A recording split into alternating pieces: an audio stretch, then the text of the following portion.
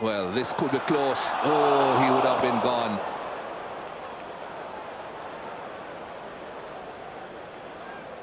Oh, well, it's all going on now.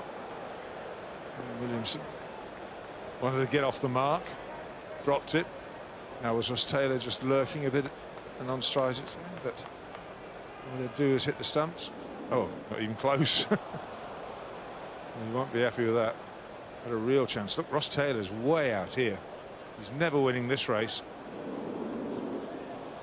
Given up.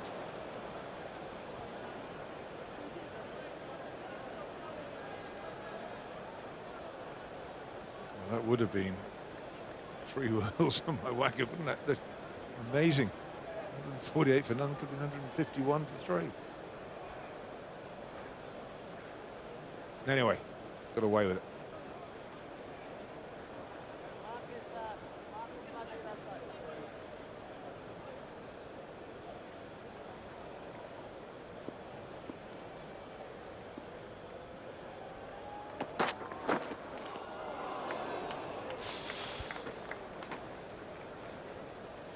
It's not. Smithy, what are you going to say? You're shaking your head there. Well, because it's not of a surprise to me, this. I mean, it was a terrible call from Kane Williamson, but these guys have had, in the last 12 months, had a terrible relationship running between the wickets. They just do not get on. They're not on the same wavelength. And it's got me baffled because they're both such good players, yet it's an element of the game that neither of them are very good at. Softest way to give your wicket away, or someone else's, and to me, 152 for 2, I look at that and I think that that's a selfish call from Kane Williamson. That, to me, I don't care if you're Hazley Crawford or Usain Bolt or whoever, Michael from Caribbean who runs fast, you're not going to beat that. That's just a dumb call. And yeah, I've seen Don't this. sit on the fence, Smithy. Come on. Don't know. Do I sound a bit frustrated about? Yeah, I probably am. Honestly, it is. They've got to talk about it, and I've talked about it before. I know they've had this conversation. There we go. Look at that. Bang. Thank you very much. You know, we're going to got one coming up. And you know, and we'll show you. This is earlier in the year. There's a heap of them to come. So stand by. All right.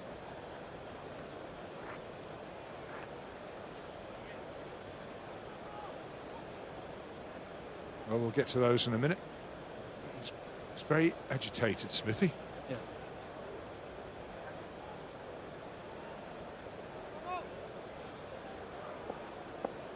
And only then to continue.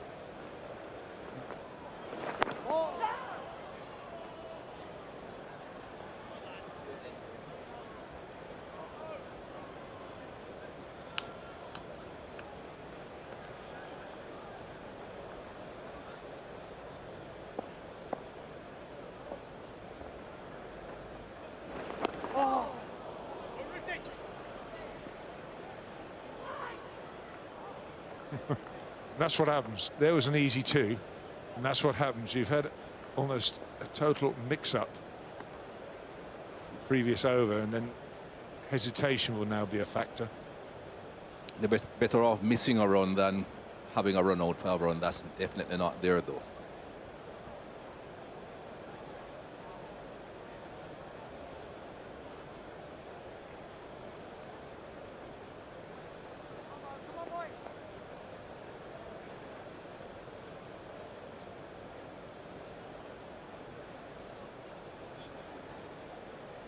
Few changes being made for Ross Taylor on strike. 2 men now in that slip cordon.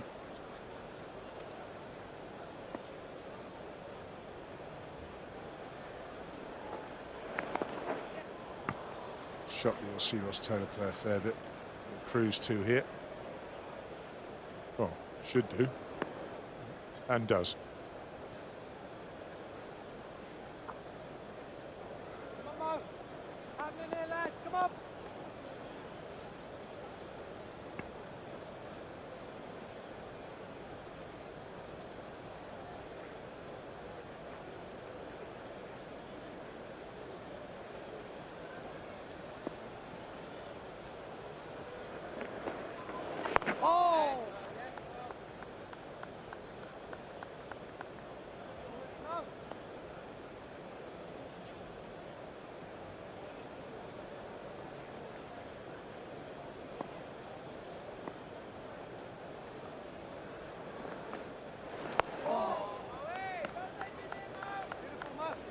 chance here for England.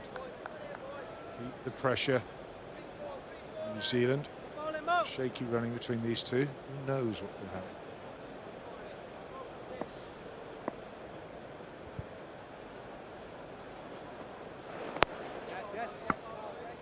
155 for 2. Let's shoot down to Smithy. Well, people might have thought I was having a bit of a nervous breakdown, but I recalled something that didn't happen that long ago involving these two players. Now, New Zealand have only played 3 tests since Christmas.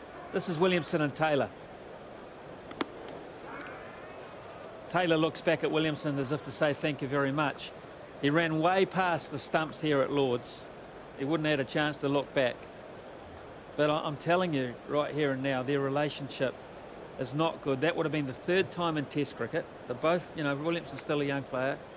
That would have been the 3rd, and also in one-day internationals 3 times. If you're batting at 3 and 4, you just can't have it. That just can't happen. Well, it can happen once, can't it? Yeah, once. But you'd think you'd sort it out at this level.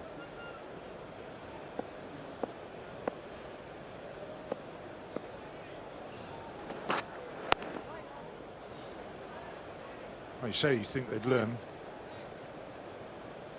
NASA wasn't bad. That's Andrew Strauss. Now this is the wicket. We got sidetracked a bit there. Gary Ballan's taken a good catch, but Martin Guptill was furious with himself. He's just lost his opening partner at the other end.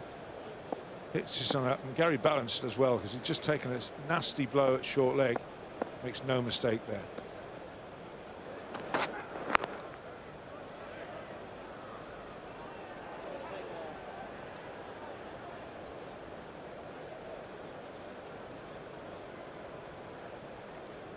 Well, we've certainly seen fluctuations in this test match. England 3rd over 4 at one point, ended up getting a very good first inning score, 389. New Zealand were 148 without loss and lost 2 wickets on the same score, 148. Could have been 3 down in very quick time.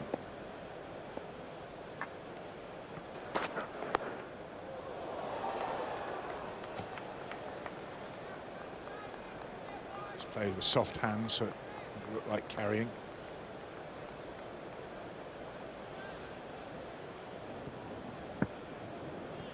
Very soft hands, angled bat. Anybody carry to anybody that.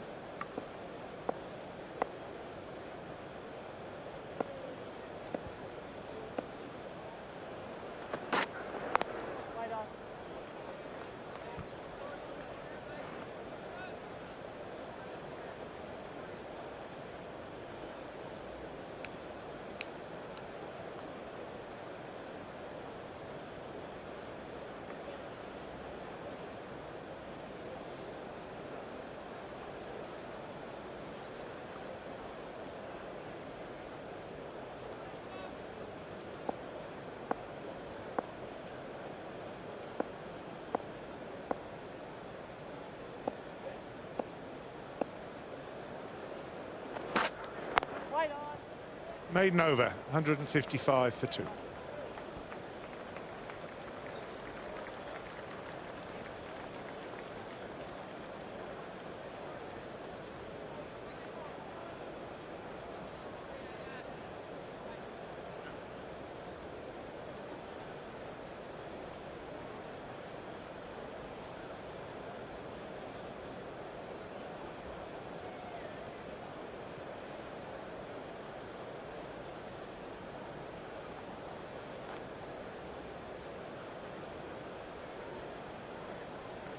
233 runs behind then New Zealand. They were cruising just now. And 2 quick wickets. Just pegged them back a bit. They've got plenty of batting to come. Long batting lineup, like England.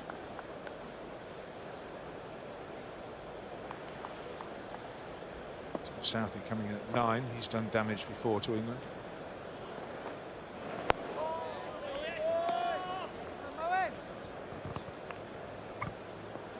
Remember in Napier smashing in a test match against England there. Fastest ever 50 by a New Zealander.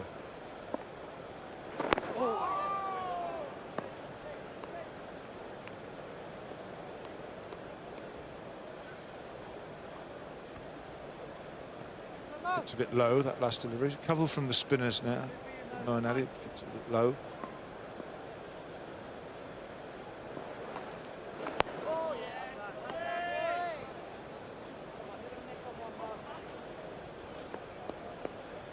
It's a bit frenetic in the Caribbean when he came back to bowl, but more settled here. Taking his time.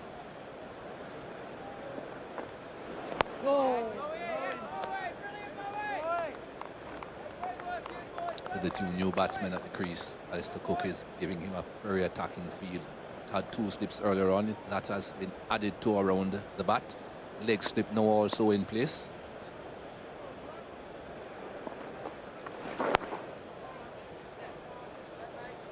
That's a couple of maidens in the row for 155 for 2. What do they say, 3 maidens, is it, Mikey? They say if you get 3 maidens in a row, you've got a chance of a wicket in that 4th over. Let me go and check the data there, Dave. I'll be back. I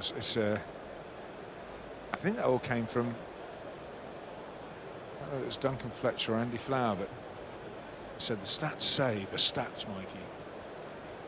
You know what to think of those, don't you?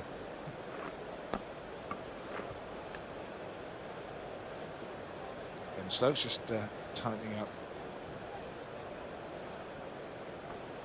a stud. There is a bowling change. That's what I call a reasonable lunch, Mikey.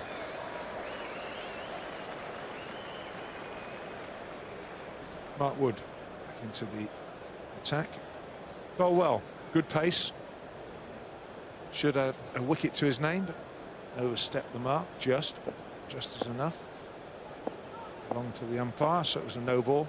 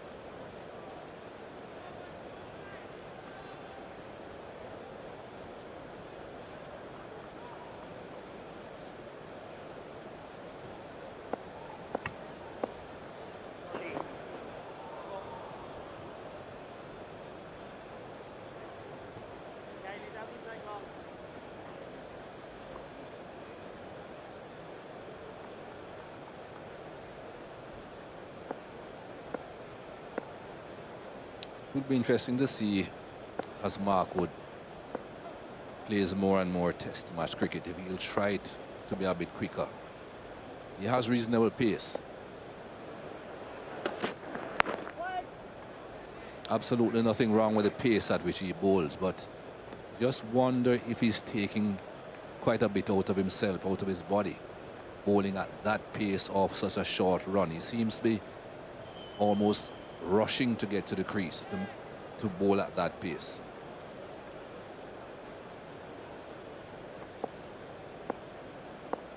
The rhythm to the crease is good, nothing wrong with that either, but just seems as if it's more of a rush. He loads up though pretty well, Mikey. When he gets into that actual delivery stride, he loads it up. It's about a third of your run up. Yeah, I'm not trying to find any fault at all with what he's doing as far as his action, his rhythm, his run-up is concerned. Just that it seems to me that he's using a lot of body strength, Beef.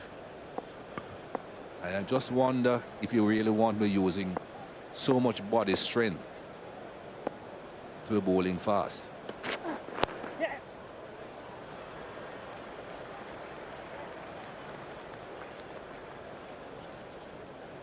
First runs for 19 deliveries.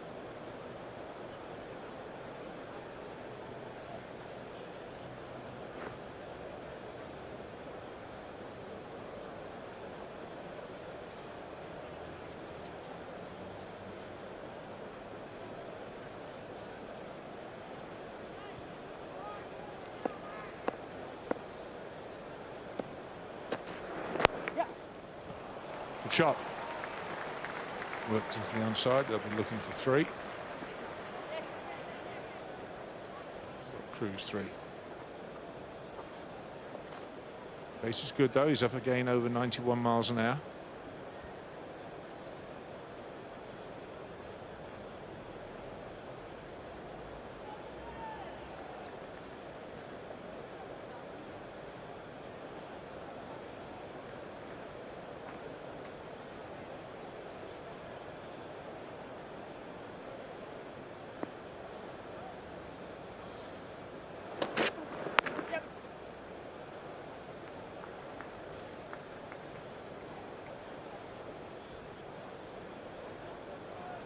$161 for 2.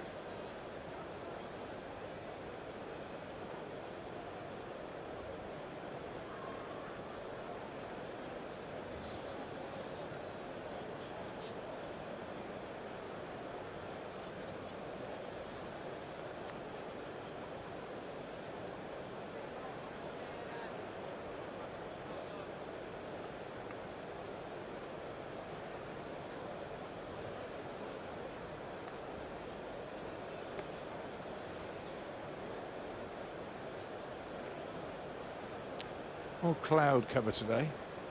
Very bright and clear this morning at the start, but clouded up. 2 for 117 from 25 overs in this session. Chopped away, there'll be a couple there.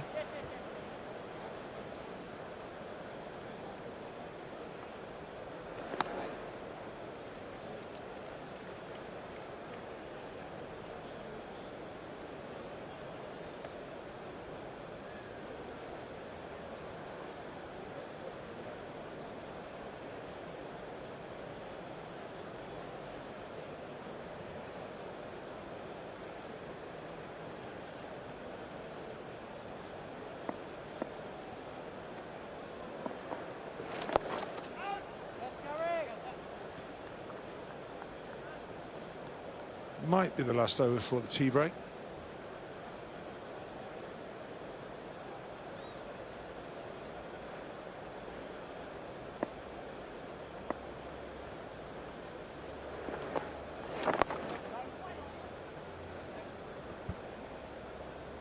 Tossed up.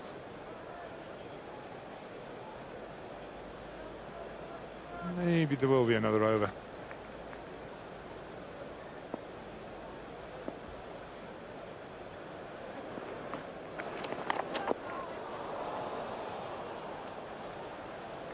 Running away that. Just buys, I think it pitched in the rough. Bounced and went. Went quickly.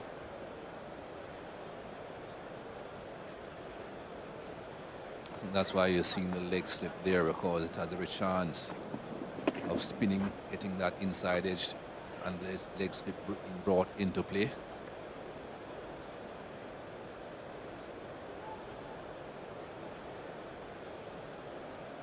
Just wondering though if 2 slips are really required under these circumstances. Again, a bit of turn.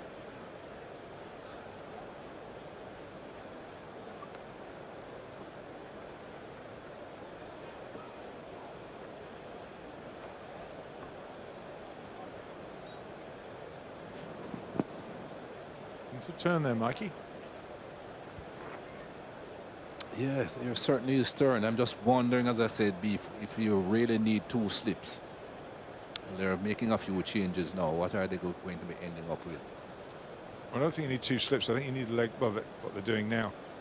It's shown a bit of turn. A couple of balls there have just shown a hint of turn. Better field. Definitely. No need for 2 slips.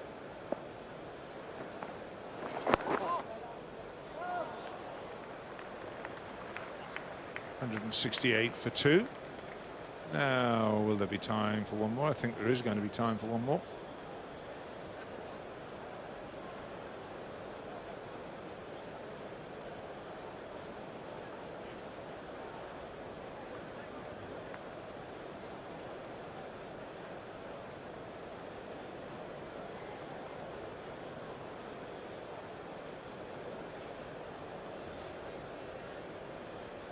Nice attire that, Mikey. Going out for dinner dressed like that tonight? Well, fortunately, they didn't show a couple. It would have looked as if the husband dunked some tea on the wife.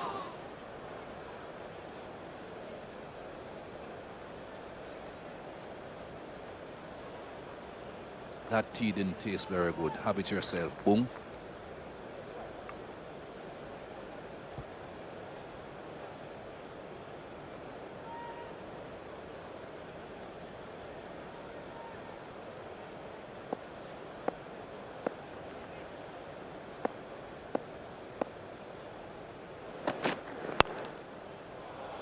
Good shot. Very shot from Williamson. Just punched it down the ground.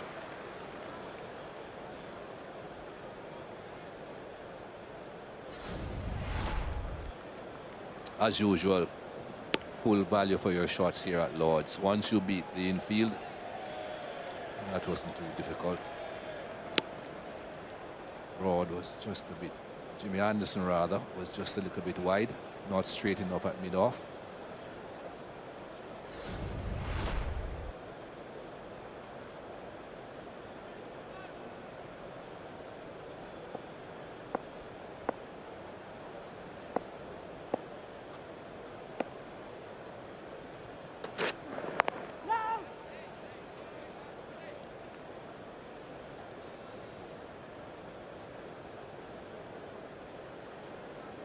To his 9th over, Mark Wood maintained his pace.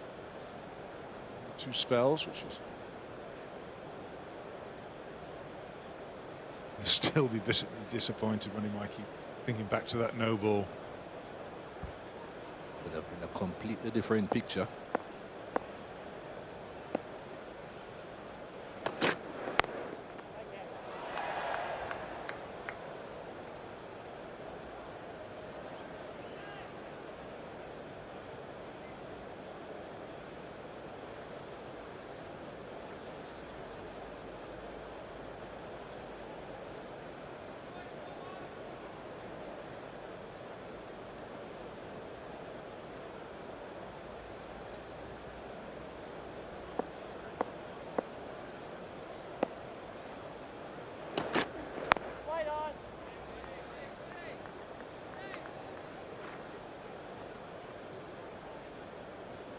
The last ball then before the tea interval.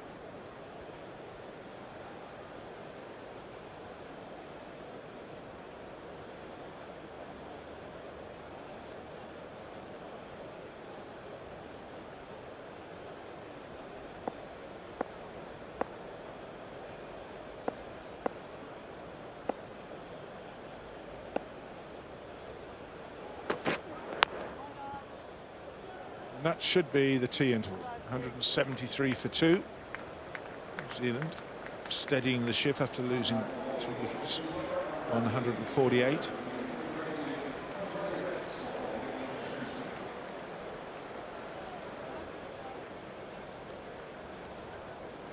Williams and Taylor then almost had a catastrophic start to their partnership. Should have been run out, or had a very good chance of being run out. It's never easy for the bowler following through, but way out of the frame. O'Malley broke the deadlock. First wicket, Lord picking up the 2nd wicket, caught Very well that balance.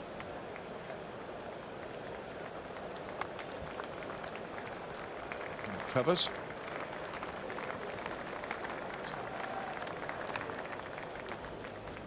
Honours shared. There's been a couple of drop catches, been a wicket off a no ball. Guptill played very well, very positively, had a chance when he was on 24.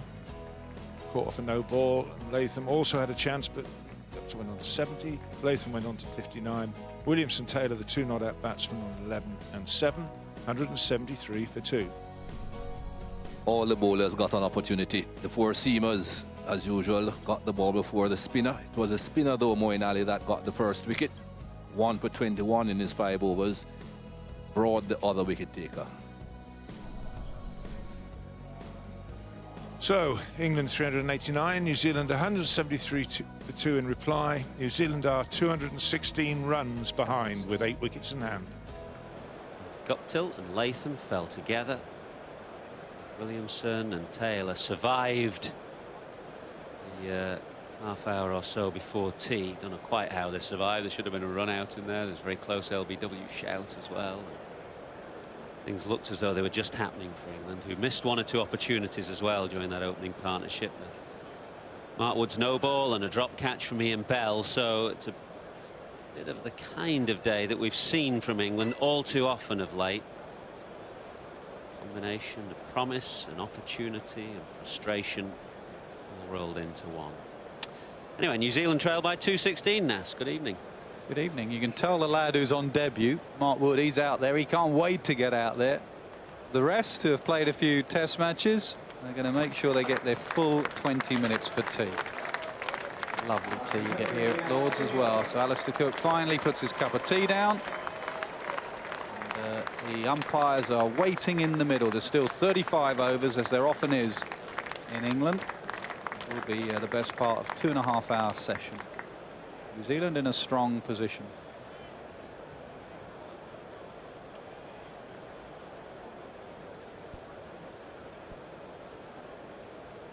Moeen Ali was not brought on as an afterthought by Alistair Cook, but understandably the seamers did the most of the early work, and then as soon as Moeen Ali came on, took the wicket.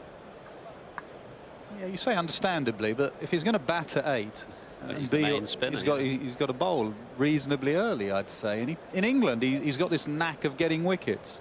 I know he struggled in the Caribbean, but he's had a knack of getting wickets.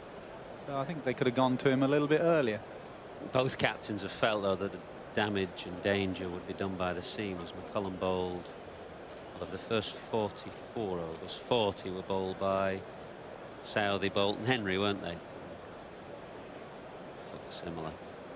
Anyway, straight away after tea, we're talking about Moeen Ali, but it will be Joe Root, who bowled pretty well in the Caribbean. He's more than a handy, useful off spinner.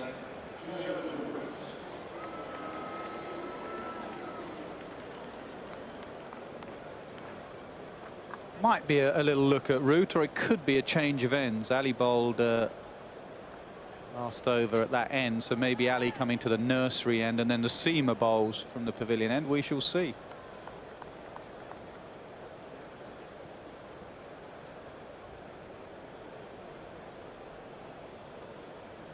Root will start round the wicket. He's got a slip and a leg slip. Adam Lythe at slip. I certainly saw him practicing. He was going to stand there for the spinner this morning. Oh! Yeah, it is Lythe. To do well to be as good as Chris Jordan there, that's for sure. Yeah, and I've been keeping an eye on his position and talking to Ian Smith about where he'd like his slip. More bounce for Root than Ali was getting. He's obviously in a more orthodox position than Jordan was. Slip can go a bit wider if Smith is behind the stumps. Smith actually said, said wide to see the ball. Smith is there. Smith actually said at Lord's you should go finer because of the slope from that end. Oh, Root's up.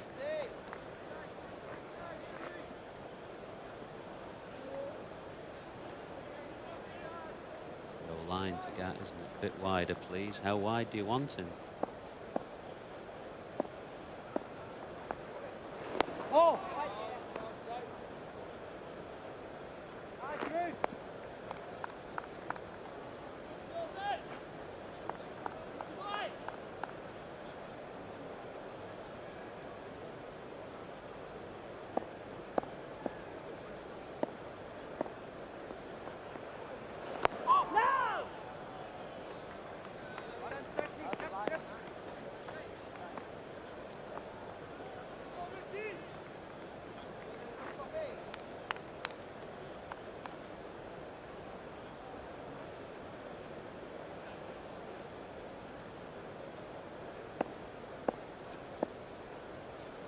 Ouch.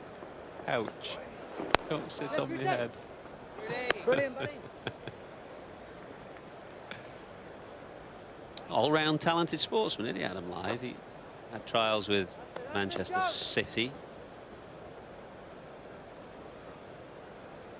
Brilliant at cricket, obviously. Excellent golfer, Ian Ward said the other day when they were playing golf at the Grove in Hertfordshire. Posh golf course. Always brings out Ian Ward. 74 for 2. Multi-talented.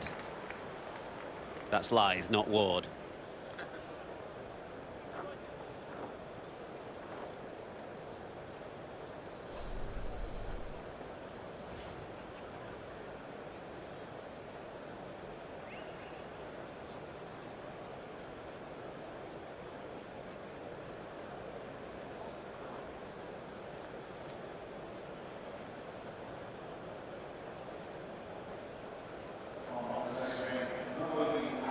People there missing out on the opportunity of getting on the honours board. Root and Stokes, Bolton and Henry, and Guptill as well.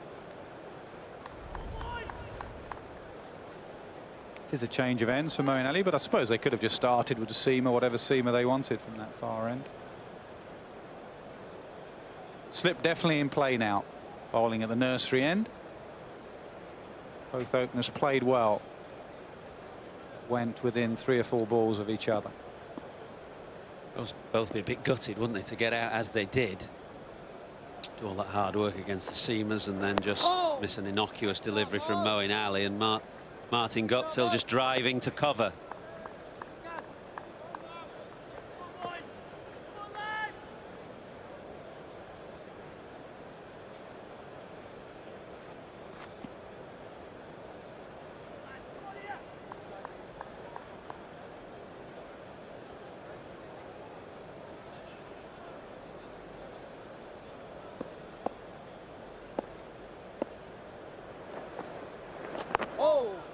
Generally from the other end, Ali bowled it quickly and it skidded on. Decent revs on it, getting into the red zone. If you compare him to Craig, the New Zealand off spinner, Craig definitely bowled it slower, tossed it up and got a little bit more bounce.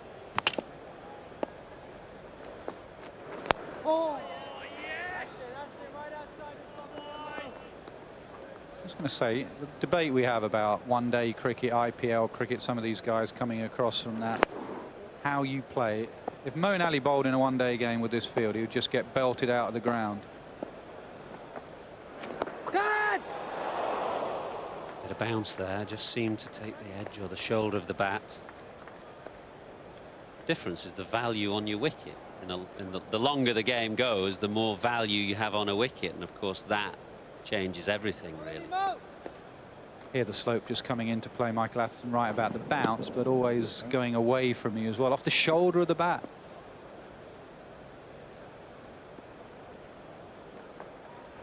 The drift there for Moeen Ali as well, just a sign that getting plenty of spin on the ball.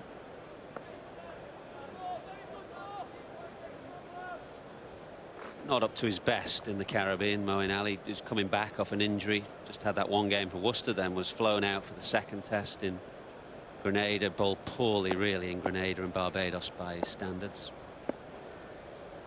Too short, too often. He's had a bit more bowling now to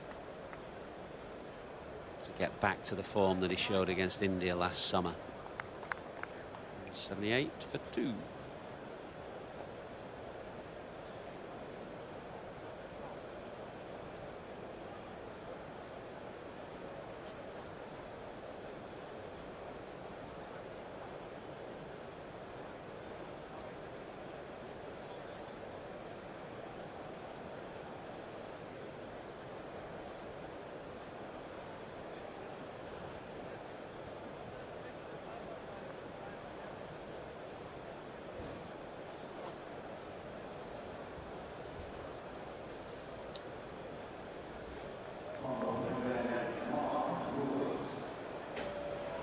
Yeah, I think it was just an over of Joe Root to change the ends. Moeen Ali and Mark Wood. Wood bowled from the nursery end just before tea, so obviously he couldn't start there, so Root has done his job. apart from overstepping, very impressive.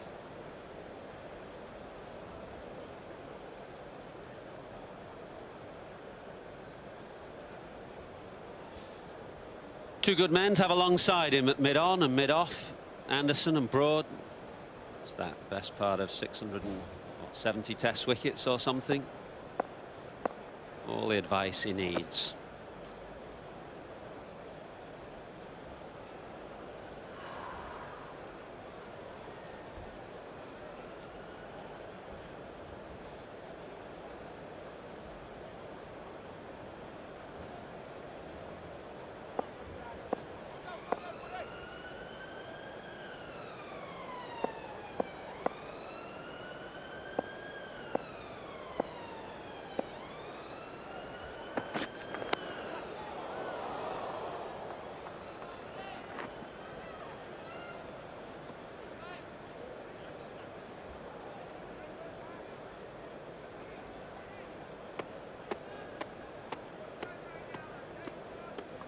Ian Smith tells us about Kane Williamson, that he reckons out of most people in world cricket, batsmen that is, Williamson gets the ball behind square more than anyone else. He plays the ball late and soft.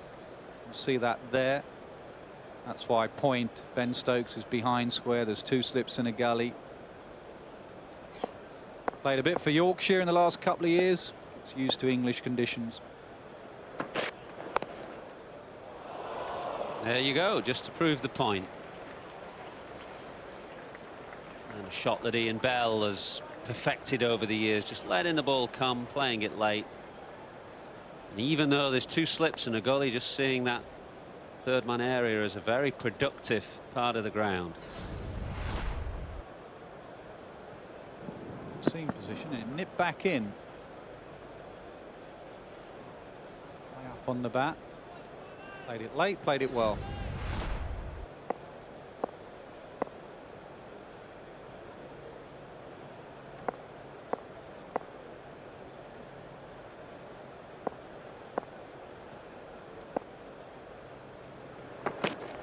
Yeah.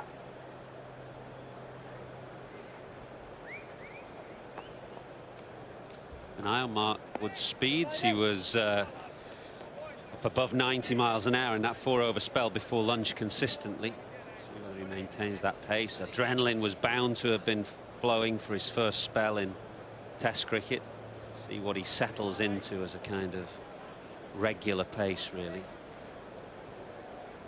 Just dropped. Well, he's only just started the 3rd spell, hasn't he? Small sample size, Yes. just 3 or 4 deliveries. One thing I've noted about Wood, and you speak to him, speak to lads about him, both Durham and England, I don't think he's someone who'll bottle it. I think he's someone who'll enjoy the occasion. Obviously very disappointed with the no ball, and he was very cross with himself. But he plays with a smile on his face. They say he's a bit of a joke around the traps and enjoys his cricket. Physically, you worry about him because he's got one of those actions, gives it everything at the end. But mentally, I wouldn't worry about him too much. He seems to enjoy his cricket.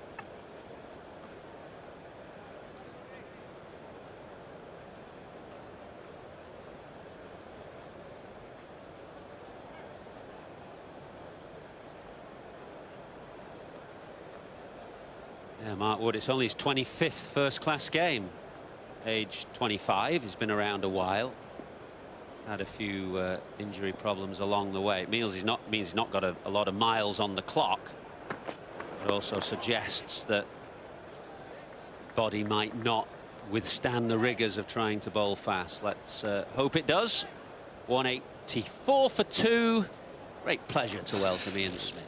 It's been a tough test match for wicketkeepers, and I'm trying to find the reason why. And the ball has just gone all over the place after it beats the bat. And there's a number of examples here of it double bouncing, of it going wide of the keepers. And I'm saying, is it bad keeping? And both keepers, or 3 keepers in this match, have all struggled. Another 4 byes going down here, which means when you get them, you got to hold on to them, because it's a tough thing. Really tough job to do here, particularly at Lord's, particularly in England. Very, very tough. Fellows, it's an art that neither of you ever appreciated. In fact, I'd venture to say at the end of most days' play, when your wicketkeeper, as former England captains, had sweated blood for you, had injuries, broken fingers, broken thumbs, I would venture to say, lean back, Beaky, no one can see me. I would venture to say you ignored them. It's an art. If you can't pat yourself on the back as a wicketkeeper, you're never going to get any praise. You guys get hundreds, 50s, 80s, you come in bleating and moaning. But wicketkeepers, it's such a tough art. That's what I'm trying to get through to you guys. The size of that, What? compared to the size of the gloves that you're wearing, which is harder, to catch a ball with those on or with a bare hand? Oh, you spend most of the time in the field with your hands in your pockets. Wrong ground for that.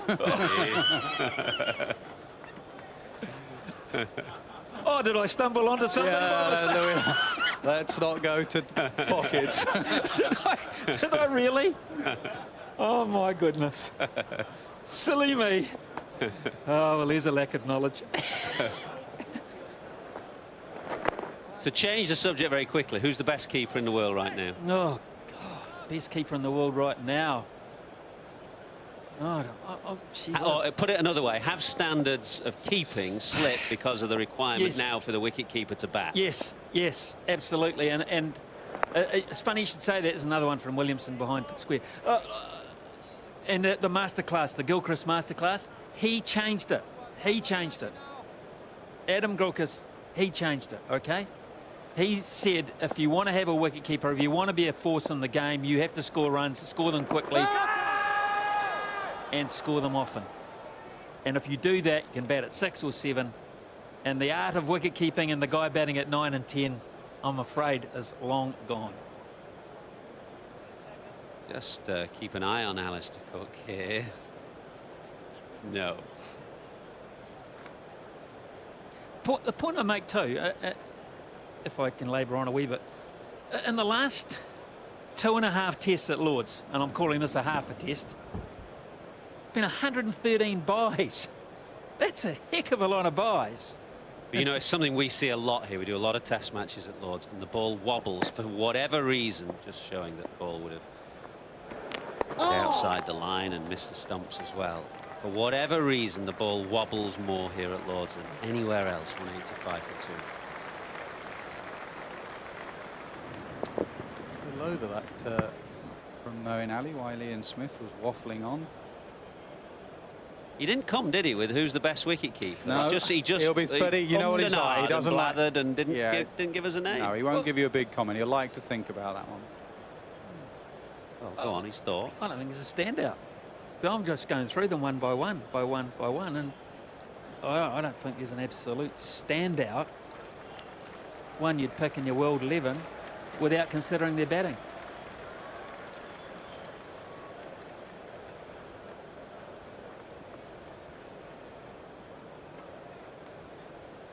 If I wanted a lot of noise, I'd pick Brad Haddon.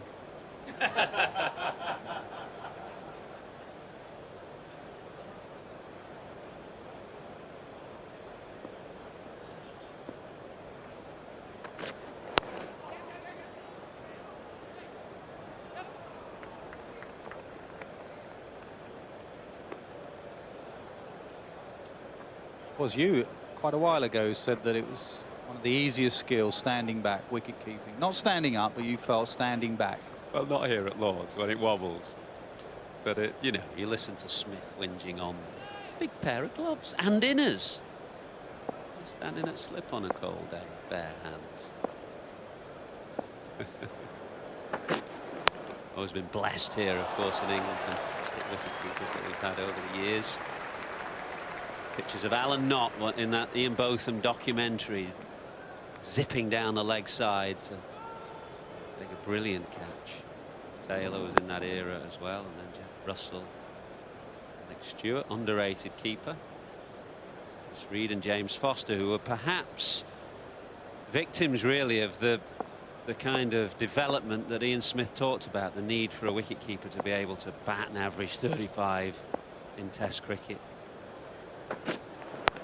Both very, very good keepers. That's a very good shot as well. And it's gone behind square. Ian Smith has just notched another one. Dangerous player, Williamson. He likes to bat long. A lot wrong with the delivery. That's the difference between Test match cricket, county cricket. Someone might have been leaving that in county cricket. These two would have seen a little bit of each other. Durham against Yorkshire, both in the same division. They played a bit against each other.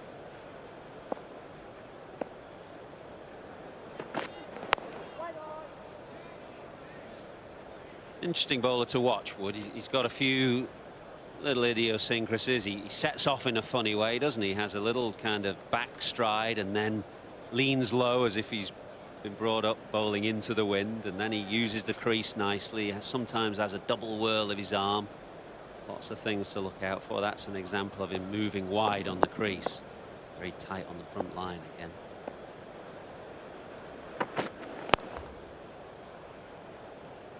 I'm surprised more bowlers haven't had that little step back manoeuvre that he has.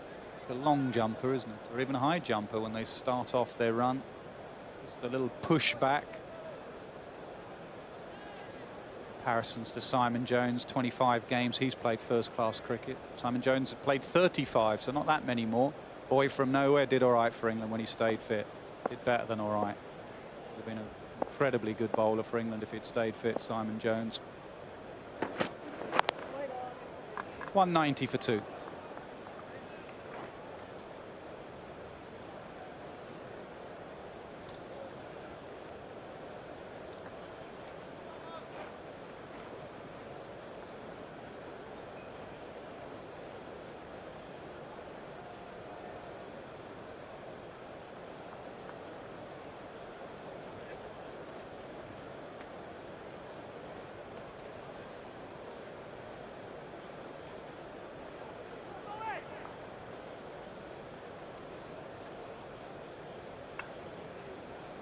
Trailing by 199, 190 for 2 New Zealand. Well placed. Excellent opening partnership between Guptill and Latham. Williamson and Taylor just negotiated some tricky early moments in their partnership, but it's worth 42 now. And a tricky little couple of overs here from Moeen Ali, where he's used the slope well. He's deceived the batsman on inside edge and outside edge. Just have to focus hard on Ali.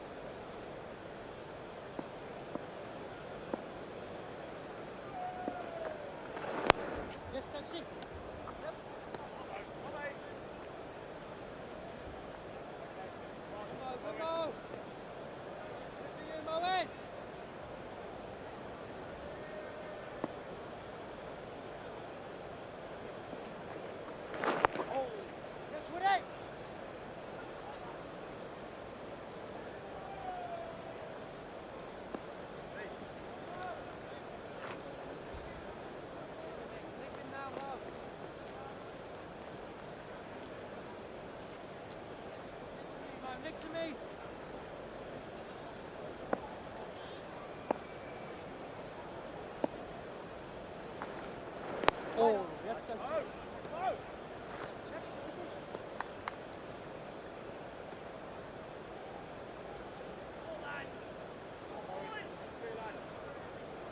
Come on.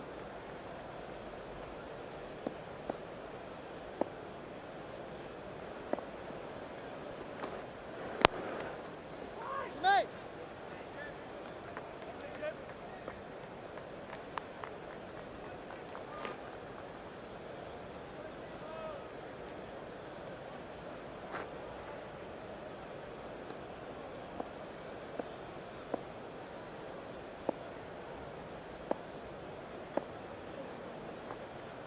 Oh, drag him out there, drag him out there. 191 for 2. I think Moeen Ali, even though he got his wicket from the pavilion end, I think he has been more threatening from the nursery end. Let's have a look at his variation. One that spins back in, and then a couple of deliveries later, just one that goes down the slope. Now, whether that's natural variation or he's actually trying to do that, only Moeen Ali knows, but that's when he's at his best. Spinning the ball hard. Trying to deceive him on both sides of the edge.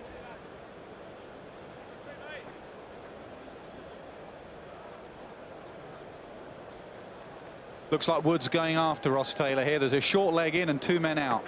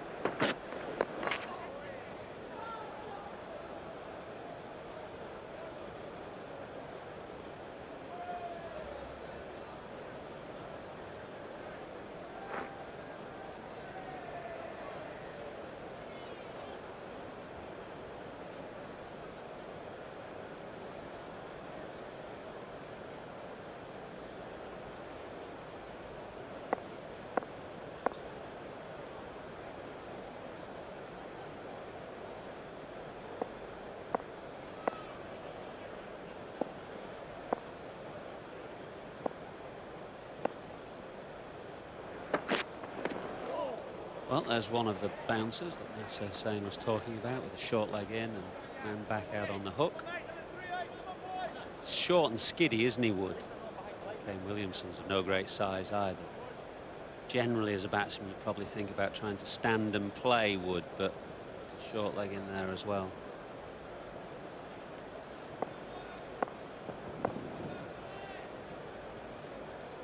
The other thing, obviously, he's got up his sleeve is the Yorker. We haven't seen any, I think, from Wood. We've seen a couple from Stokes. One nearly did for Guptill.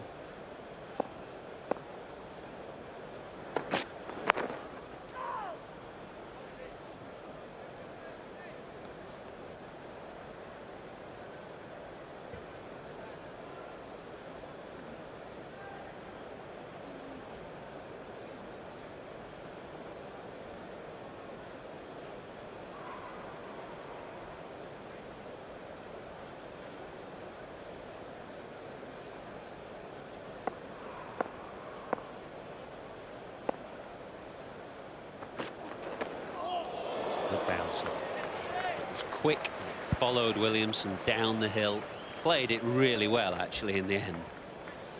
And it's the reason that this lad should have played in the Caribbean on those dead pitches, really. Someone that offers them something different.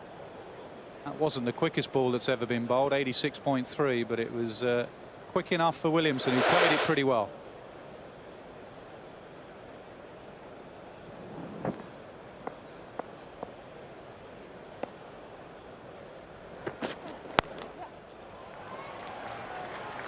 He didn't quite time that. Ball is just slowing up the hill.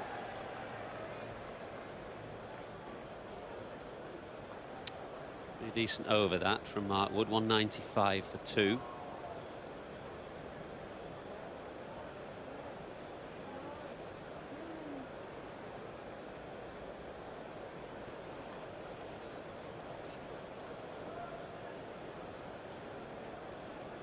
It's a cheery soul, doesn't he, Mark Wood? And you can't enjoy your first Test match for England at Lord's, when can you?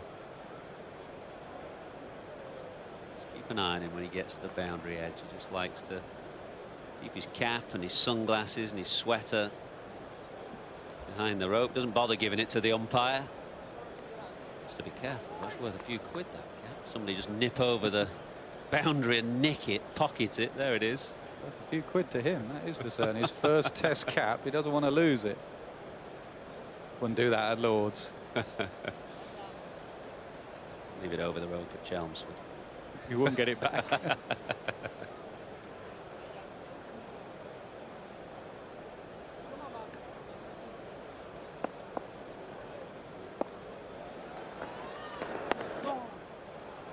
Nicely played. Ian Smith it was who said just keep an eye out for how often Williamson scores runs behind point on the offside, and 3 more of them there.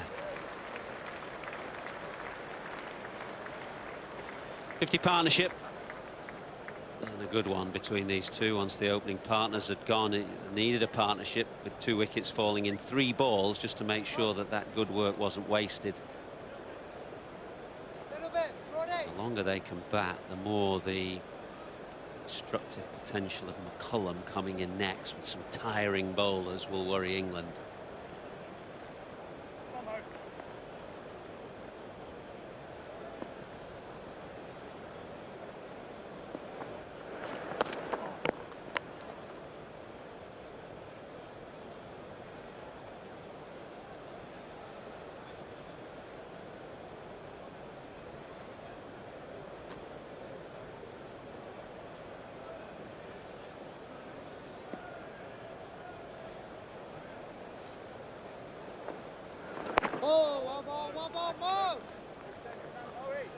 And nowadays will have done a lot of work on where to bowl at people, and you can see from Williamson that Strong through the offside gets it down to 3rd man, and he just nurdles on the leg side.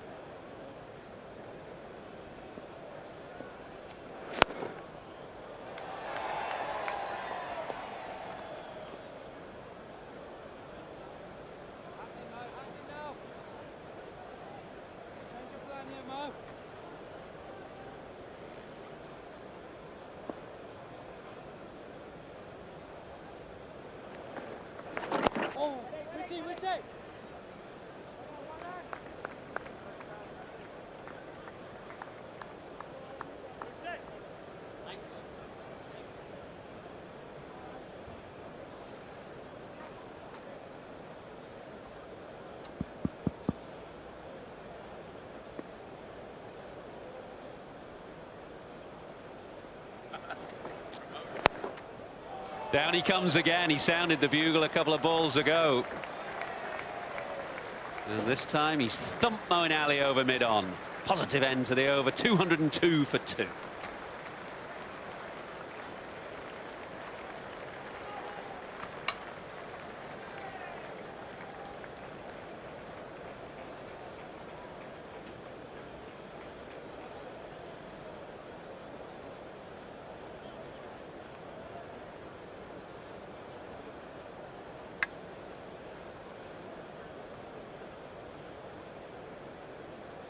Sure about those wheels.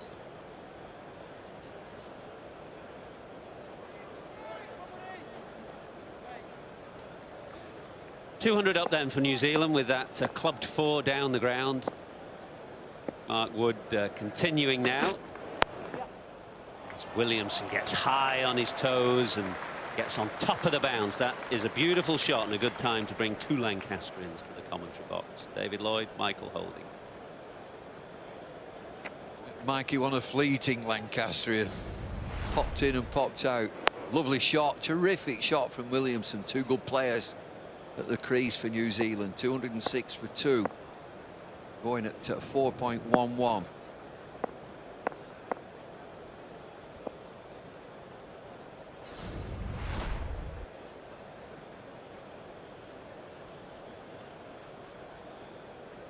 Short leg out, reinforce the offside. Fleeting Lancastrian is right, Bumble. Just a year in the Lancashire League, a few games for Lancashire.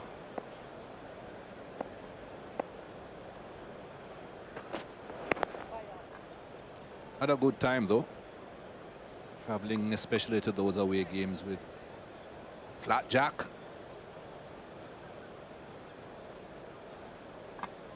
And there's a lady that was supporting Rishton that I will never ever forget. Can't tell you her surname.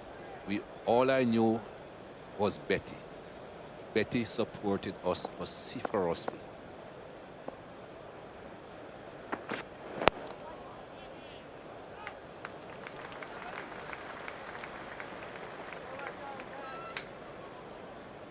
They get a lot of good support in club and league cricket. Vociferous support from the edge.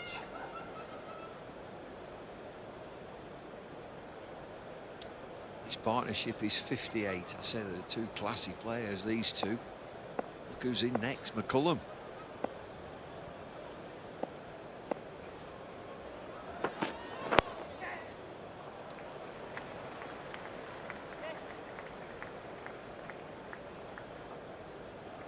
It's not the type of pitch that you want to be giving batsmen opportunities on, Bumble. You want to make sure you take every chance that comes your way. The no ball, of course, certainly wouldn't have been welcomed, but dropped catches also. Run outs. You don't want to miss any opportunity.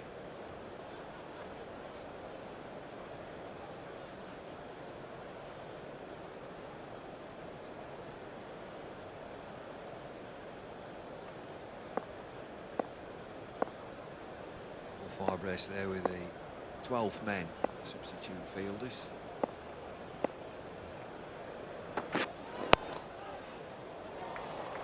In the air for a while. Stiff chase for Stuart Broad. Yes, it's that time of the afternoon. Fast bowlers haven't been in the field for a while. It's cooling down. Body cools down. Not long enough. Could see a few hands going up in the air as if they thought, oh, possibility of a catch.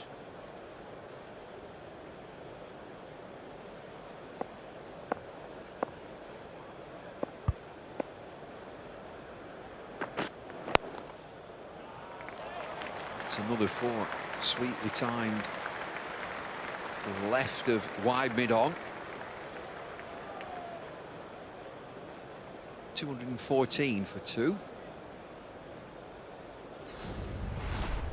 Well, it got to him with good pace, almost 88 miles per hour, but it went back down the pitch at similarly good pace.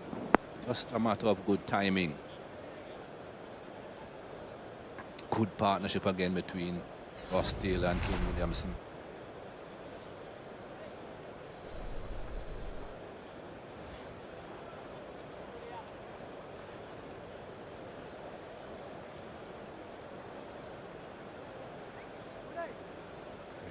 Isaac's our statistician just informing me.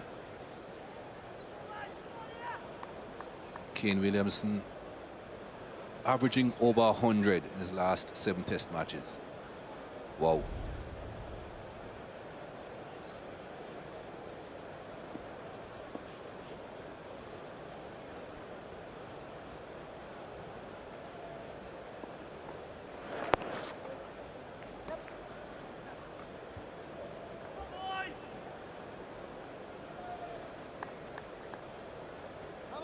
Come on, bud.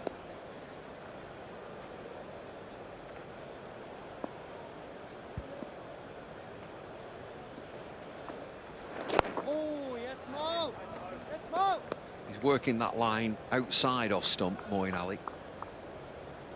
Not seeing any real spin from this pitch at all.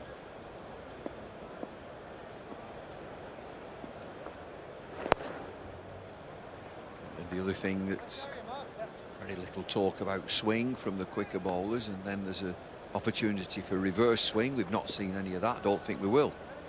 At this stage of the season, the outfield's very lush, so is the square.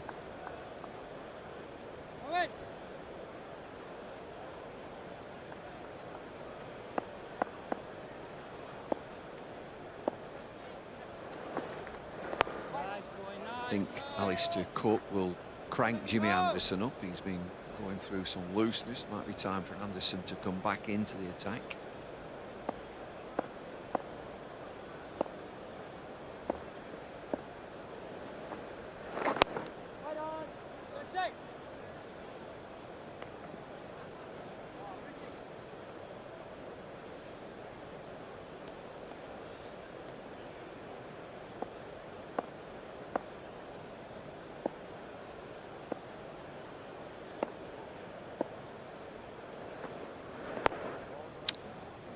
End of the 52nd over, a single from it, 215 for 2.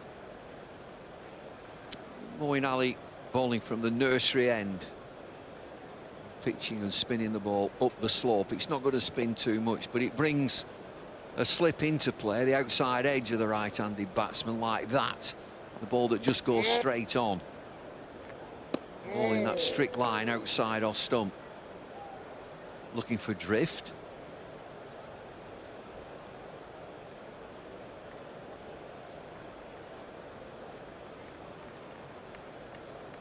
think in reality, the only thing that he can be looking for is that outside edge with a touch of drift. We're not going to see much spin, particularly from orthodox finger spinners. You might have a chance if there was a wrist spinner. There's not. I thought so. Jimmy Anderson, pavilion end.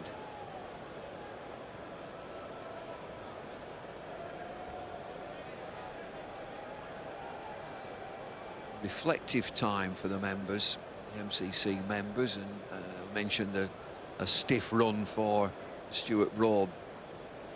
Fast bowlers who tended to get a bit stiff at this time of the day. Anderson with 2 slips and a gully.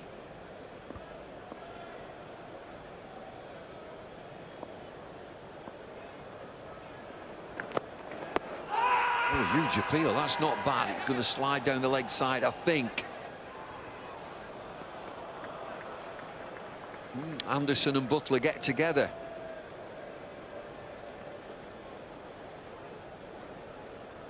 Yes, they have decided they'll have a look. He has turned down quite a few opportunities to Thank you, Mark. review decisions. Got a review for Alistair LBW. Cook. This time he will. Can we check front foot first, please? Thank you, mate.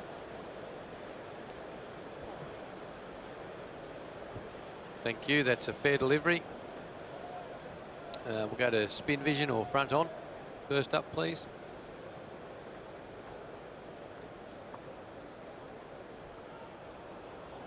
Good, yep. So just check hotspot from the square leg camera. I think it'll be the best one first up. Yeah, good. Can't see anything there. We'll just double check with RTS. Make sure there's no bat involved.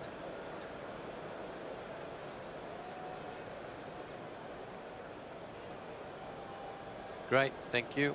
So just go to ball tracking as soon as you're ready. Okay, ball tracking coming up, Ravi. Got impact in line.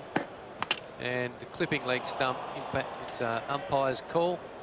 So it'll stay with your original decision, which was not out, Ravi. So you're on camera now, mate. Well done. Give it not out. Good decision from Mr. Ravi, and questioned by and challenged by England. Inducker. It looked good, didn't it? It looked good for a time. Can't fault that appeal at all, Bumble. But the problem is bowling from the pavilion end with the slope. Look how far outside the Australian pitches. It hits him in line or just inside the line of mid-stump. And yet, it's just clipping leg. And you certainly don't want to be given out that way with the ball just about clipping leg, or supposed to be just about clipping leg. But he walked a long way across his thumb, so there's absolutely nothing wrong with Jimmy Anderson thinking that's out.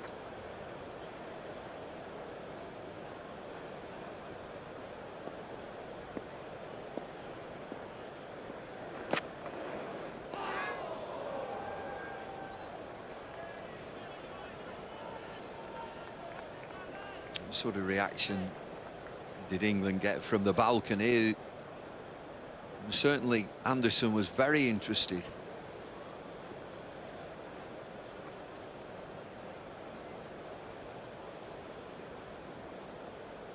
That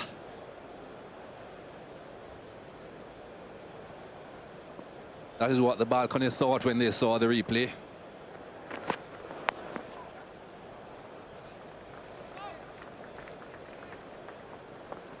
Well, Anderson back into the attack. He's just getting a touch of movement. The movement seems to be down the slope.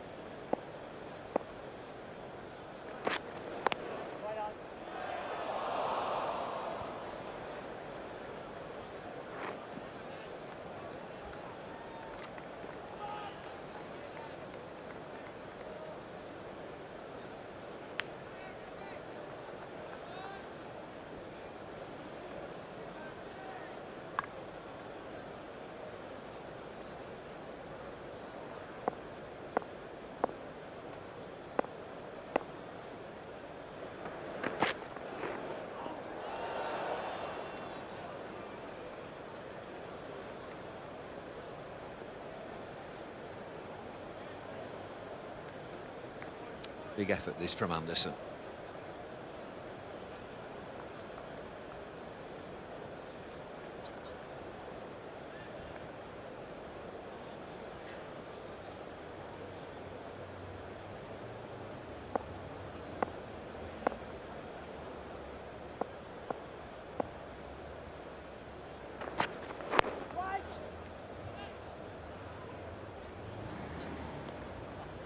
.218 for 2.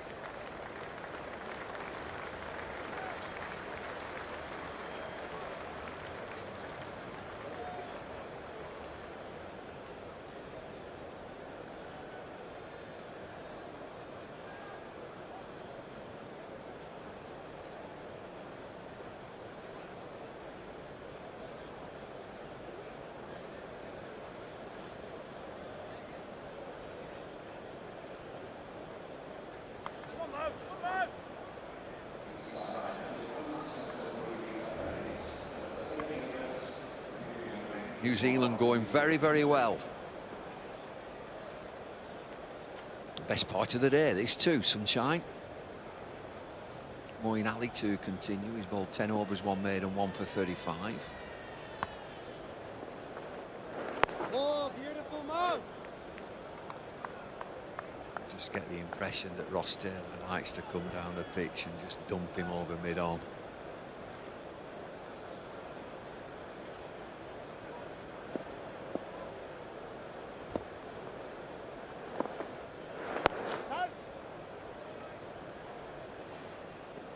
Usually do as a batsman, you're just waiting for that little bit of extra flight just to get the ball above the eye line, and then the bugle call, down I come.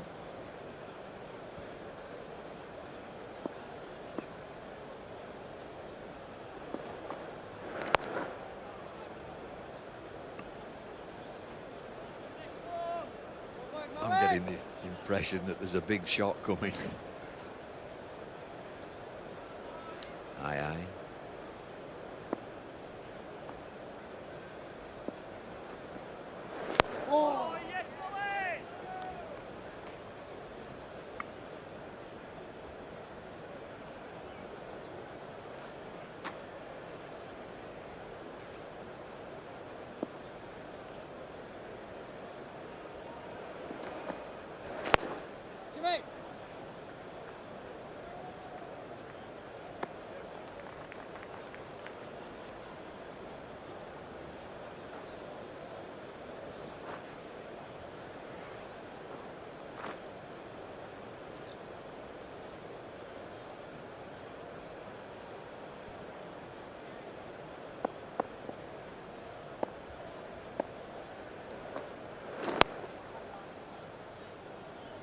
.219 for 2.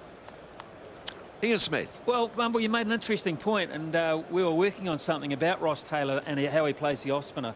For years, he's been classed as a slog sweep merchant, in other words, over cow corner. But he did come down, as you noted. He came down, he showed interest in coming down, and he hit Moeen Ali over the top. And effectively what that did, it Cook and Ali pushed mid-on back because of that. Not the whole way, but just enough. And Ross Taylor, instead of going again, has been picking up singles down the ground. So, to me, that's a change in the technique of Ross Taylor that I've noticed in this innings. He would normally be a slog sweep merchant. In fact, he made $1 million out of hitting the ball over cow corner because IPL picked him up because he hit the ball a long way hitting sixes. Million. It literally made $1 million.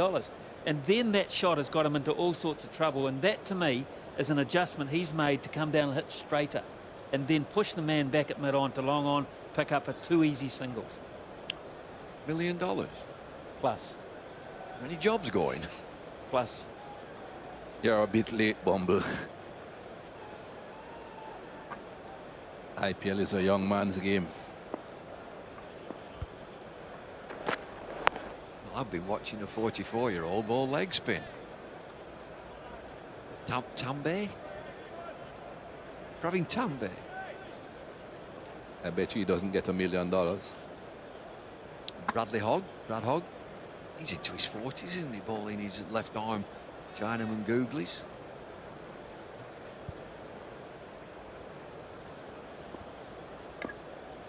Did you?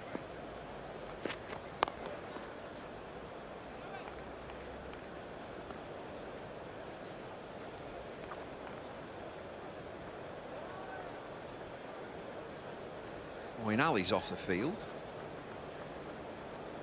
Jordan Price. Substitute.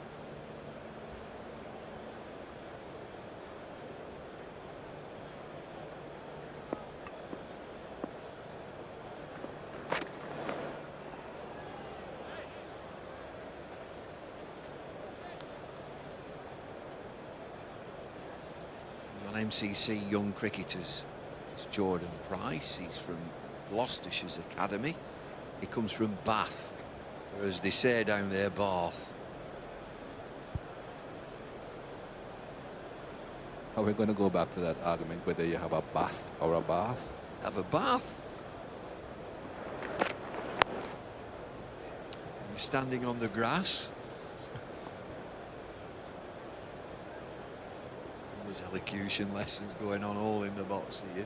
He's standing on the grass. Where's Gower? Where is he? And the stuff that they have legalized in Oklahoma is what? In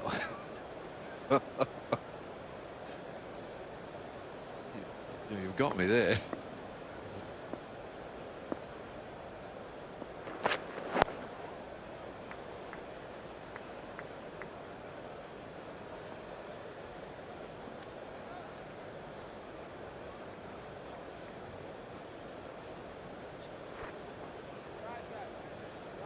Got it wrong there. Not Oklahoma, it's Colorado. They have legalized, some people call it grass.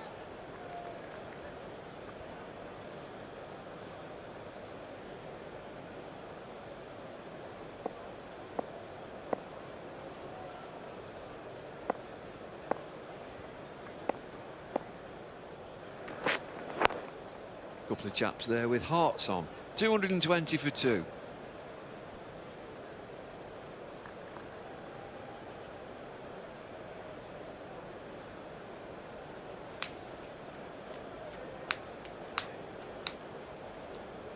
.389 all out England. Last 3 wickets taken pretty quickly this morning. New Zealand had a tricky 15 overs which the openers negotiated pretty well.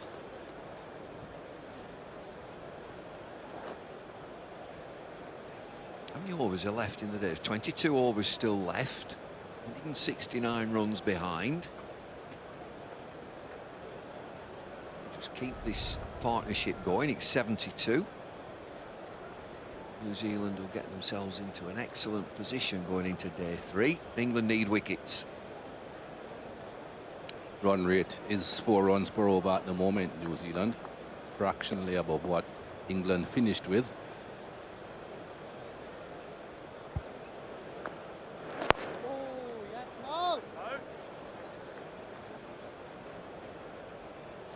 Revs in the red there, giving it a good spin.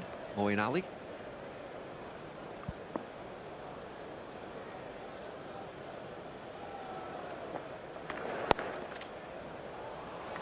Back cut, finds the boundary.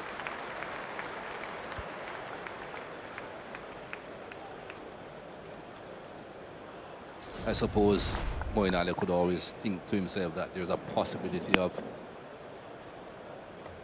the cut not being as perfect as batsman would have liked and being caught at backward point. Hits down on the ball very well there though, Ross Taylor.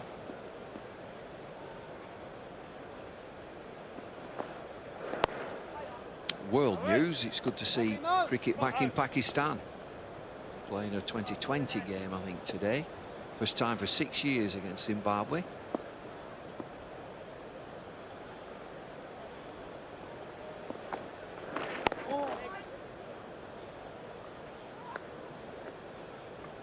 Hopefully that's the start of more and more cricket being played there, international cricket that is. It's unfortunate what has happened in that country.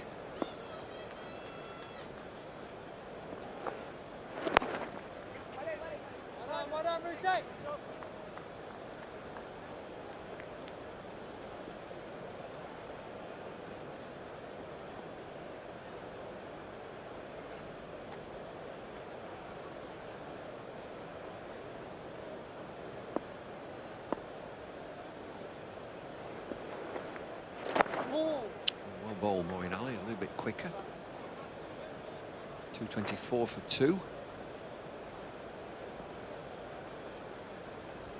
59 miles an hour this last one. It's pushed through.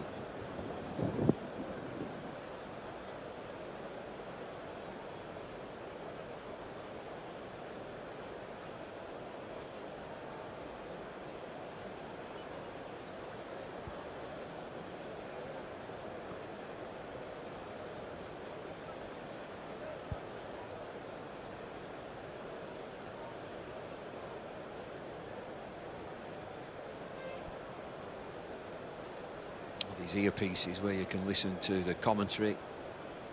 People in the crowd have got earpieces. Here's one. Here's a chap with a blue cap on and a blue sweater under who he's listening to. He's either listening to the radio, dark glasses with a blue England cap on, these baseball caps, and a blue sweater.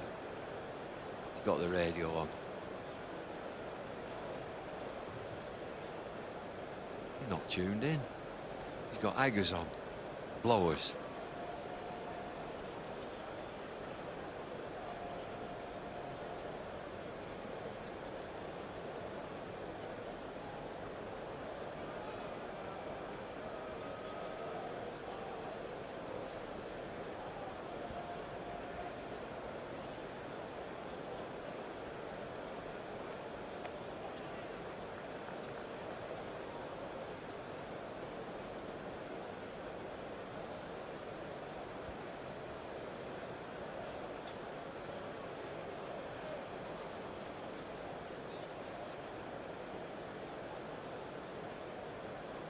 There's nothing happening just at the minute, Michael, and suddenly nothing happened.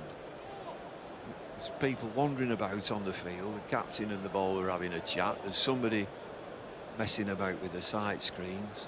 Umpires going walking off. Get on with the game.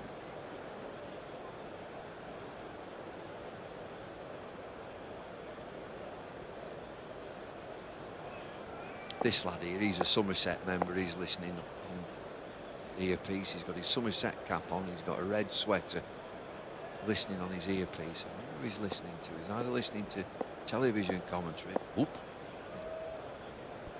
Got a big lunch. Got a Somerset cap on.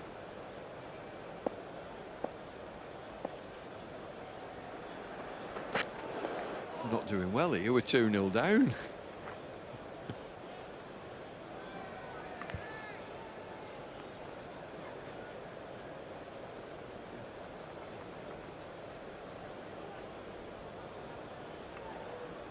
If Mike Craig's listening to us, he is good lad, Mike. We're 2-0 down. We've got 2 in the crowd which have been listening to the radio. He's pulled us one back. Well done. 2-1.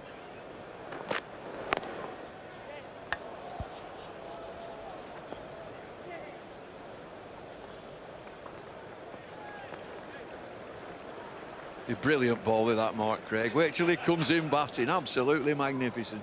I'm sure he'll get 100 today. What a player.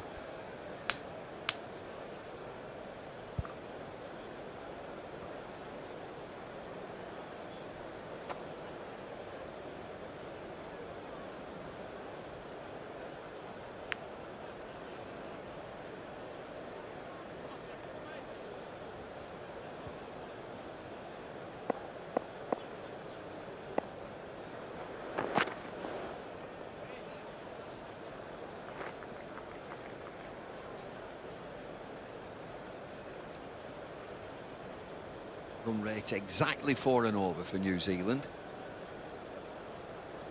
163 behind. Great time to bat now. Beautiful day. Got a good pitch. All ball.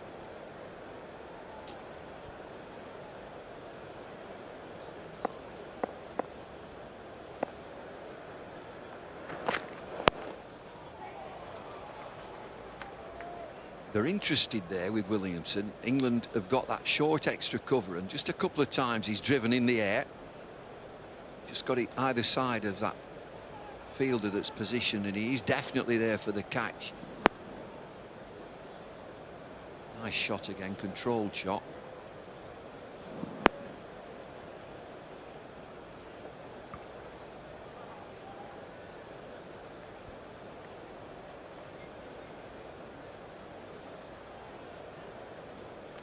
there a possibility of a short ball coming up here? Man has been dropped right back onto the square leg boundary, fractionally in front of square. Oh, big appeal again, Anderson. What's he think this time? He's thinking, no, not out.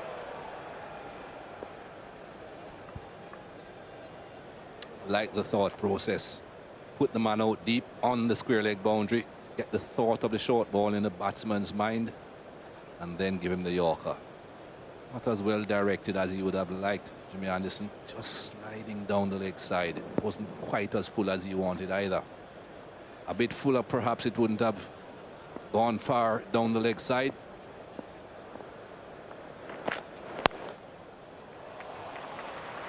Driven strongly through the offside. Finishes the 57th over with a boundary. 2:31 for 2.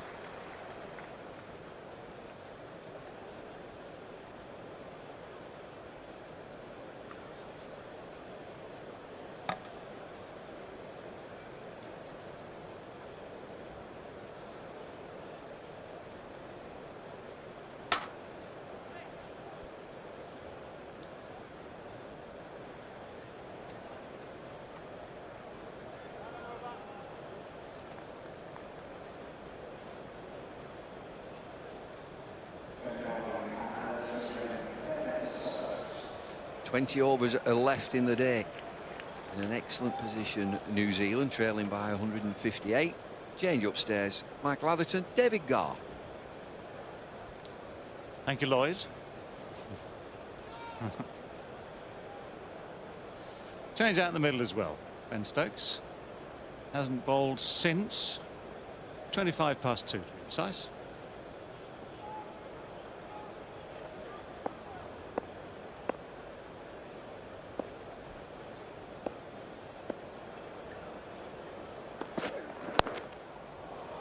Well, first ball is pulled away very powerfully, very nicely for 4. A little bit of a dose of what Ben Stokes was meeting out yesterday himself with the bat. It was a loosener, wasn't it? He's a quick bowler, Ben Stokes. That one was just 82 miles an hour, so it's just a signal to have to quickly get into his stride here, because the batsman is set. Williamson 47, Taylor 31. The pitch very good now. Can't afford to be loose. Thought he bowled well actually in his opening 6 overs. Figures of none for 24. I don't think the figures did him justice. He had that catch put down. He looked as likely as anybody in that spell with Wood just after lunch. As likely as anybody to pick up a wicket.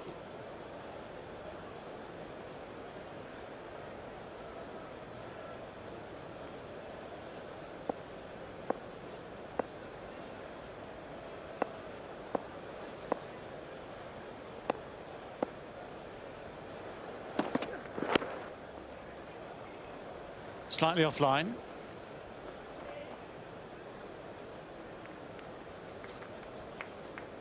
Leg byes.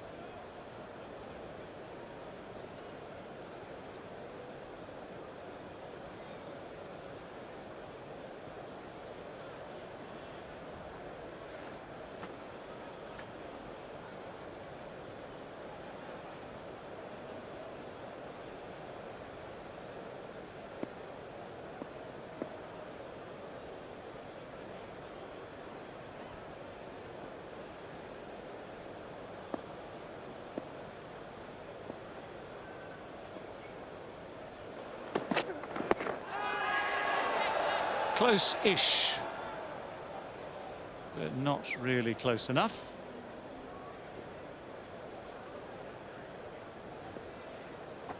speeds are coming up for Ben Stokes. He says he hasn't hit it. He hasn't hit it, he said.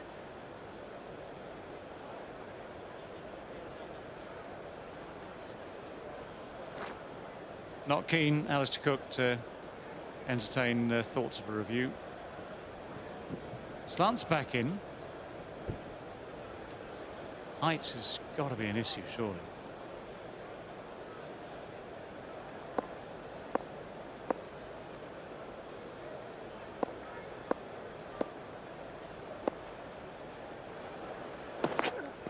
Yeah.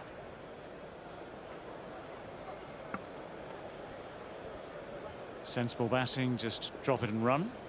So 9 from the over, 240 for 2. And Ian Smith.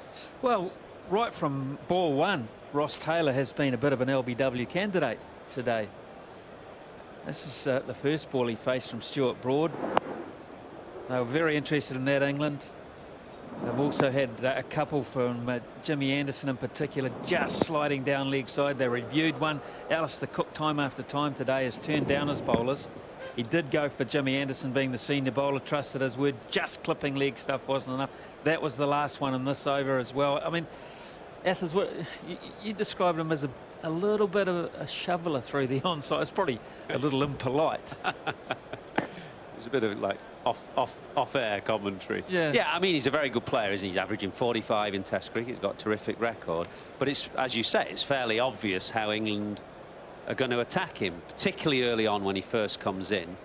They will feel, and the evidence shows, that he kind of gets across his stumps, and as you say, he kind of, or as I would say, he shovels it to the leg side, plays around that front pad, and it gets him a lot of runs, of course. A bottom-handed player gets a lot of runs through the leg side, but also on occasion a LBW, and England have almost had him on 3 or 4 occasions today. And you know, with so many players, your strength, it can also be your weakness.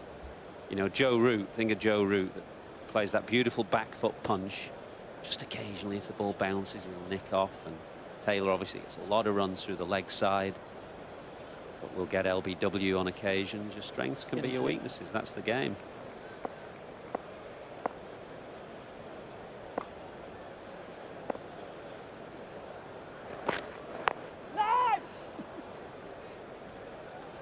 One thing I would say, looking at Williamson, it's not immediately obvious how you're trying to get him out. I mean, you look at England's plan to Taylor and it's fairly obvious. Try and drag him across his stumps and then just bowl a little straighter and try and get him LBW. But with Williamson, I wouldn't say that there's an obvious avenue by which you're trying to get him out. That's the sign of a very, very good player. Just short cover maybe on the drive, that's about it.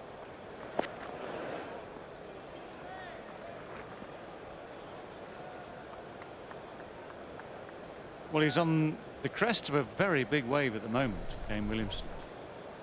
For what it's worth, I mean, it's slightly inflated me. You've got to take the figures as they stand after 2 matches this year. It's a fantastic average, but you just look at the progression year on year. That's a man learning and improving and getting hungry.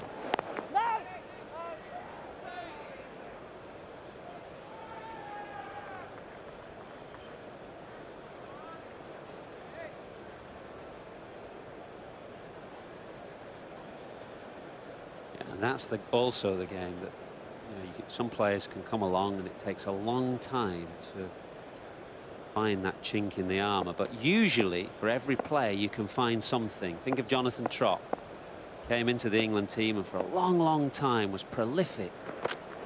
Everybody's saying, how do you get Trott out? And just eventually, over 10 Test matches, Australia started to work him over with the short ball. Single that brings Kane Williamson another 50. He rolls on, and at the moment, hard to find a weakness. Maybe he's running between the wickets occasionally. All for a run out.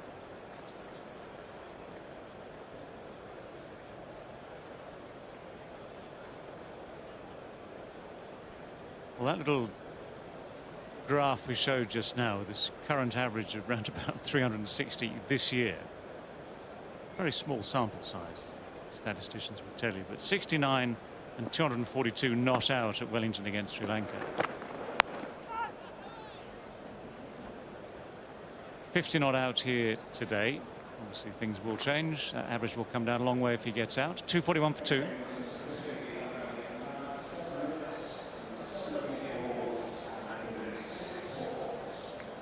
Come on then, Ian Smith. You've obviously seen much more of Kane Williamson. You see him test match in, test match out. How have teams looked to try and get him out? He's obviously a brilliant record, but is there one area that teams have really had a go at him? Not really. You know, I'll tell you where he does have a problem, and that is off the back foot trying to hit through cover. And whether you can bowl change of pace. You know, at the moment we haven't seen a lot of slower balls bowled, but in one-day cricket in particular, he didn't have a great World Cup. He only scored 1/2 century in a very much a batting tournament. So he's a bit of a, you talk about Ross Taylor as a shoveler through the onside. He can, from time to time, be a little guilty of being a bit lazy off the back foot in front of square. He's a prolific player in terms of being able to just put the ball in front or down under his hands. He plays very late, but if you see caught others, I'll venture to say caught others is quite a lot in front of square on the offside. So a change of pace, yes, just vary things up a little more. A change of pace. You've got your catcher on the drive or even off the back foot. Tends to be a bit lazy there. But he's prolific there. Unbelievably prolific there. Well, a bit like Ian Bell, he looks like a player that when he gets in, you just got to have a third man. So many runs there.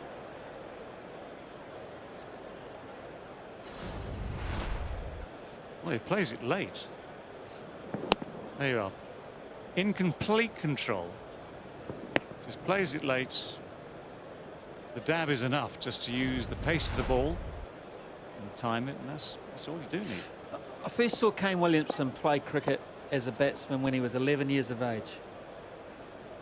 When he was 11 years of age, he played against my son's team, right? So he's at a school called Tauranga Intermediate, and they're playing in a national primary school tournament, so a very young age. When he came into that tournament for the year, it was towards the end of the cricketing year, he was averaging over 500 as an 11-year-old, right? So you kind of think, well, the kid can play. They were chasing 120 that day. He got 94 not out, so his average went over 600. But, you know, right from that age, he was a standout name in age group cricket from the age of 11. He lives to bat. Now, you batted long periods of time. I'm not sure if you lived to bat.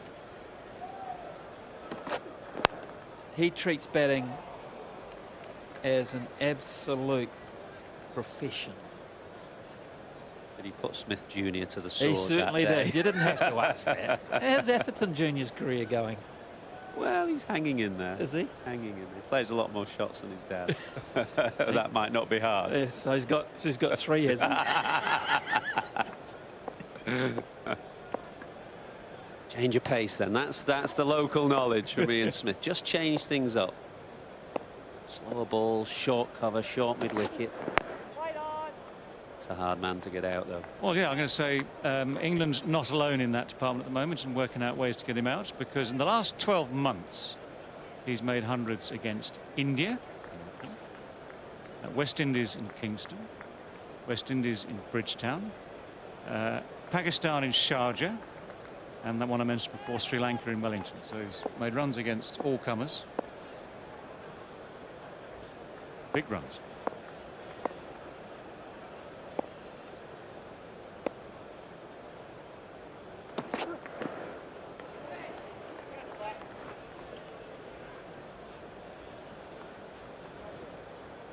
.245 for 2 then after 60 overs, and time for a break for the obvious reason, drinks. Well, certainly no complaints about conditions here at Lord's the last couple of days. Great start to our international summer. Seen some good bowling, seen some good batting. The latest man through to 50 is this man Kane Williamson. A lot of runs in that direction, down towards third man, because he does play it late, does time it, does play very nicely and straight through cover. Very compact little player. Times the ball exquisitely. Uses that full shot sparingly. Everything he's done has been measured. got to 54 from 84 balls, including 7 fours, with a strike rate of 64.3 runs per 100 balls. Again, a bit of a spread, both sides of the wicket.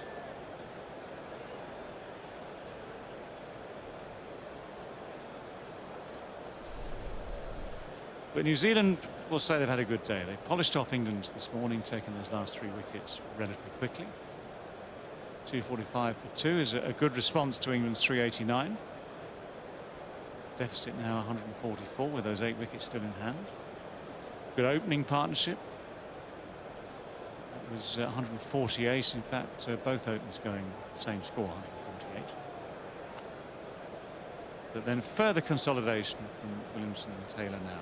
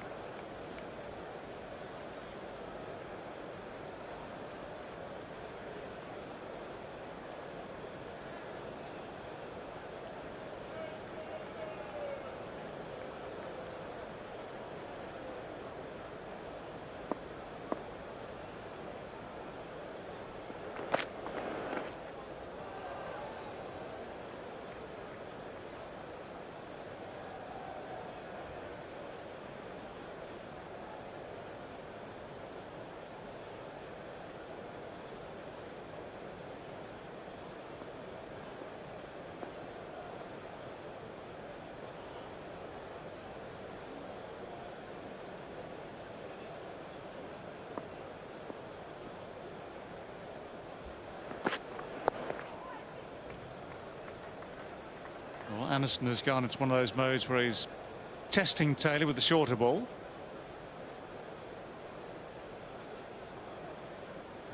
Not out and out bounces. Just trying to get it to that sort of height that sometimes does, sometimes doesn't get too awkward. That's about right for awkwardness.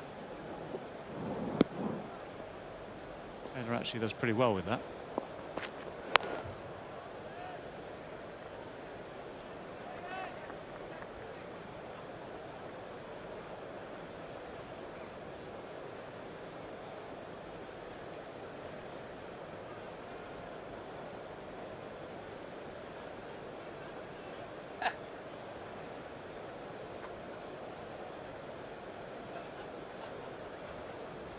A reason that can't see very much.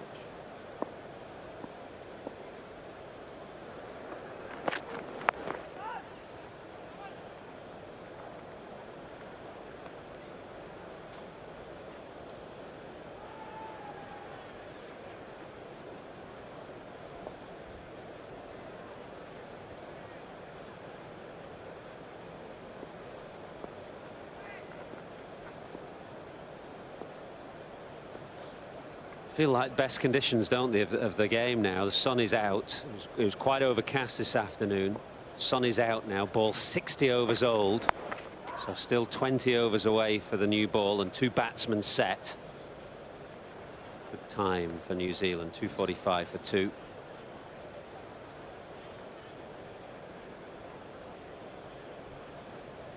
Let's have a look at what England's bowlers have done today. Anderson has got through 16. Broad just through 11. Wood has looked lively. 13 overs. Should have had a wicket, but overstepped. That was a bad moment for him. Ben Stokes, I think he's bowled better than those figures suggest, actually. Moeen Ali picked up the first wicket, that of Tom Latham.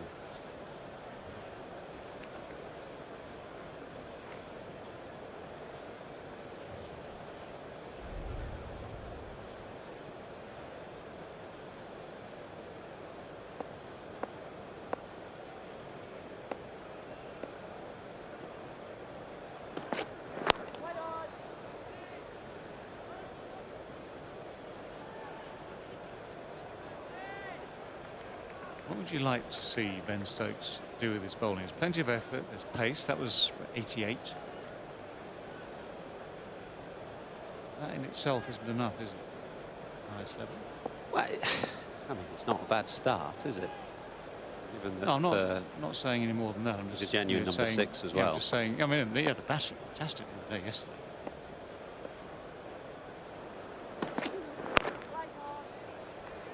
I'm merely saying, we watched him, for instance, in recent times, the last couple of months, in a month in the Caribbean, on flat pitches,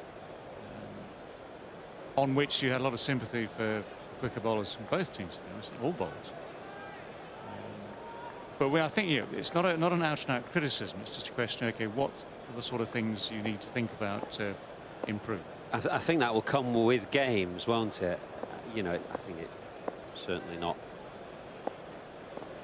good enough in terms of my knowledge of bowling to say here's 3 specific things that he could work on. But what I suspect is what you see with a lot of young players, good young players, and Ben Stokes is one. Just the more that they play at the highest level and against the best players in the world, the more they will improve, and you see rapid improvement often. And you hope to see that from Ben Stokes. I mean, he's got pace, he's got strength, he's got stamina. I suppose what you want to see is a bit more subtlety and skill, which hopefully will come. Consistency, says Shane Warne at the back of the box. Yeah, consistency.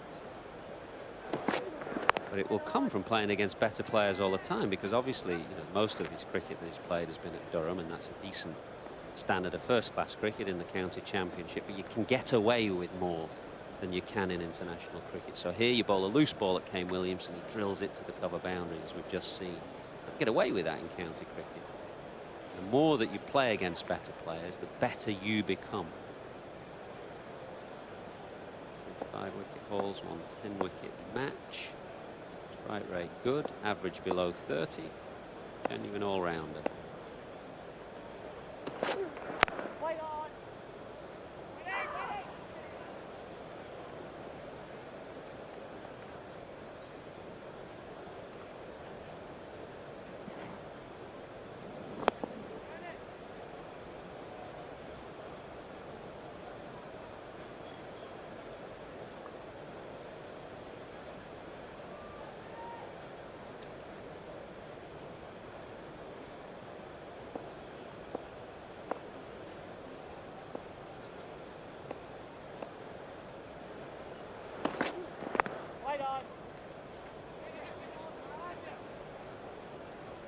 Well, gets the one this time. Had a couple of misfields already in this over. That is the end of the over. 250 exactly for 2. The boundary during that over also brought up the 100 partnership. 102 at the moment from 160 balls now. And New Zealand very nicely placed now. They've made really good progress today. Keep an eye on those run rates. England finished on 3.86 in the course of just over 100 overs. New Zealand have accelerated a little bit here. They're now above 4 runs per over. Good thing about that is, of course, it keeps the game moving forward. Gives you a chance to make the most of the 5 days available. Whatever you might think about test matches lasting a different distance, 5 days gives you a real chance of getting the fullest out of a game.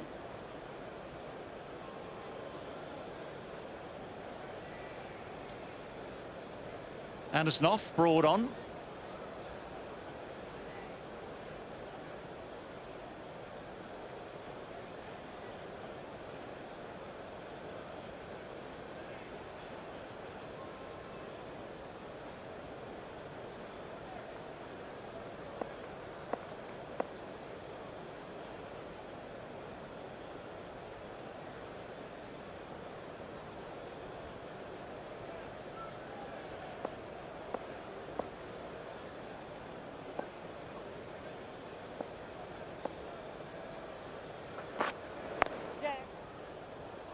Seen that before.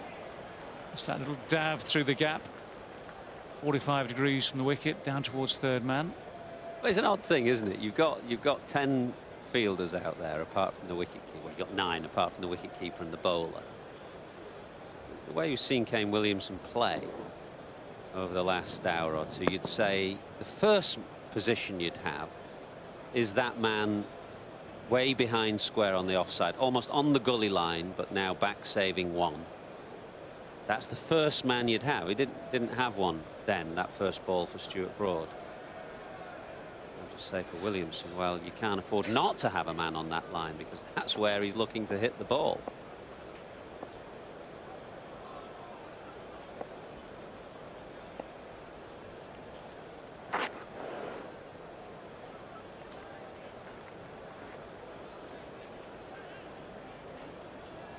You're looking at how batsmen play and where are they looking to hit the ball. Here's any number of examples of Williamson playing late. Almost by the time the ball has gone past his eye line, just trying to knock it into that gap down through gully. So you've got to have a fielder there.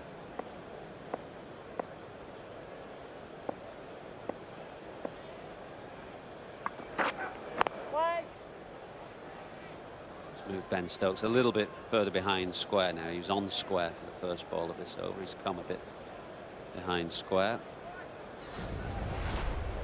Well, a reminder of how the 2 wickets went. Moeen Ali got the first one. Latham sliding that in, just clipping leg stump. Hitting leg stump.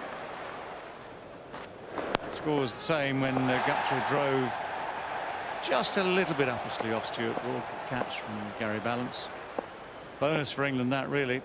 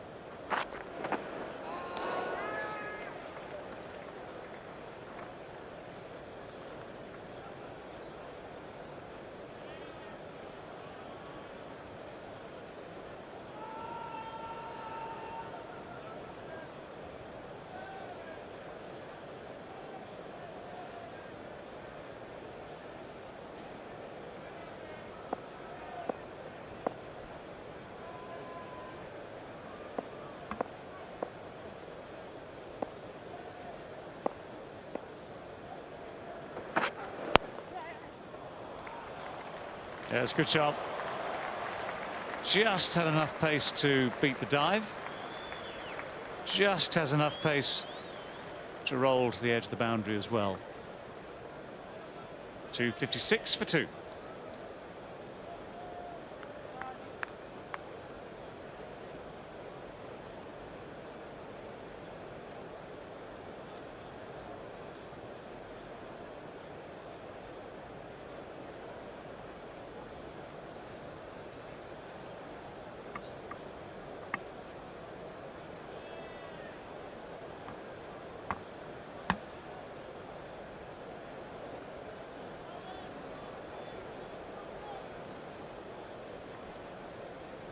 .256 for 2 then after 63 overs.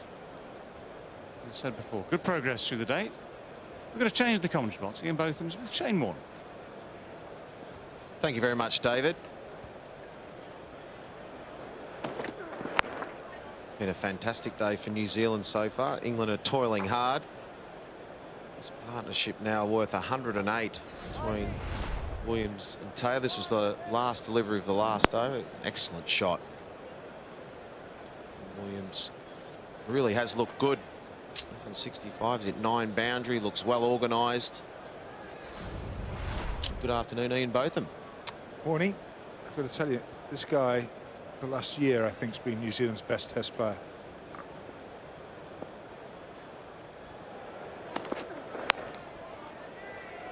You've got Ross Taylor, who will fight at the other end, desperate to get another big score. Hasn't done that well recently in the Test. Rimani keeps on running himself out. or these two keep on, one of them gets run out. It almost happened, didn't it, before they'd even started the partnership.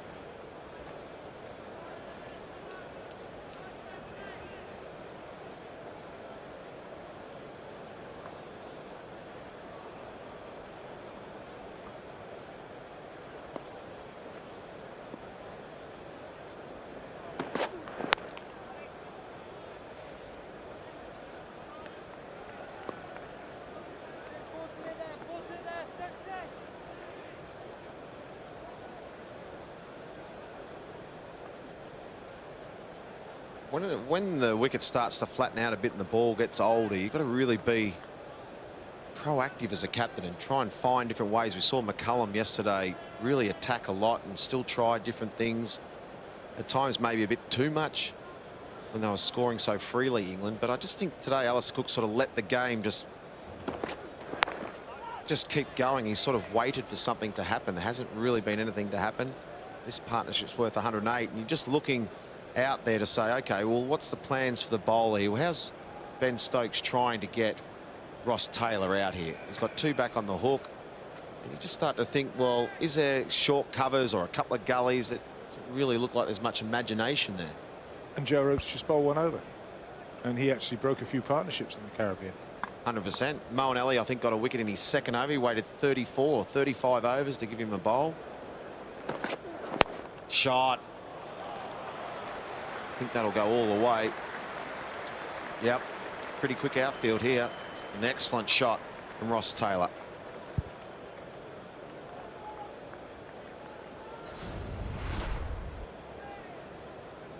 Not a lot wrong with the delivery. Just a very good shot. It's not a half volley. He's just hit it on the up, but he's just watched it onto the bat. Look at that, head over the top, and just punches it. It's a good shot.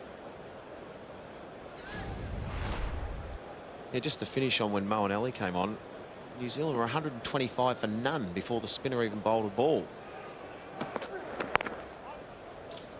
Another good over from New Zealand. It's 260 for 2.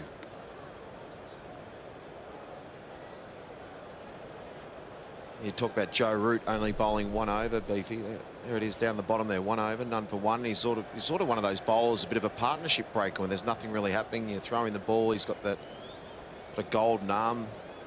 Get a wicket. Really went heavily on those top three, Anderson, Broad and Wood. Sure, you could say there was a no-ball wicket and there's a drop catch, but I just think Alistair Cook sort of let the game happen a little bit. Hasn't really sort of forced issue or just tried to make things happen. And that's why I enjoy watching Brendan McCullum captain the New Zealand team. He's always looking for something. He's always being proactive. He's always trying something. And you can see him working with the bowler and you can see a plan. At the moment, it looks like for England, he's just waiting for a nick or the batsman to get themselves out. And good players in these conditions very rarely just give you their wicket. You've got to get them out. Been very impressed by Williams, though. He looks good. He said Beef's been a class act for the last 12 months. Broad's in the middle of a spell where he's trying to be a bit of enforcer. This two men back on the hook. Alice Cook's just brought someone into a short mid-wicket. Has a bit better plan this over. Broad steaming in from the pavilion end. Bit of chin music, try it. Yeah, just it's worth a couple of overs. That's maybe been lacking for a while. It just takes a bit too long to try these things.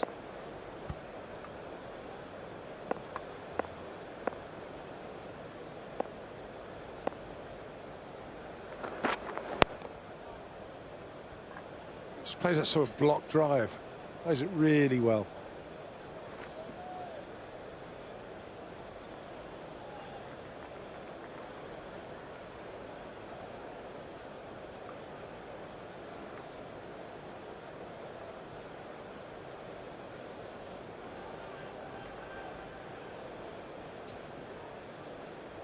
Just talking about, they've had a few chances.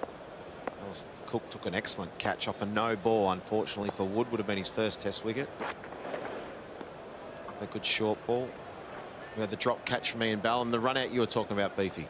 Well, both batsmen are on naught. They've got a bit of history, these two are running. Now watch this. Now Ross Taylor, He's not even in the frame. He gave up about 3 yards before he got to. Didn't even bother putting his bat down. So Broad had hit. Been a different story, but never easy when you're on your follow through to get down there and direct the throw. But it's a real chance.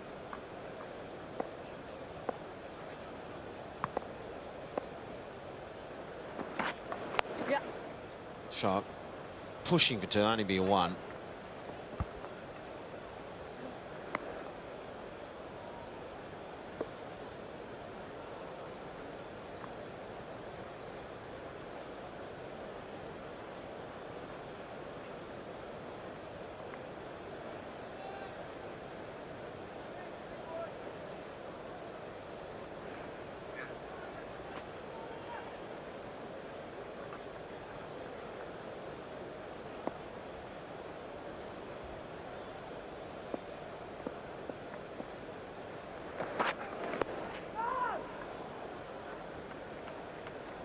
I just think if Stuart Broad's going to put all this effort in, and it takes a lot of effort on this to get the batsman hopping, he's got a man in front of square on the boundary and he's got a man behind square on the boundary. You could have a leg gully and even maybe a short leg just for a couple of overs, just to let the batsman know what's coming his way. And just try something. It's not swinging, it's not seaming very much at the moment. The ball is 65 overs old coming up. Just try it for 2 overs. Nothing to lose. Yeah, and it's a good effort from Broad. It's late in the day. I think he's bowled pretty well today, Stuart Broad. Into his 13th over. He's only gone for 39 runs. Got a good wicket, but he's bowled aggressively today. There's that spot just behind square there, that leg gully type position where Ian Botham wants to field it. That's the over. It's 262 for 2. Yeah, the point I'm making is it's just simply that nothing else has worked, so let's try something else. You could get Ben Stokes could do the same. He's quick enough. Well, we're talking about captaincy tomorrow. That's going to be the topic of a new little segment, the Saturday debate. It's going to be about captaincy. Michael Atherton, Ian Smith, myself will be joined by Ian Ward. You not in there, Beefy? Can't believe it. Where are you, Beef? Where's your name? My captaincy record is there for everyone to look at. It should be a good fun topic to talk about tomorrow. I'm sure Ian Smith's played under some wonderful captains and played against a few. So would have Mike Atherton. And maybe it's because it's a 10 o'clock start tomorrow, Beefy, that you might not be at your best that early. Mind you, I shouldn't really say it because I'm not at my best at 10 o'clock either. I'm going to say, I usually see you somewhere on the way home. Yeah, more lunchtimes I start to get into my work. Oh, that looked pretty good, Beef. French. No good? Montrachet, you know, nice Montrachet perhaps, but they've had a good day, I'll tell you that much. They've had a bigger day.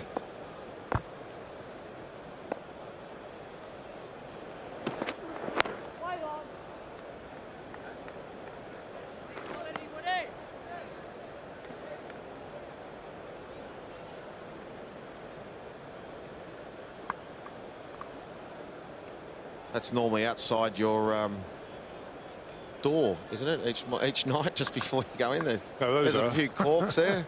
That's outside your room. No, that's Lord Snooty's. He's the bubbles man. Oh, it was quite funny this morning. That man was running around picking up all the corks off the ground. Well, I think of the MCG, and you have those guys sitting there facing to stop the glass coming over the fence and running onto the pitch. But here we go. That's your job at Lord's. Get the champagne corks back off the ground. There we go. Oh, goodness. Terrific. Me. Fantastic. He's collected a few too. I reckon there's a lot in that bag.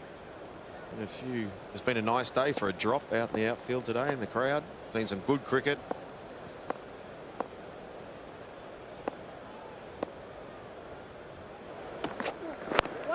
An excellent start to the summer so far, hasn't it? 2 fantastic days of Test cricket. Yesterday, 30 for 4 England. Awesome fight back. A big partnership between Stokes and Joe Root. And a big fight back to New Zealand at the end to clean up the tail this morning. And the way they've gone about it today, New Zealand too, it's been very aggressive, very positive. They've scored at 4 runs and over. Find themselves only 126 runs behind.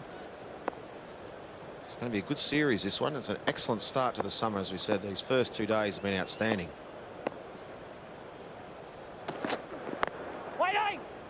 Once again, he gets it down. Williams gets it down. Could run all the way for 4, that. He times the ball well through that area. He just uses the pace on the ball. Angles it. Just lets it run away, and he does it well. It'd be interesting to see how many runs he scored through there. Yeah, I'm just looking at Ben Stokes' reaction. He can't believe it. It's a good length ball, probably just outside the off stump, exactly what he tried to bowl, and it's gone for 4. Not from an edge or anything like that. It was a proper shot, nearly off the middle of the bat, just using the pace, opened the face, just raced away. In Bell, when he's playing well, he runs it down there very, very well. Very frustrating for the bowler. As you say, you've done nothing wrong. A bit of frustration from the bowler. He'd be more frustrated if it hit the stumps and went for 4, ricocheted. 267 for 2.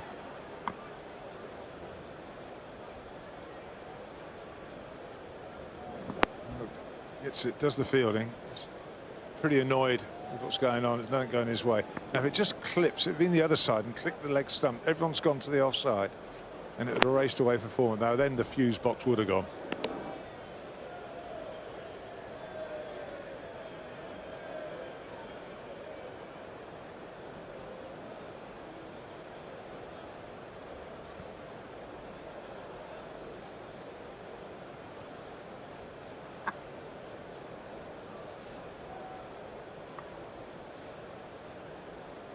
Going to be a change of bowling. It's going to Alistair Cook decide to go with Moeen Ali again from the pavilion end.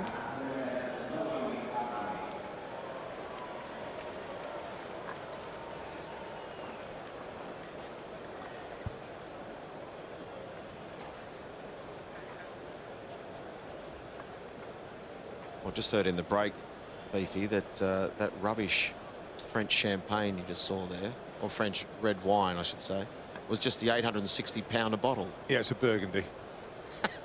They call it Pinot Noir in New Zealand. Just the 800 quid a bottle. Well, should we go out and have a 3 or 4 of those tonight? Yeah, your shout. Thanks, man. Well, one thing's for sure, Nasser Hussain wouldn't be buying one. He'd have a heart attack. He wouldn't eat for about a week. Mind you, might take a doggy bag at the lunch breaks here. Wouldn't have to order any dinner. Not much there for the spinners. This is enough there, though, to keep you interested. There's a bit of bounce as the odd one started to turn.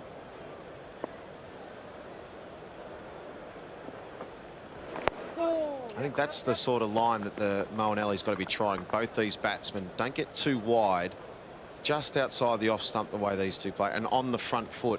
Can't get them playing off the back foot and just working the ball to square leg for a single. Yeah, it's good. That's good there.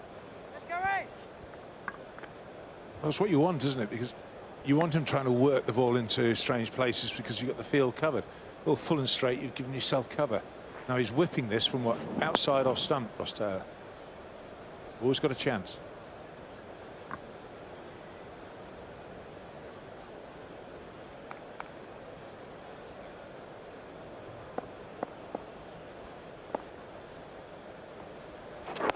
That's the one. That's the delivery Moeen Ali's got to get rid of in his bowling.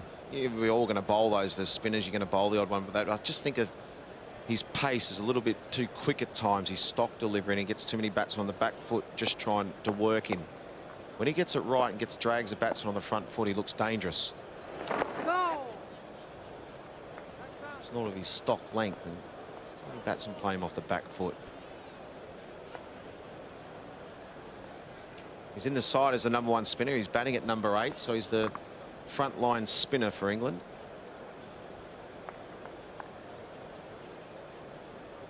A couple of good deliveries to Ross Taylor earlier in the over, and he finished it off with one. There's a quicker length on a length. Back foot again. 269 for 2.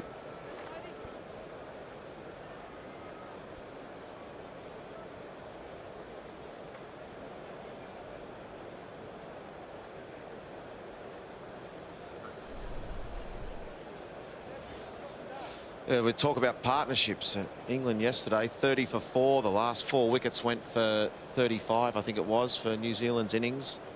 And then a couple of big partnerships for England, and now some partnerships for New Zealand too. 148 for the first one, and now between Taylor and Williamson, 121. 2 huge partnerships.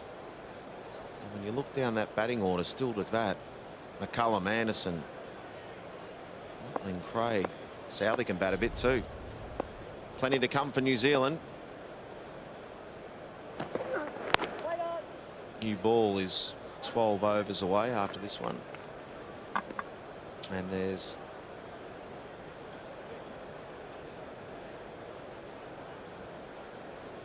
only 9 overs left after this, so we've got left 40 minutes. 10 minutes of scheduled play plus the extra half an hour, so I've got 40 minutes, so we'll get those 9 overs in. Get the new ball early tomorrow. England would really like to get Brendan McCullum in tonight, wouldn't he?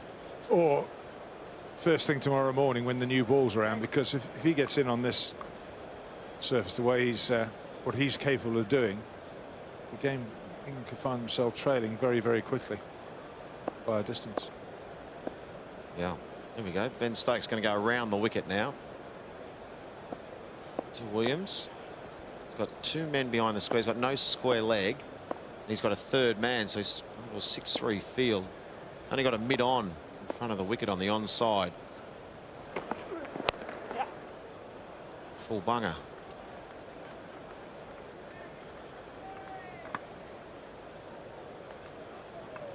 Well, by the look of the field, he looks like he's going to try and bowl wide of off stump and just try and create sort of a left armour bowling with angle across the right-handed batsman. It's not easy to do from around the wicket as a right armour.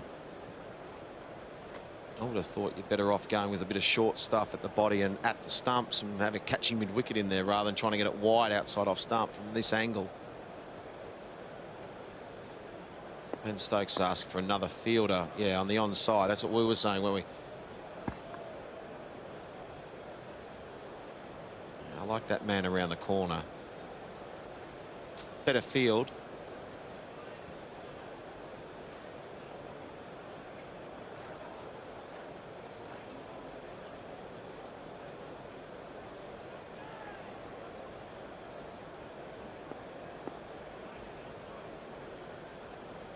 New Zealand 119 runs behind.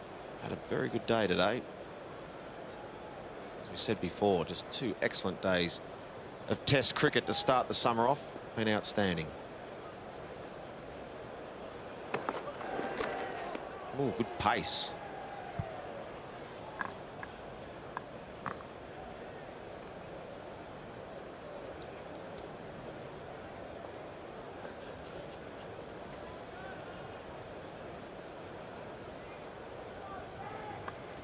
Doesn't look comfortable there, Ross Taylor.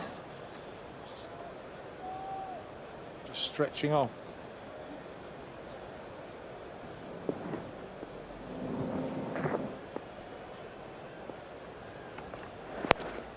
Bowled.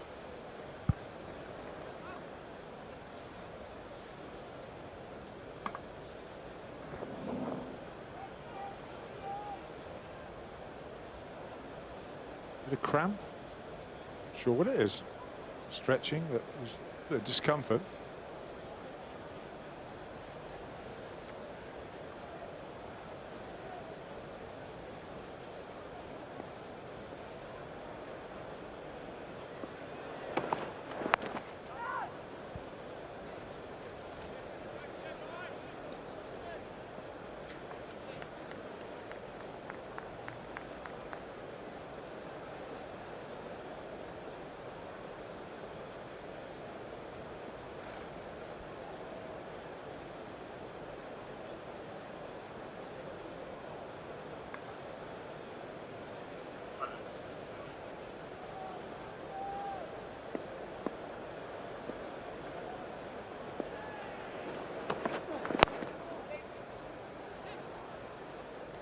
That's the over gone. It's 270 for 2. It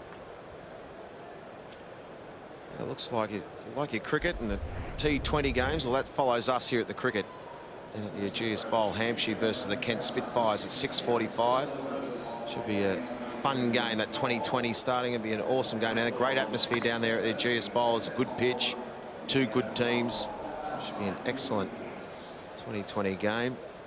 And there's one of the Hampshire legends there on the right, Dimitri Mascarenhas with the sunglasses on his head, nicknamed The Head.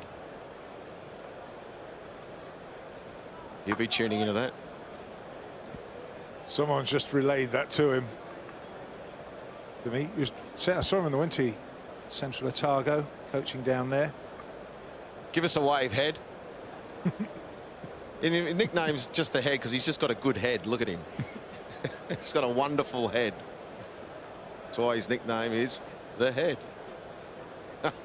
Well, there you go. The Head. He didn't tell me that, did he? Happy with the day's play so far, Dim? Yeah, we can't hear you, mate, but maybe just say thanks. Thanks for the thumbs up.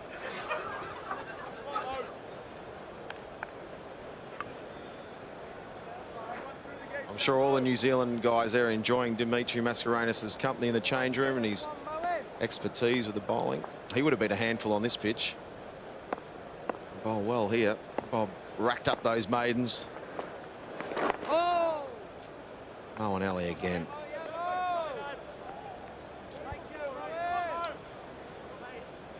I think just having a look at those changes to this field. That in the last over, Moeen Ali has got a leg, squarish sort of leg gully, and it looks like the mid wicket's come a little bit square as well. He's got a catch in mid wicket. Looks a lot better field. The easiest way for any young spin bowlers out there is whichever way the ball is spinning, have the 5 men on that side. You've got 4 each, and then there's 1 extra man you can use somewhere. The most simplest way to put it is whichever way the ball is turning, have the extra man over that side.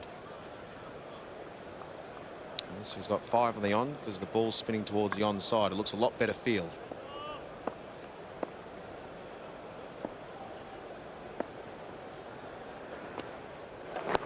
Oh, bowled.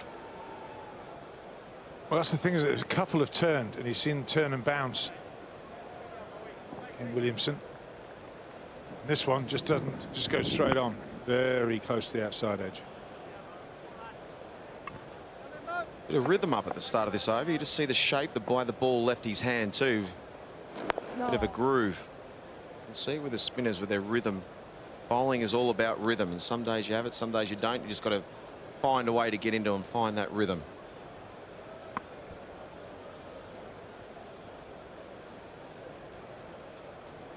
Tim May was a fantastic off spinner, played a lot of cricket with. When he played at Lord's, he used to like to bowl around the wicket as well from that pavilion end. You always felt the ball was going to come back to you down that slope. Just a bit of natural variation would slide across the right-hander. Good over. 270 for 2.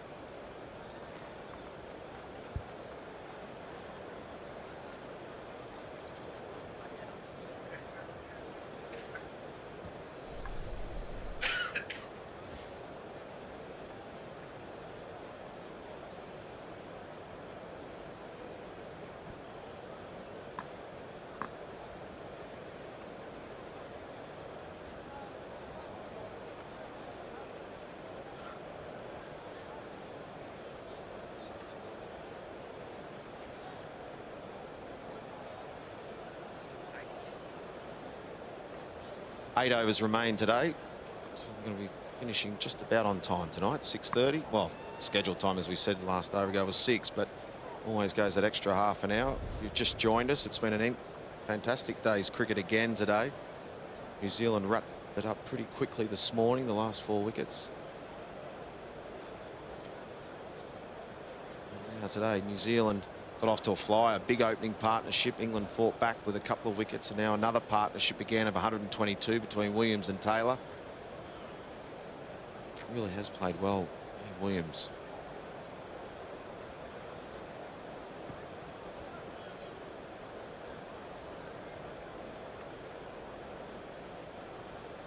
Ben Stokes is going to continue around the wicket and looks a lot better field this over too. It's got a leg gully and a catching mid-wicket and 2 out on the hook. A lot better field.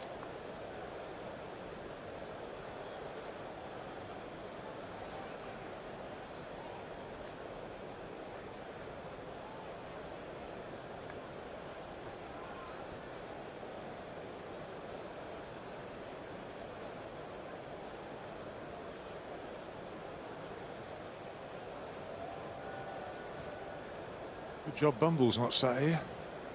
Get on with the game. Is there any danger?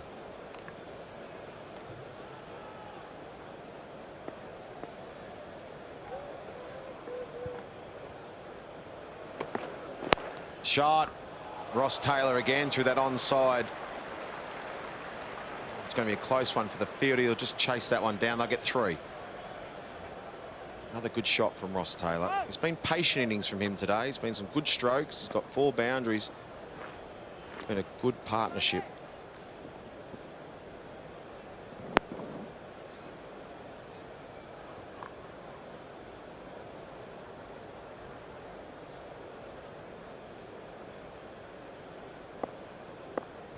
Same tactics to both batsmen.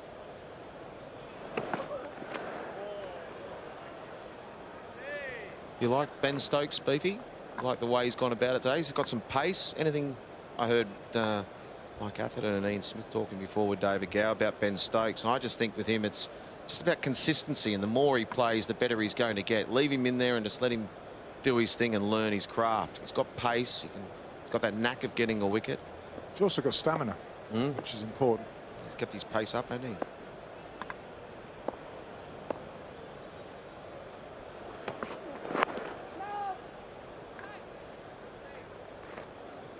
Any other things you like of it? You can think he can improve on his bowling? I think it'll get better and better. You only learn. In county cricket, you get away as you play on some wickets where you'll get more assistance and variation, and maybe and players obviously not the same standard.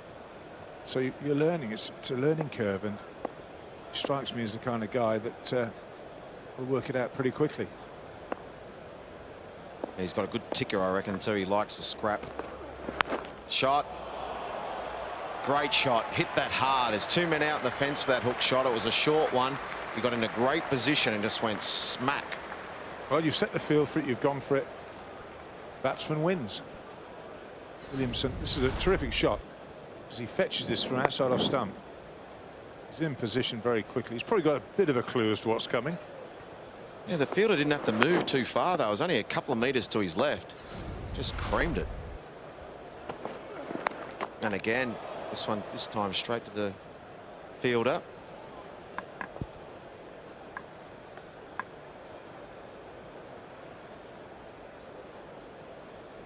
Like a contest today. It's good fun.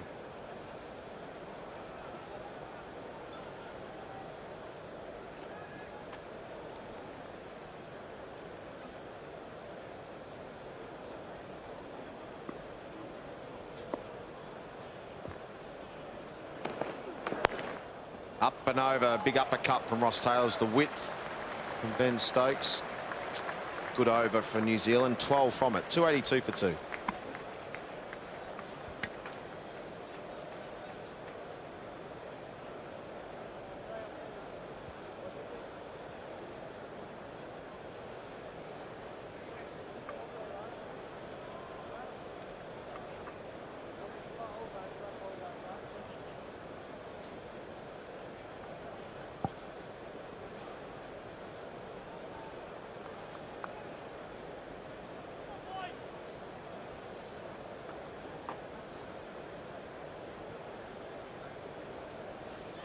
It's Moenelli to continue. It's a change up here to get you through to the stumps. It's David Lloyd and Nasser Hussain. Thanks, Shane. Run rate's excellent, isn't it, from New Zealand, going at over 4 runs and over.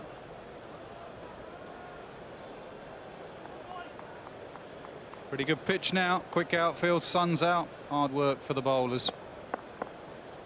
10 overs to a new ball, which they'll get tomorrow morning. Like it's going to be absolutely vital.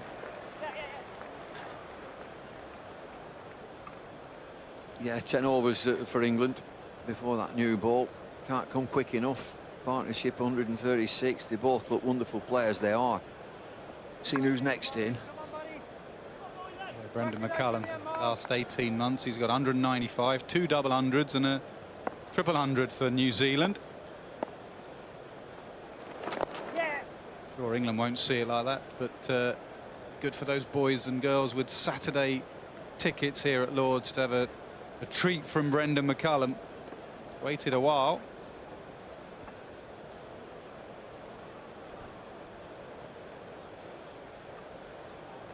Wondering if McCullum will have a night watchman padded up. 25 minutes to go.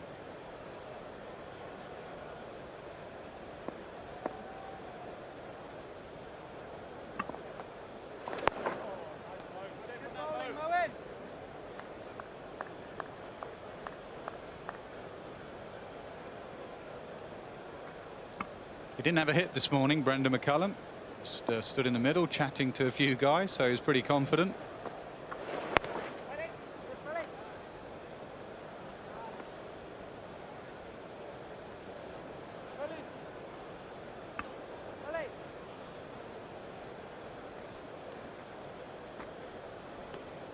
It's Moeen Ali who wants this field change. Do away with cover point, leg slip in position. Means he'll have to bowl a very tight line. There's no cover point. Ross Taylor's very good on the cut shot. His line is going to have to be immaculate.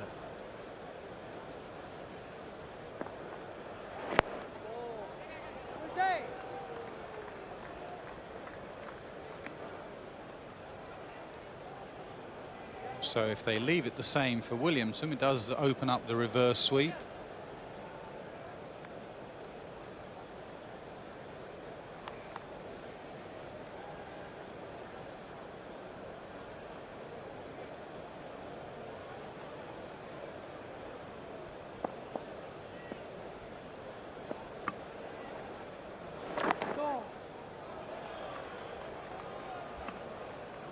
To 87 for 2.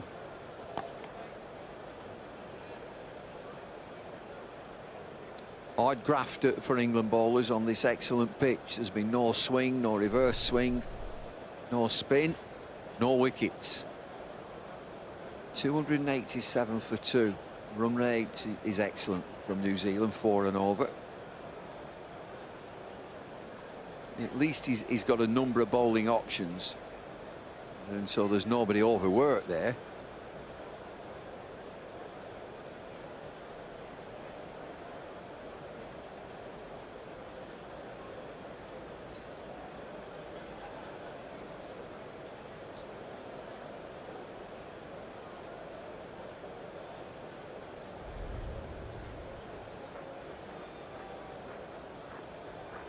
Game's meandering along.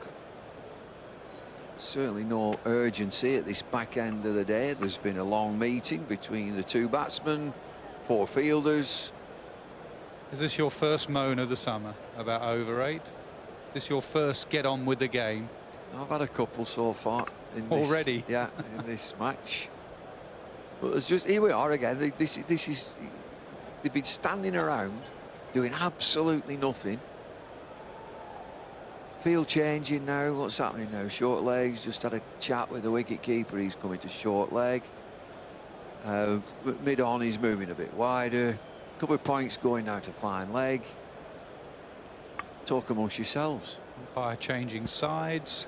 He's gone over to cover point, the square leg umpire, so he can check if there's 3 men behind square. It's obviously more chin music, bumper ploy, this time from Broad round the wicket. Leg slip, short leg, 2 men out on the hook. Third man, wide third man for the uppercut. Just been moved a little bit finer. He should probably be in 5 as well. Try and catch it.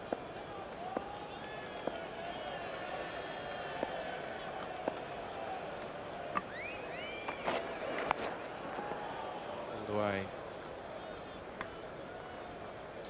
It's telegraphed with this field, and Williamson very quickly into position. Moves on to 82. Well, they're paying for their clumsiness earlier in the day, England. They know better than anyone that getting 20 wickets at Lord's is hard work. Pitch just gets better and better. Trying to get 25 is nigh on impossible at a no ball, a run out opportunity and a drop catch. It's good.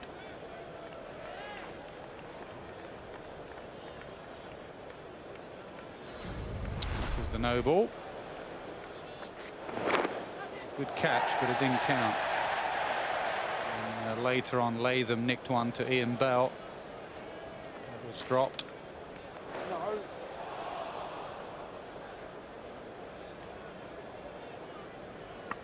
There was also a run-out chance when Broad missed the 3 stumps when these two were just starting this partnership.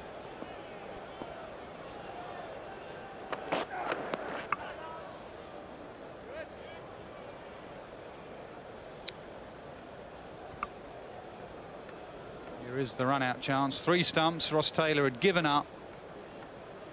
Hard angle for Broad. He had to run round it, throw it back on himself slightly. Still a chance, though. This bumper play here is got to be clear in your mind as a batsman. Ross Taylor, does he look to stand tall and just defend? I can't see him taking the pull shot on. Or just get out of the way.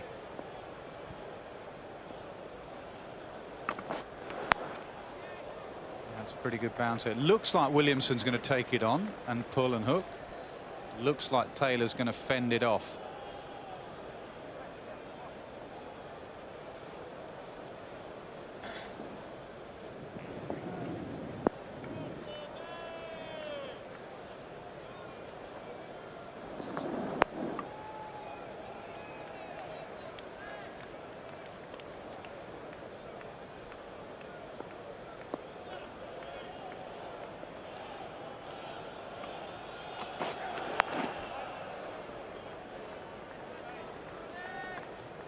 This plan and this play, there's a lot of effort goes in from the bowlers. It's maximum banging effort to hit the pitch hard, and he's looking to get the ball round about throat high, get that indecision that Taylor lifts his hands and starts searching for the ball with his gloves, bringing short leg and leg slip into position.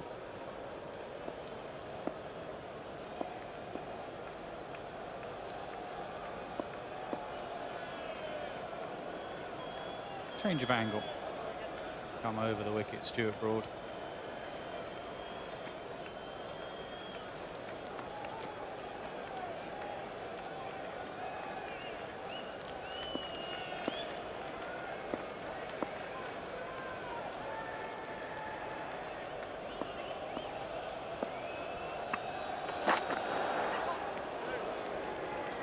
An over of short stuff, 288 for 2. Just struggling, isn't he, Ross Taylor? He's struggling with his leg. He also got one on his hip in that over. So he'll be looking forward to 6:30 to get on the physio's bed. He's struggling to duck there as well. Don't do ice baths now. I think that's past, isn't it? Used to be the vogue, ice baths, but all teams now have a masseur.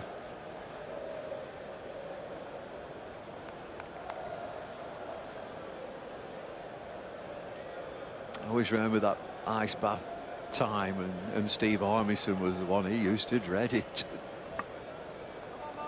Freddie was that keen either, was he? Now they're saying it did you no good.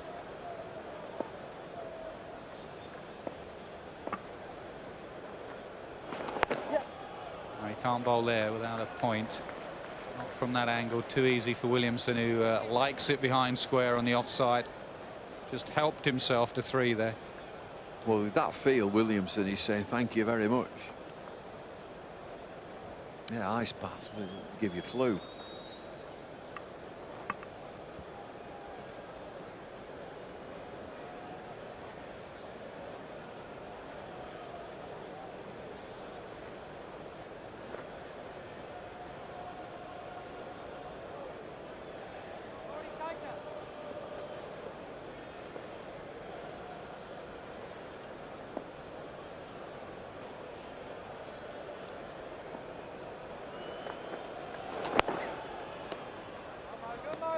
Listening to Shane Warne's commentary, and he picks that up straight away. Too many balls from Moeen Ali that he gets the batsman on the back foot.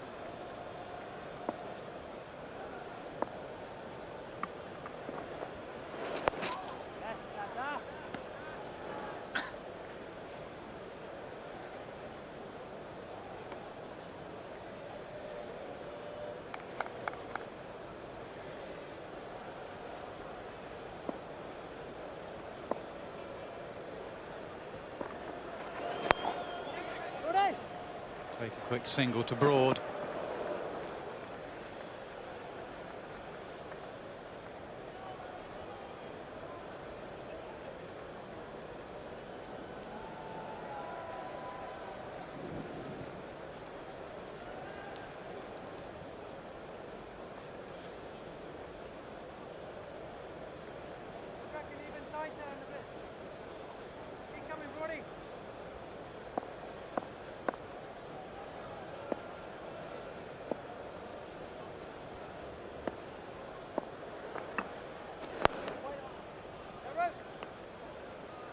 Just noticed that the field changes, and just subtle changes, you know, a bit wider, a bit straighter, come in a bit.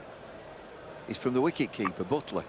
He's got the best angle. If it's major changes, then obviously your captain wants to do it, but just 2 or 3 yards left or right, Butler's just picking up the angles.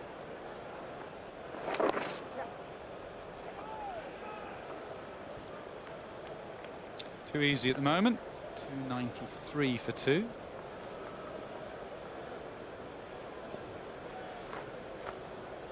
Four overs left.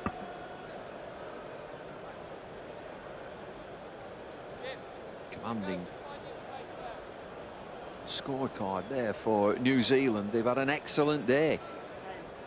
3 quick wickets first up this morning and rattle them up. 293 for 2.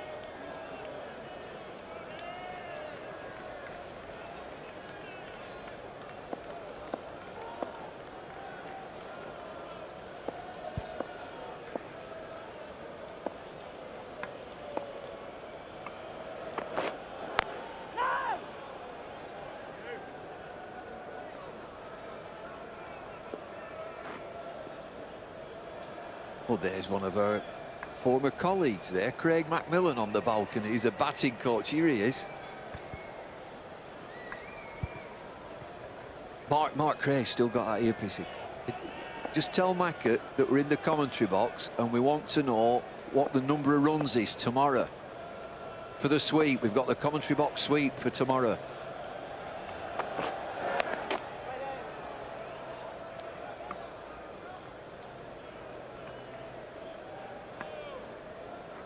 Craig McMillan was our colleague in Sky New Zealand, and he used to run the commentary box sweep. How many runs will be scored during the day? We used to put a few dollars in. He owes me, I'm sure he owes me $5 or $10 from the last time we were there.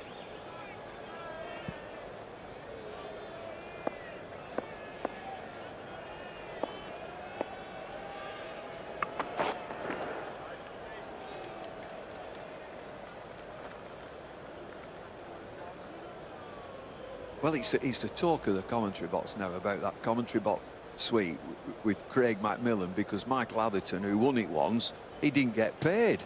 Macca's, he's still got the money. Craig, Atherton wants to know where his money is from that sweep, and you've still got it.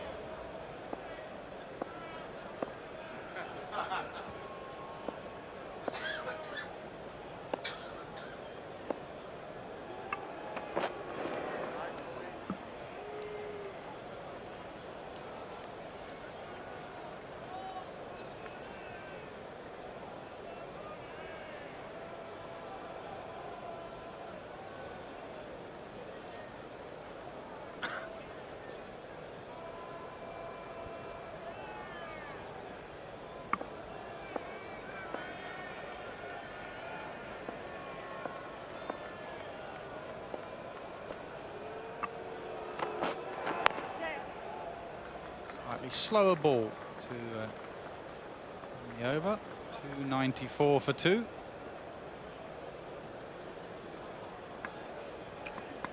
So at the back end of day 2, just 3 overs are left.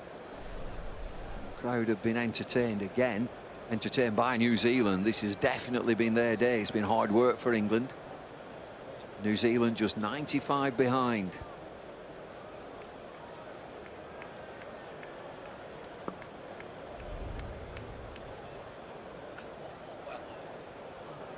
Aye, aye.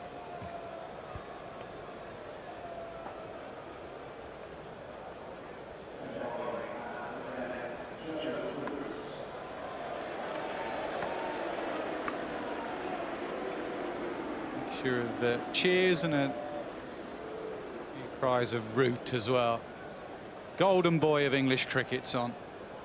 The golden arm sometimes with when he comes on to bowl his little off spinners. Michael Atherton earlier in the day when he set off for one, Joe Root, Atherton said he looks just like me. No, he doesn't. No, he doesn't. Not the last time I looked at Atherton, anyway.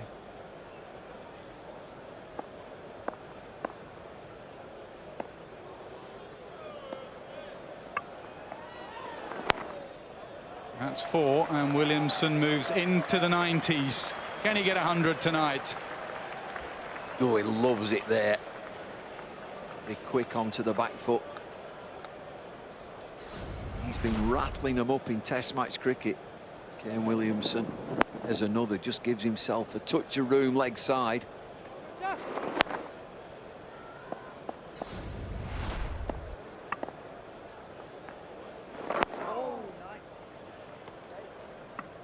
Does he want to do something silly tonight? 9 more he needs.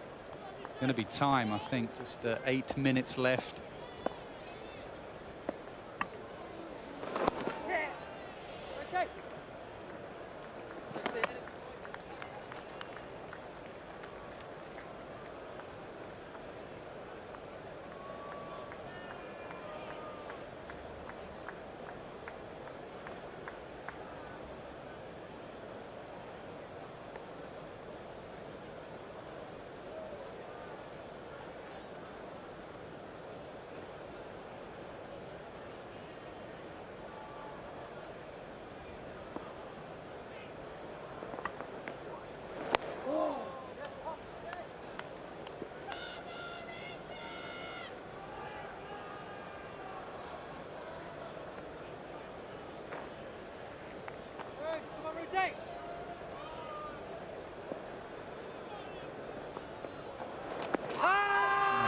Pitched outside, going down, didn't have a lot going for that.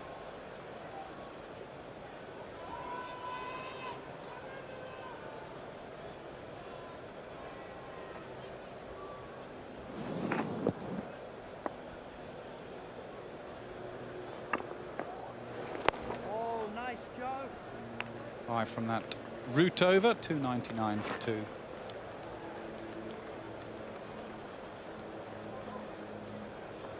Nearly job done for this pairing then, Williamson and Taylor.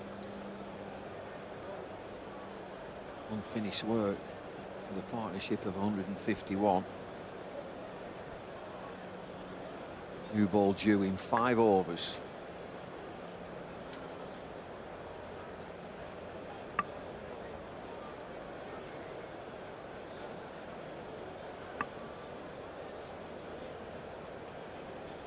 Spin at both ends. Moeen Ali, who's bowled better from the nursery end. Got his wicket from the pavilion end, but got a bit of drift and used the slope from the nursery end.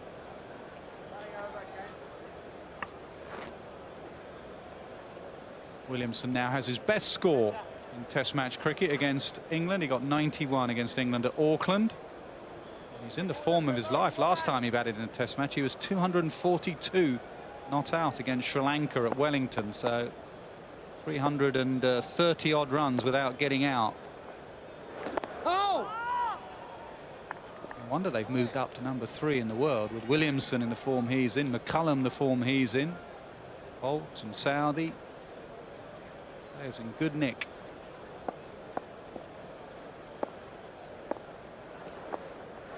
Oh! And the bloke who never gets a mention is the coach. Mike Hesson is the coach.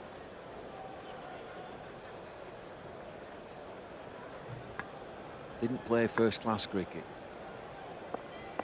He's in the background, does the job. Oh, that's a beauty. Now New Zealand will just be looking at that with their off-spinner if they can get some kind of lead. Big spin and an opportunity for Buttler as well. I think he dragged his foot out, 4 byes. Flighty delivery. Oh, look at the spin. He spun past leg stump. Oh, yeah, he's just see the puff of dust there. It's on a follow through. One of Trent Bolt's follow-throughs. Just the left armour creating a bit of rough. Big turn.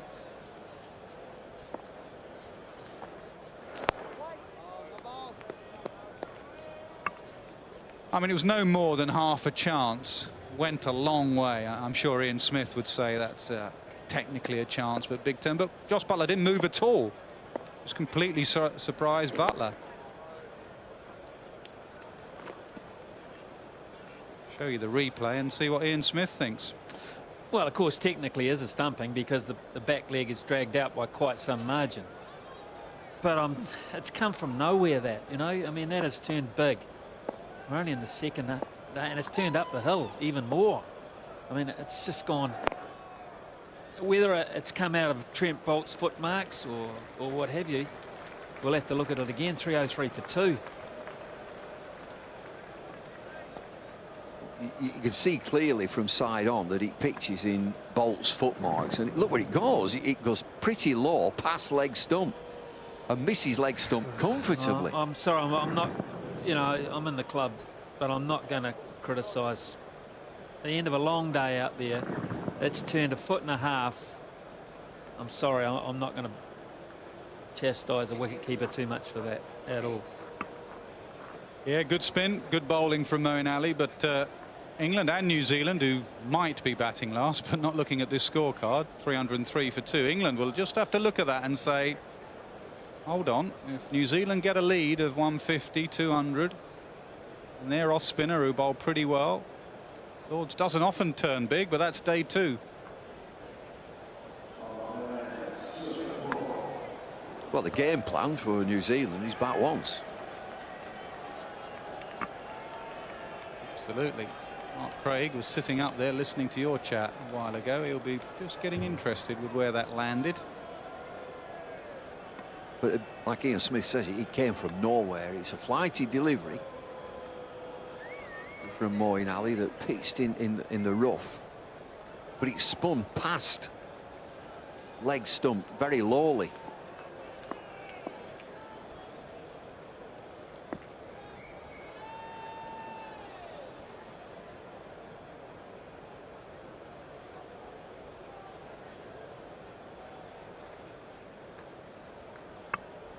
Last over of the day.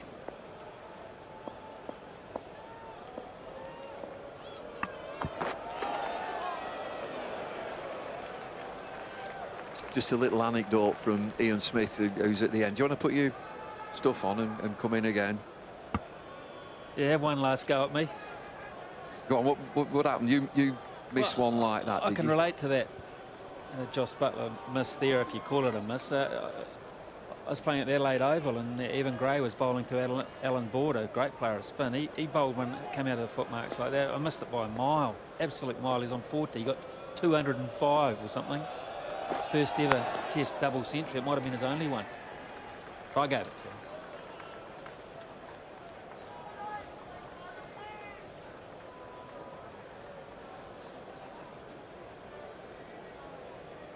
There's that famous one when I think it was Chris Scott, wicket keeper for Durham, put Brian Lara down when he was on 10 and said, I bet he gets 100 now. He got 500.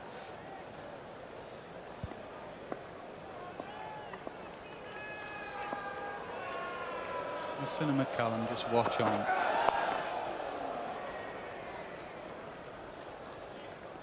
Pleased with what they've seen. England have only got 2 wickets in the day. Latham played nicely, just got one that went on with the arm and skidded through. Did him for pace more than anything else. He didn't review it. And then in the next over, Martin Guptill, who played really well, hit one on the up straight to balance at cover, who took a good catch. Since then, it's been the Williamson and Taylor show.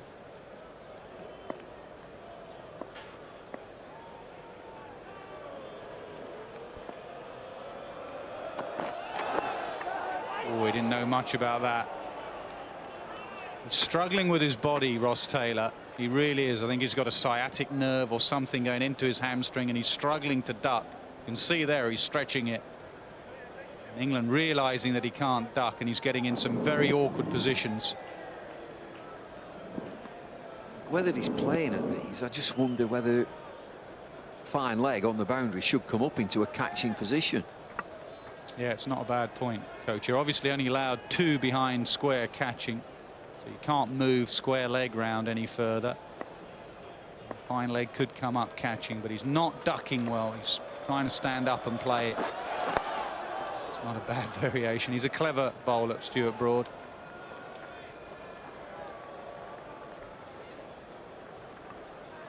And nearly for Matt Wood, this would have been his first, Mark Wood, his first test wicket it would have been, and it was an important one in so many ways. All apart from that little bit there, that important bit. Couldn't believe it. He was distraught. Really good catch from the captain. He would have been feeling on top of the world. As it is, he's still searching for it. Another catcher really close in, Adam Lyth on the offside. Last ball of the day, go with the bouncer again. Batsman struggling with his back. Does, and it's played pretty well. And it's been played pretty well by New Zealand all day. 303 for 2 after knocking England over this morning for 389. It's been an outstanding day for the visitors. Williamson just 8 away from 100. Taylor 3 away from 50. The partnership 155. As it stands, they are dominating this test match. Just 86 behind now, New Zealand. That's been excellent from this pairing. Wonderful players. Williamson in the form of his life. Gone past his best against England. England have toiled. There's been nothing happening. It's been an excellent pitch. Lots of bowlers, but New Zealand third in the rankings and showing why.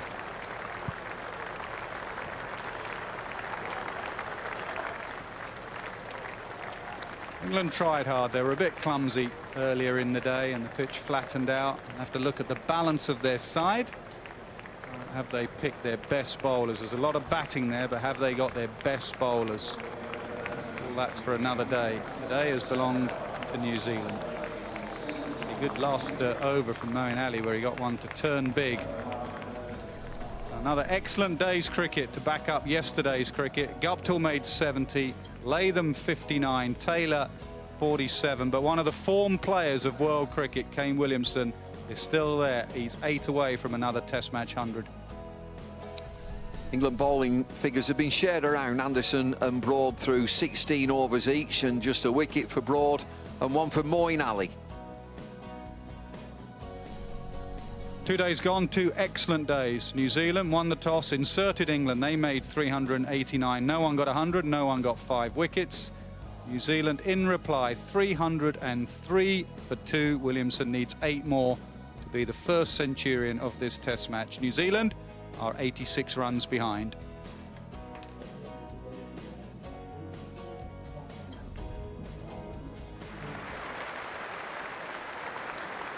There's a lot of work to be done by that England team, being led out by their captain Alistair Cook. Just 2 wickets down for New Zealand, and they are just 86 runs behind.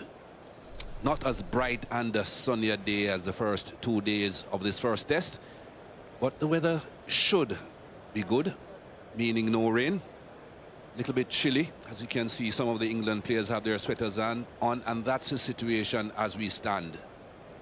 New Zealand, they're going well.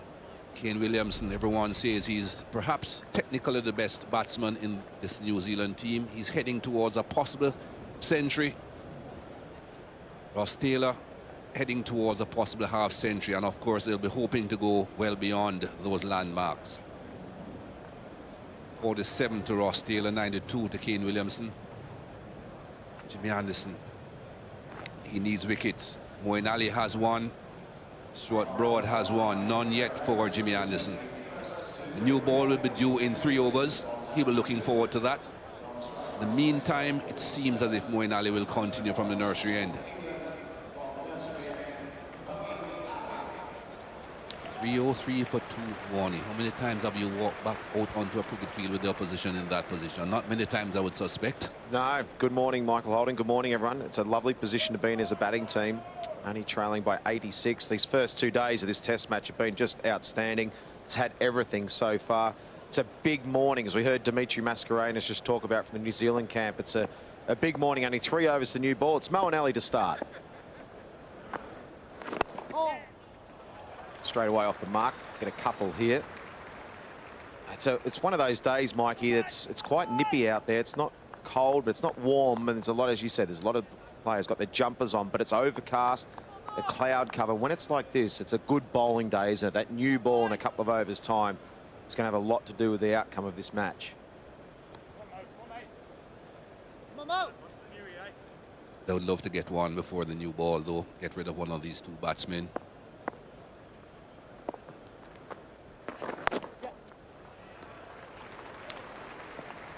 Possibly 3. No, they will settle for 2, I think. Yeah, I'm not sure. Just we had a great debate about captaincy and that this morning with Ian Smith and Mike Atherton and with Ian Ward, and we're just talking about one of the issues we're talking about was Alistair Cook, and you know, hopefully he'll have learned something from day one and have a point in place for Kane Williamson. Well, he has, but he's on the fence. Straight away, there's a couple of easy runs for him. I'm not sure why someone like Kane Williamson hasn't got a point. I'm not sure what the chat was overnight, Mikey. And the backward point, the amount of runs he gets in that area. Ian Smith made the point yesterday on numerous occasions how Kane Williamson gets that ball down to the 3rd man region off the seamers quite easily. No effort whatsoever.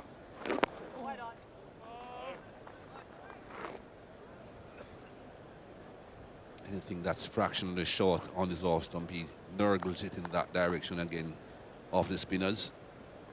And maybe the bowler should have said, skipper, I need a point. Can I please, I don't care where you get him from, but just give me a point.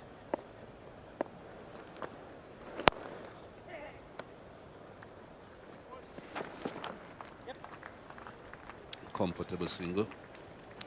This is what we were talking about with him getting those runs down in the 3rd man region. 3 boundaries coming quite easily, and lots of other singles and 3s. So many runs, and as a bowler, Mikey, you know, you don't want those singles and easy. You bowl a good ball, he blocks it and gets a single to point. Missed the trick early, England, in the 1st over.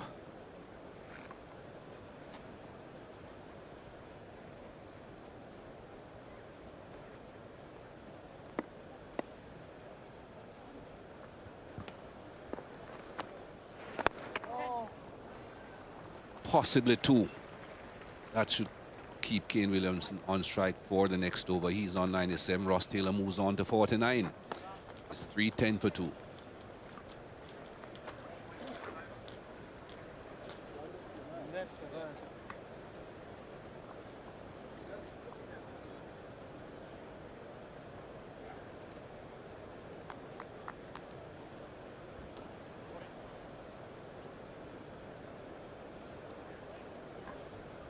Well, Jimmy Anderson's going to bowl 1 over with the old ball here just to loosen up.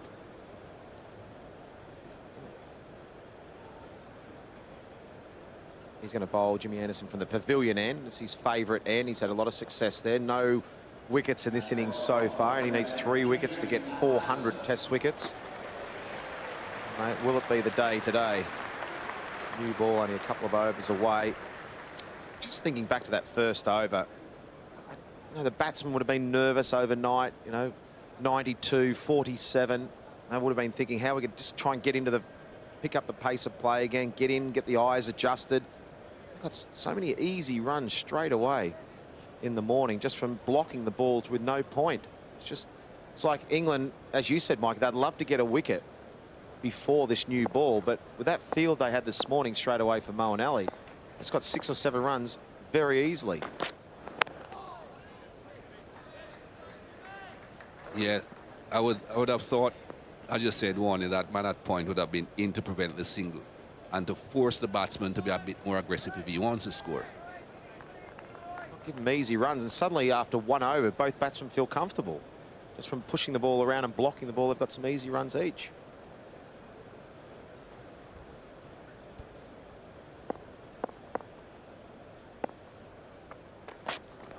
Yeah.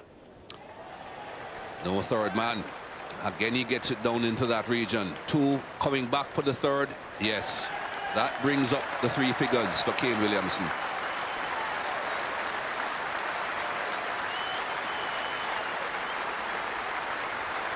Well played, Kane Williamson.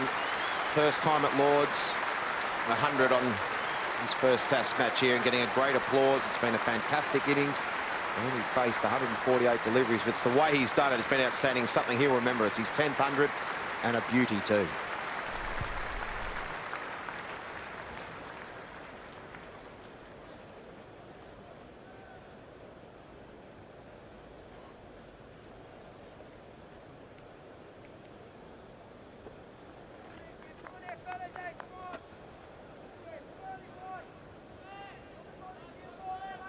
Those 3 runs puts Ross Taylor now on strike.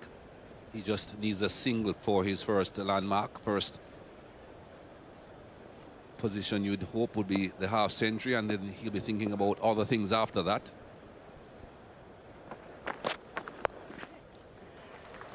Easy. Single down to fine leg brings up his half century.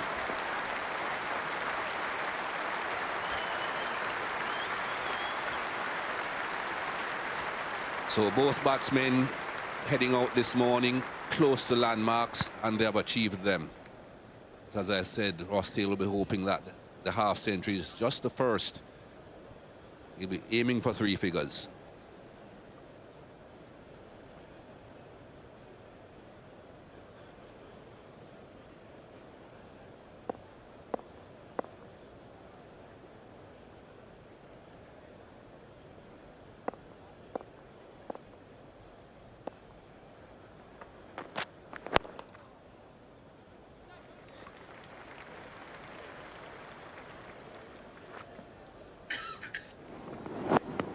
How many times have we seen that?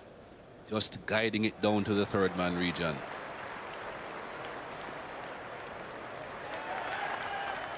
And there was genuine happiness from his teammates too. They're a really good group of guys, the New Zealanders. Come out and play an aggressive brand under their captain, Brendan McCullum, who's been outstanding. It really is good to watch the way the New Zealanders play their cricket. Always aggressive. Field, bat.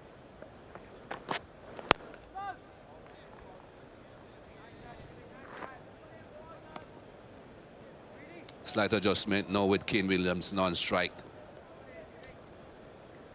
There's that man, almost a short third man position, or perhaps a deep backward point. Not too sure exactly what you would call it, but it's because of that shot that he plays, just guide the ball down to third man. He's almost a deep fourth slip. Many names for that position. 3-1, 4 for 2.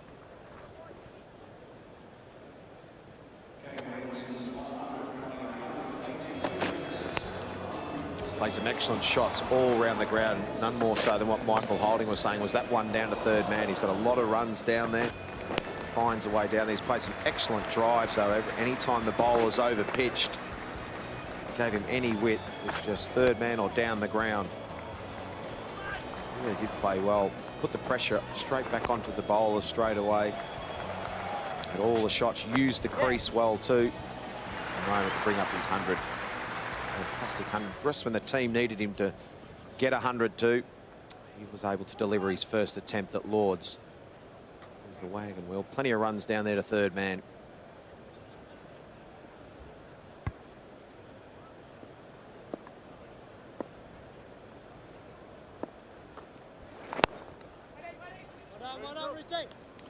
Calling seems to have improved since that mix-up early in the innings.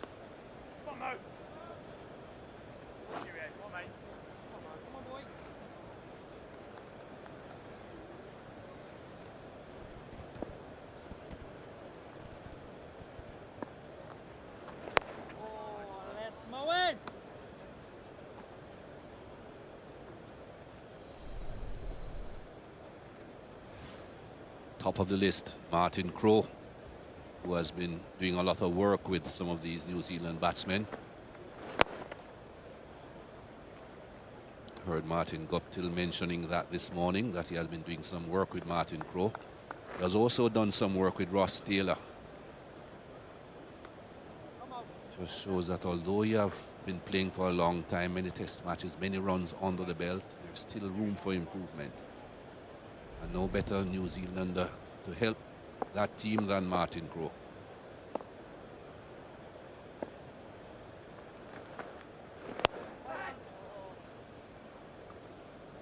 He was excellent, wasn't he, Martin Crowe? Wonderful, nice, elegant player, tough.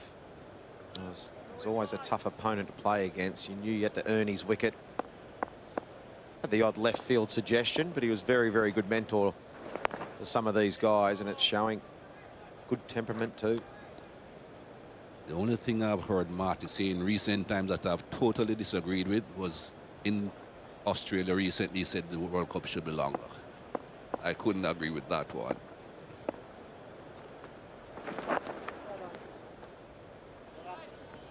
It's 3-1, 5 for 2.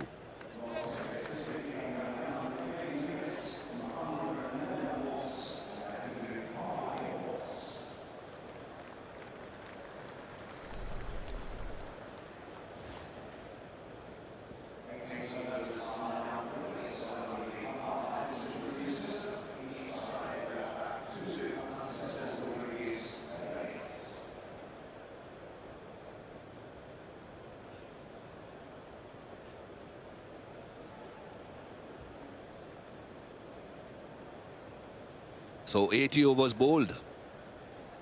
One suspects that the new ball will be taken immediately. Jimmy Anderson had an over to warm up, to loosen up. So he should be ready. Long chat between bowler and captain, and there is the new ball.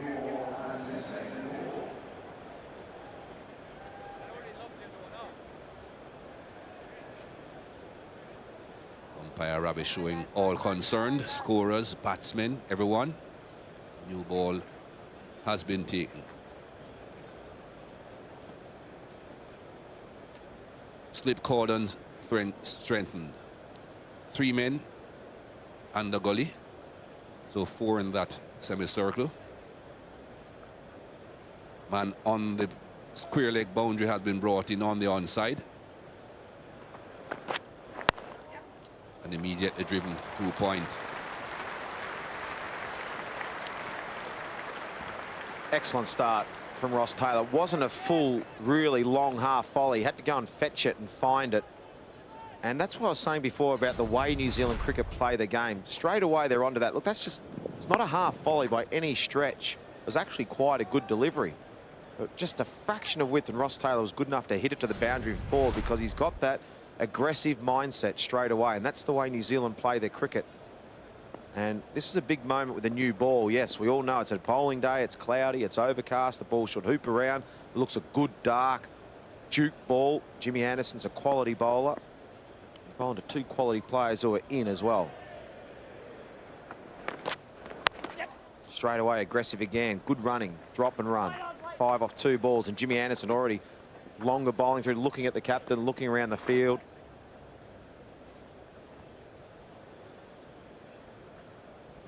England need Anderson now really to stand up. This is when the big players stand up. The team needs you. Stuart Broad will need to back. I thought Broad bowled really well yesterday. It's as good as I've seen him bowl for a while. He needs to back Anderson up. And with the new ball, they've got to make it uncomfortable. The people in the ring, and for England, they've got to stop that single. First chance that comes, they've got to take it. Little run out, got to take that first opportunity. Still playing in that region, down to the 3rd man region. You may think as a bowler that's an edge. I think he has a bit more control over it than just an edge into the slip cordon.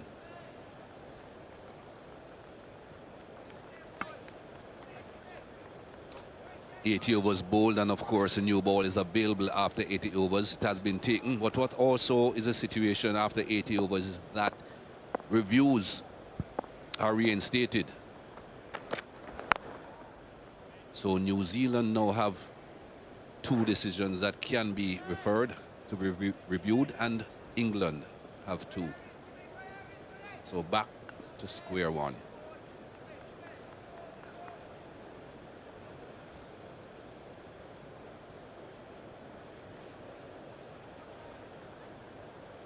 The New Zealand players out the balcony supporting their players, watching this. Good morning, Tom. Well played, mate. You got us on. He's not listening to us.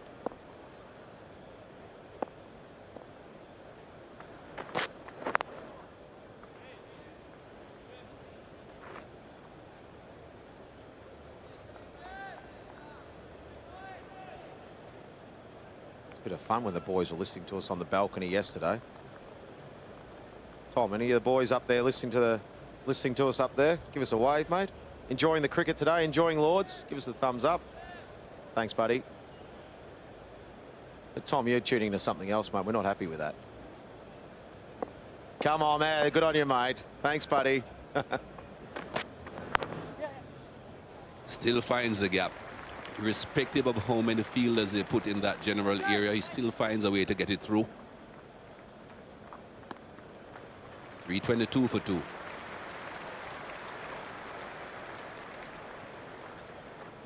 Well, we're talking about opportunities missed yesterday. This was one yesterday. An excellent catch from Wood's first wicket. Good catch from Alistair Cook. Unfortunately, he overstepped the mark and it was a no ball.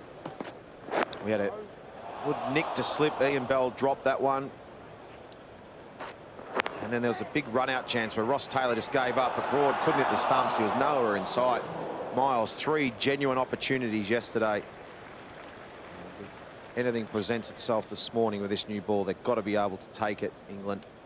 Otherwise, New Zealand are going to run away with this. They're only 67 runs behind. There's still 3 days play left.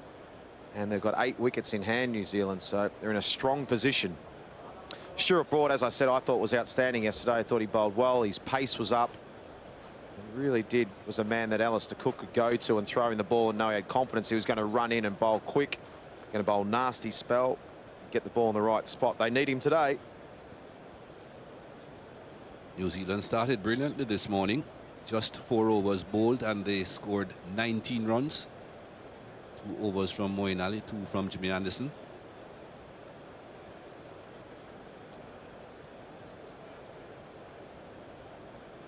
Stuart Broad also has 3 slips, no gully in position though. Man at forward short leg.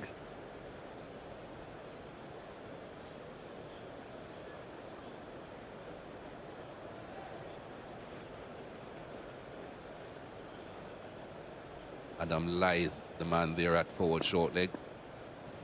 New man to the team.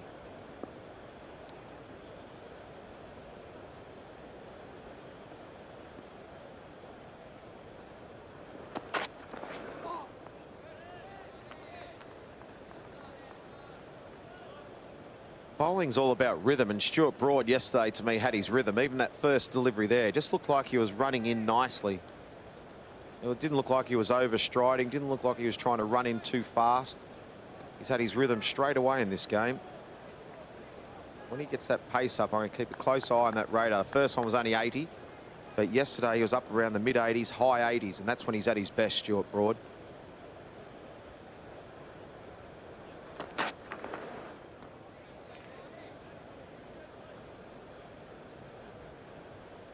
And I think occasionally Stuart Broad actually gets the ball to swing away. I don't think he actually means it, Mikey. I think he wants to just go to hit the deck and bowl a bit fuller length. And he gets his wrist right, and it just starts to shape away a bit for him. I think that's why it makes him hard to play also. He's got his pace, he's got his height. He also has a little bit of natural variation.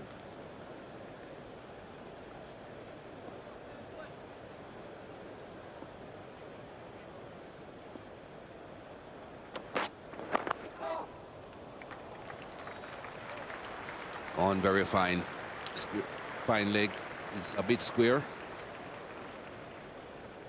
As you said before, Mikey, the runs are flowing. Oh, he gets a lot of runs already this morning. A couple of boundaries. Playing the ball really late, Ross Taylor. 23 already this morning. Just raced away.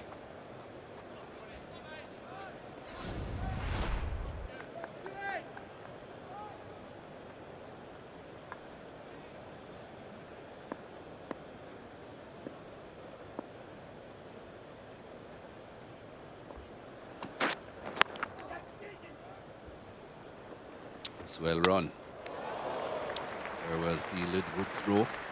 Jimmy Anderson, very athletic as usual.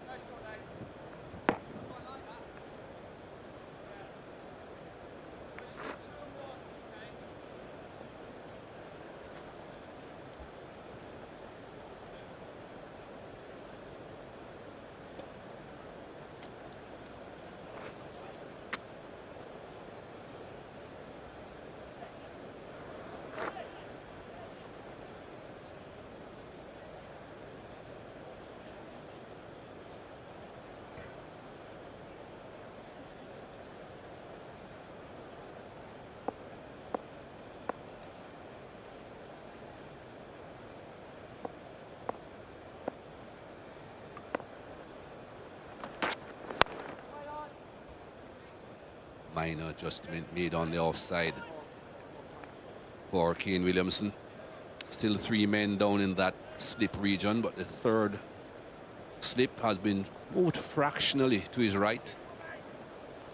Bigger gap now between second slip and Joe Root, who is the third man in that slip cordon. Again, trying to limit the runs going down in the third man region. There's that gap. More than likely Kane Williamson will find that gap.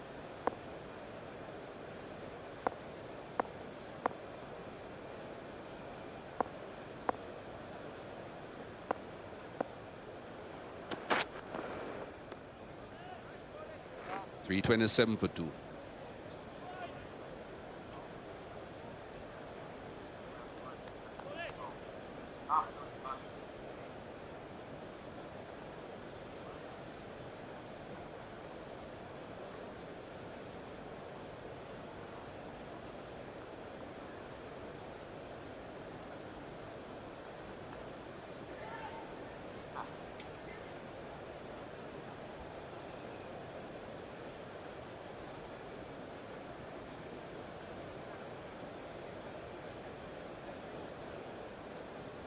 Few clouds around this morning. Forecast is for it to stay clear of rain, that is.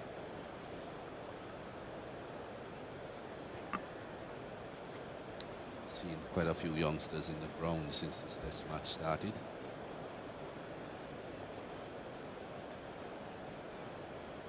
Always good to have them.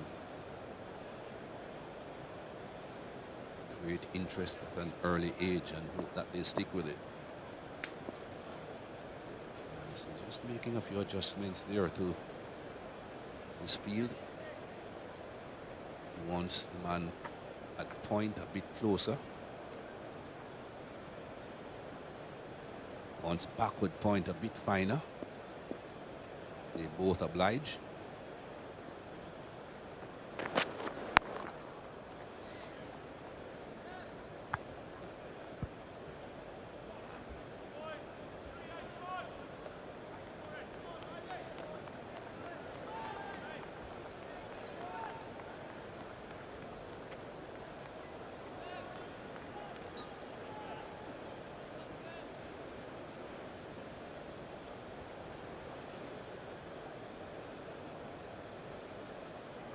Plenty of good sights in the crowd for the players to look at. It was Tim Southey just having a look around the ground and admiring the families and children that are in the ground. Some red pants, plenty of those. David Lloyd's red pants. I don't think he's talking about the fields.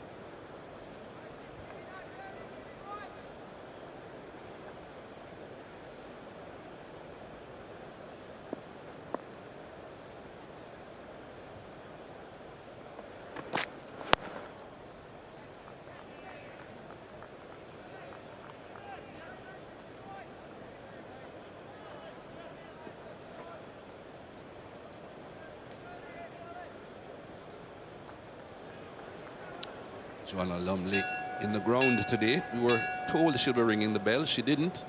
It was Colour Sergeant Padam Gurung who rang the bell, of course, from the Royal Gurkha Rifles.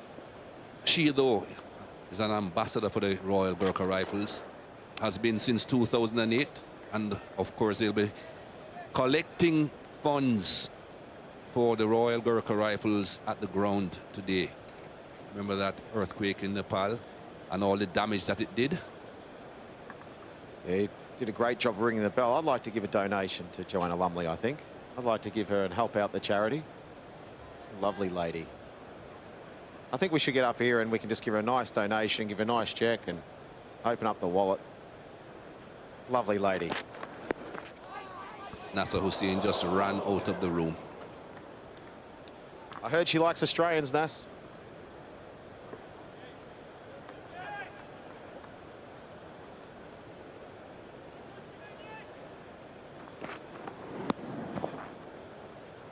Had to be very aware of what was going on there, Ross Taylor. Perhaps wouldn't have gone right back onto the stumps, but he wanted to make sure. Was missing off, but I think he just pushed it away just to be sure.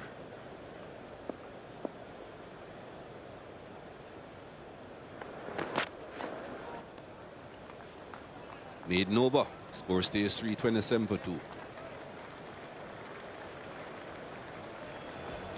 Ross Taylor's played well too. This partnership has been excellent. 179 between two of them. Ross Taylor's been pretty aggressive at times. He's very strong on the cut shot as well. Any width.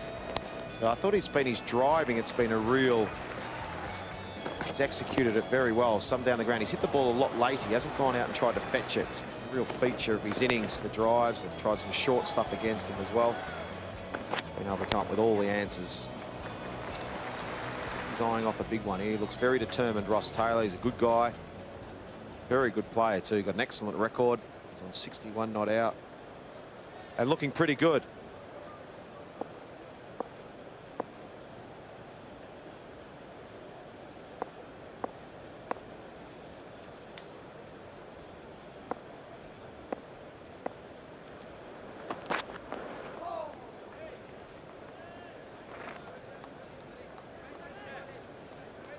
Been watching Kane Williamson bat and watching the way the bowlers have tried to field. Stuart Broad just looking and talking to Alistair Cook now about what sort of field he wants.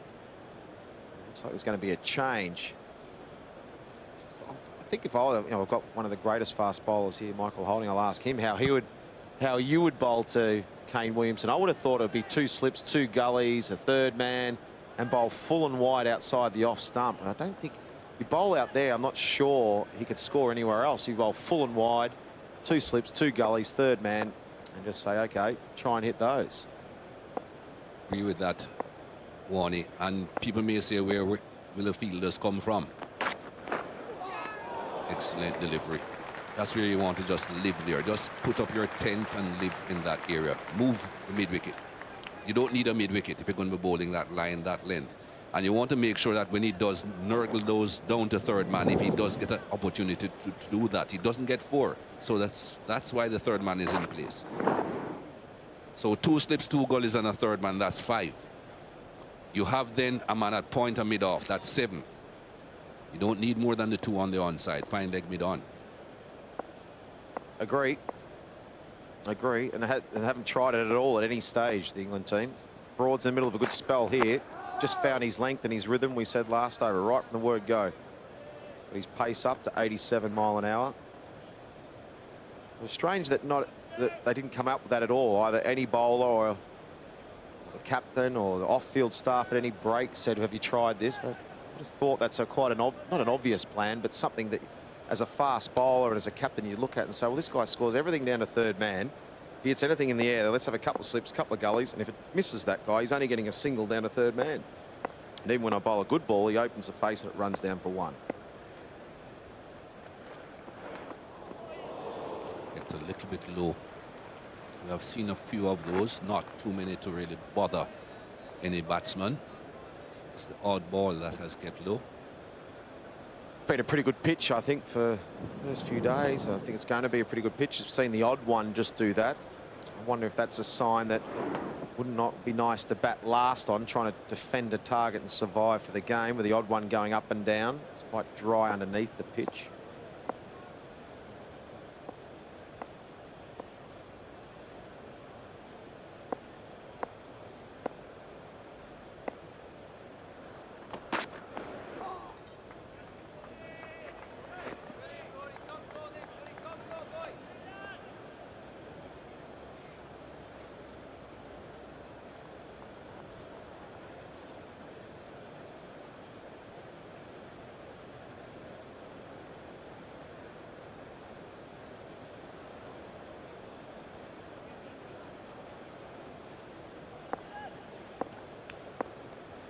5 balls in the over so far.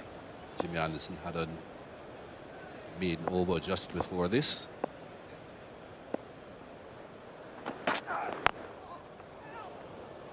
Second maiden. Score stays 3-2-7 for 2.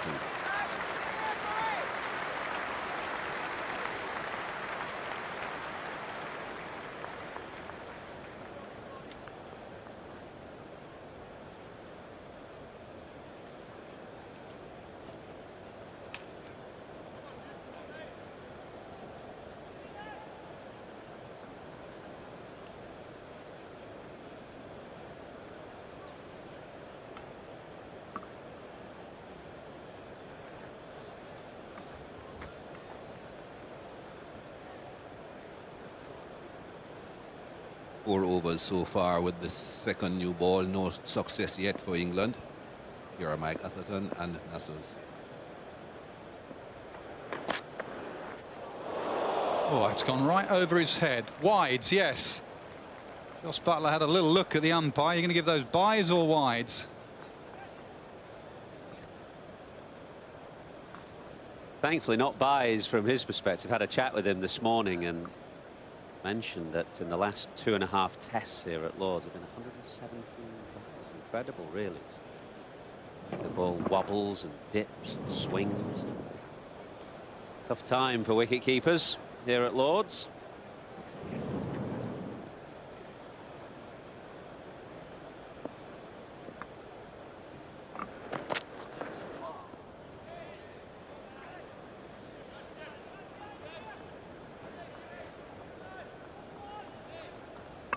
Interesting how positive New Zealand have been against this new ball. First ball Anderson bowled with it. He smashed through the covers for 4. Just positive intent. Some sides when the new ball come, especially here in England, they go into their shell, but not these two. Obviously help that they're in and have got a score, and they're good players.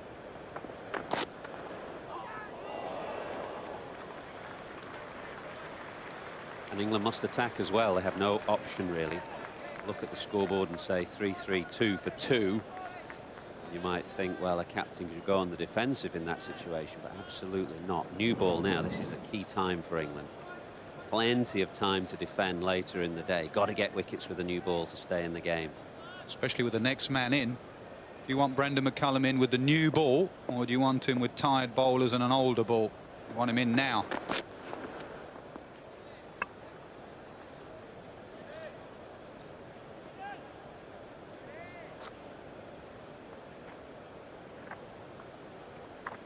A lovely balance to their batting lineup.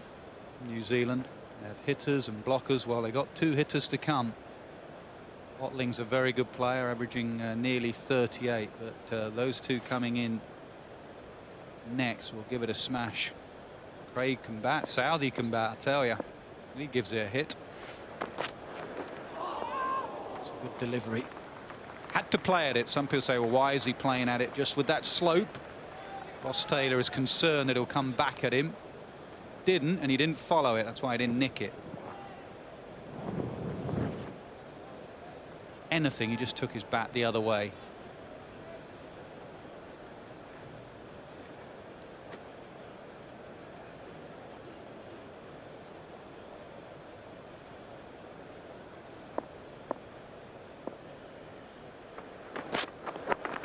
Swinger from Anderson. Picked. Taylor just knocks it for 1.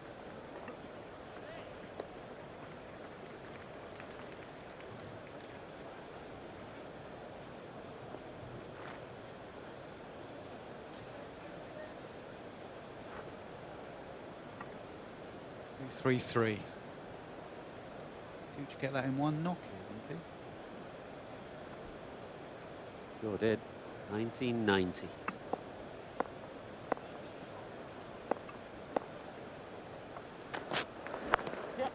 There again, they need a 3rd man for this lad. They really do. Williamson will just keep knocking it down there. 337 for 2. Bumble, what have you got? Well, I've been waiting for you 2 captains to come on. Alex Stewart, former England captain, has just popped into our box and he's pointing his finger and said, how many balls would have hit the stumps this morning with the new ball? Well, let's have a look. this is what England have done this morning with the new ball, and the answer to that is none. So how are they bowling? Should they be bowling fuller or straighter? It seems pretty easy going for New Zealand with this new ball. Is it that they need to bowl fuller? Yeah, Alec popped in. He wasn't happy. Went straight to Bumble and said, how many balls have hit the stumps with this new ball? And none is the answer, Alec. Just in the last 2 or 3 overs, even though none have hit the stumps, you feel that Broad and Anderson have made the batsman play a bit better. But again, it's a bit reactive. A bit fuller, a bit straighter.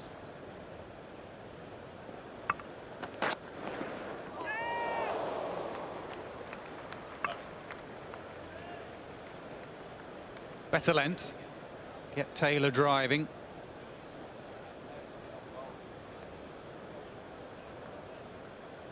Well, he's bowled a couple of cracking deliveries, as you say, and that one nipped. I was thinking of the ball in the previous over that really went. And I was thinking to myself, it was a very similar delivery to the one Henry bowled to Bell, but not as full, and that really was the difference.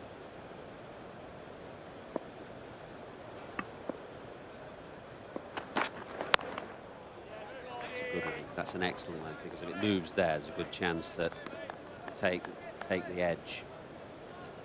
Previous delivery, just have a look at this, the way that it nips off the seam and bounces and goes through to Josh Butler. Now look at the difference here, Henry to Bell. Would you say that is just a yard fuller? Not as tall, maybe skiddier bowler than Stuart Bell, but I suppose you're only talking a yard, half a yard. Did hit the stumps. I do believe bowlers have a natural length, and generally the taller the bowler, slightly shorter he bowls. That was a slight problem with Andy Caddick. Bowl slightly too short and the ball would move away and they'd miss the good ones. Broad's the same. Broad in general, if you heard people commentate on Broad's career over the years, you'd say he's bowled a little bit short. But that's his natural length. When he does pitch it up, he can be floaty. But when he does pitch it up, he's also bowled those magical spells where he's dismissed many a side.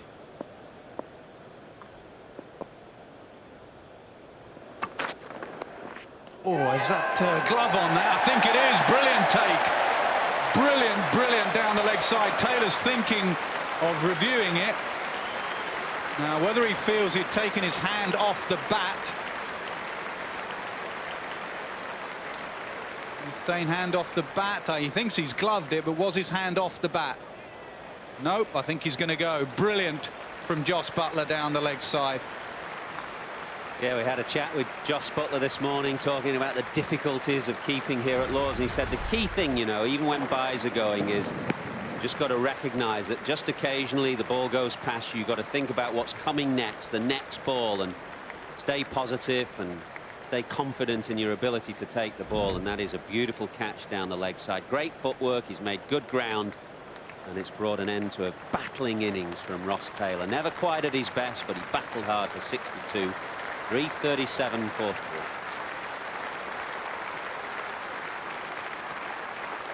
Hardy's of Australia sponsors England cricket. What?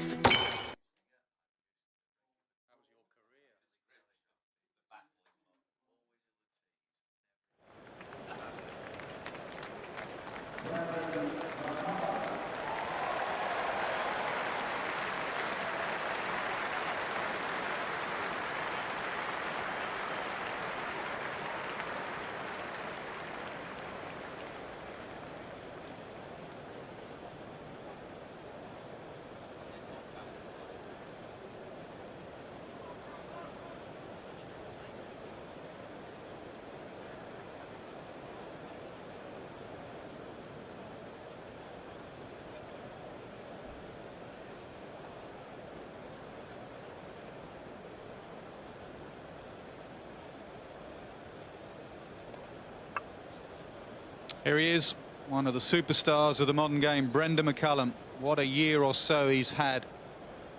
Anything could happen here. Not someone that goes into his shell and tries to survive the new ball, that is for certain. 1100s and a best of 302. That was just a few months ago. He's got 2 doubles, a big 195, and a triple 100 in the last 16 months or so. He gets them quickly as well. Saturday at Lord's is a real occasion, and it could be even better if McCullum gets going.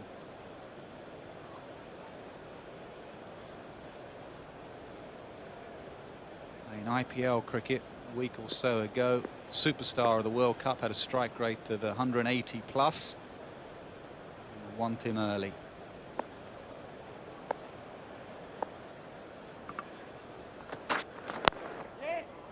He's away. Save your legs, 4 runs. Wouldn't be fussed about that though if I was Stuart Broad. That was very full and there was some swing there. McCullum will go after the ball obviously, but there's a risk and reward equation here, and Cook must hold his nerve, keep the catches in, which he has done. He's kept those 3 slips. Make sure they catch it as well. Going to come quickly. He will give you a chance early.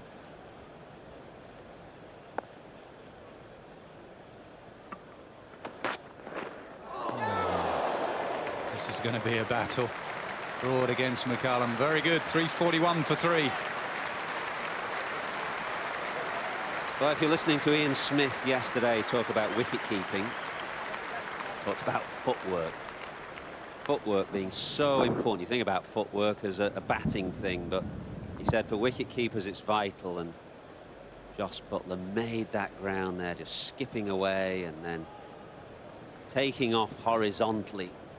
Just a little tickle down the leg side. That skip got him going. Just to get the left on the ball. You can see why Ross Taylor thought about reviewing it, because he was just asking, did I take my hand off the handle? If your hand's not on the handle and you glove it, you shouldn't be given out. I think that famous one, 2005 Ashes, Kaspervitz down the leg side. Geraint Jones took the catch and Billy Bowden put his finger up, and some say, well, his glove and his hand was off the bat handle. Brilliant from Buttler. Which it was, and there were no reviews then, of course. No. Thankfully. You're an England fan. Still no third man, a lot of debate. What are we going to do with Williamson? Plays everything behind on the offside. Do you still need a mid-off? Get him driving towards mid-off. His V is between point and third man.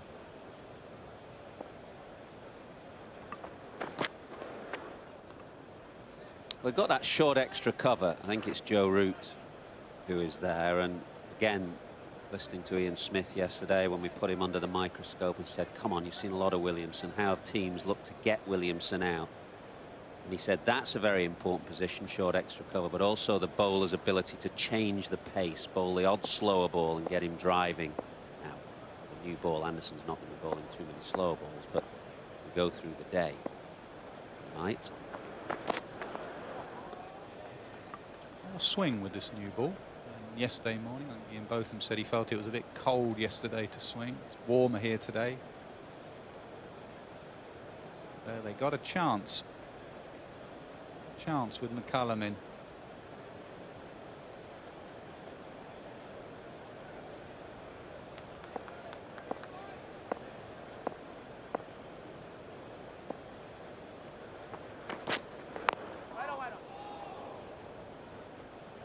Enjoyed your debate on captaincy this morning.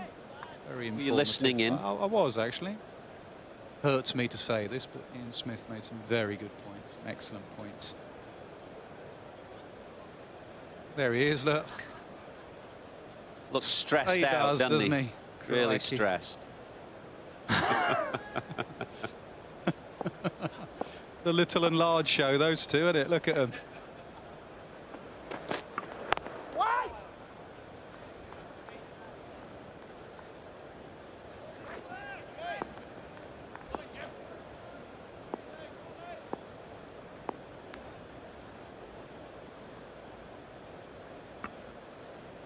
News from the New Zealand cap is that BJ Watling, who was injured one in the knee. The wicket keeper will bat at 7.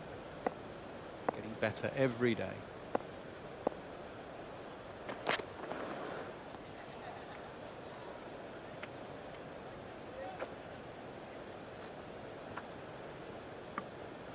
Watling injured himself 2 years ago on this ground, actually, for a run out. Doesn't have many fond memories of Lords. Very good player. Craig's a good player. Southey gives it a smack. Anderson will be dangerous.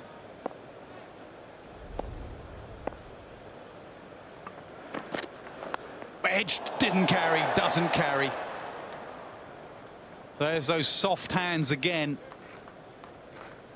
Second slip thinking, should I have gone? 341 for 3. Frustrations, new ball as well, and a genuine edge.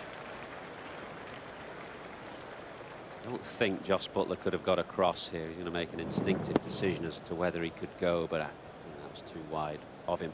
It was interesting, I was chatting to Paul Farbrace this morning, England's caretaker coach, about wicket keeping, the difference in English keepers traditionally and Australian and New Zealand keepers, and he said that English keepers tend to stand a little bit deeper, kind of post-Alan Knott generation, taking the ball around shin height, as opposed to Australian, New Zealand keepers who take it chest height. And what that means, of course, is that your first slip stands a little deeper. And in that instance, it was too deep.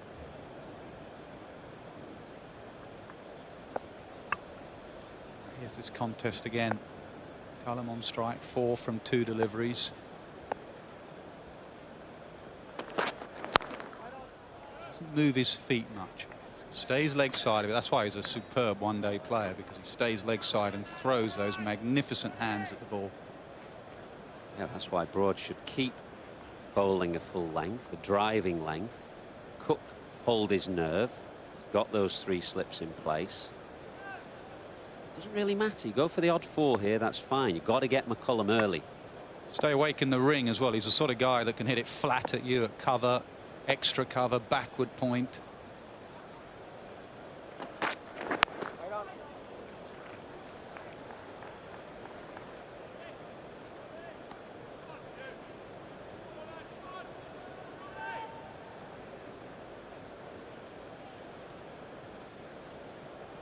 He's had 33 sixes in his last 11 tests. Think about something like Jonathan Trott. I don't think he hit a 6 at all in his whole Test career. Didn't hit 1 6. McCullum is at 33 in his last 11.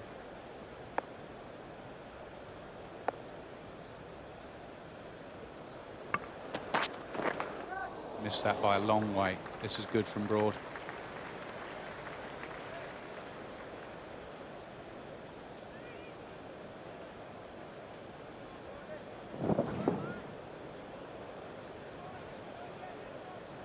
One thing you know about McCullum, that if the edge comes, it will carry. Think of that edge moments ago from Williamson.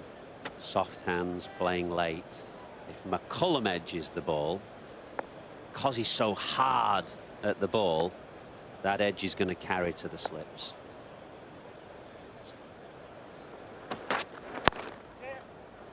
Squirted away. Come back for 2.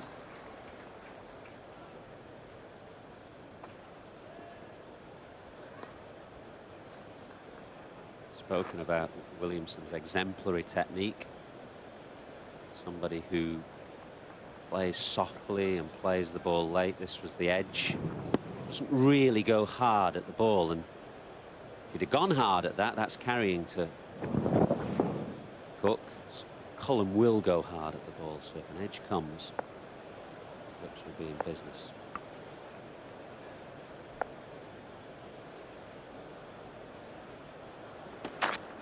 In swinger. Didn't see that a lot from Broad. That was almost Anderson-like. Another thing that bowlers have tried to do to McCullum, because he stays leg side of the ball, occasionally he can get bowled off his pads, etc. Gets blocked off. So England have spoken, get the ball coming in. You can bet Anderson will bowl the odd big hooping in swinger to McCullum.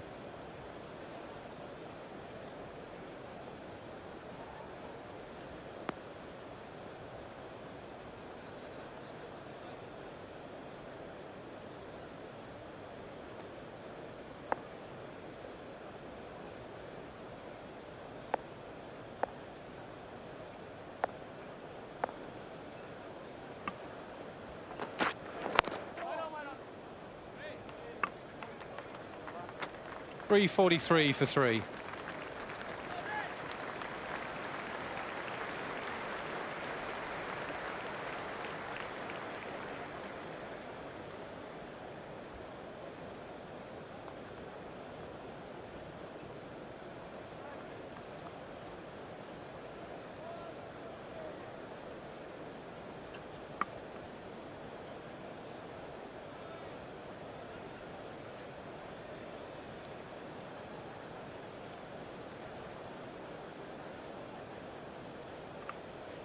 Always a special atmosphere. Lords on a Saturday. Sell-out crowd. Umpires having a chat about the ball, maybe. What's this about? They've even got the ball in their hand. Something they're not happy with. Erasmus hasn't finished. He's back for more. They want another chat.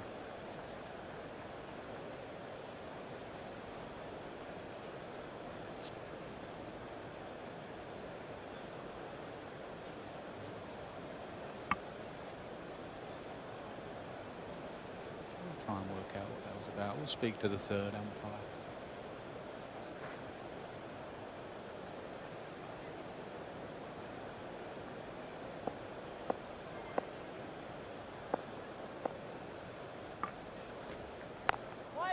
News from the third umpire. The debate is on whether the light should be turned on. Doesn't look that dark out there.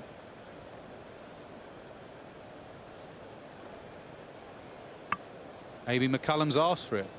McCullum has said, I'm not picking it up particularly well. Can we have the lights on? Well, he's got his light enhancers, hasn't he, there, Murray Erasmus? He's got two sets of sunglasses and he's got the light enhancers on. And as we speak, floodlights on.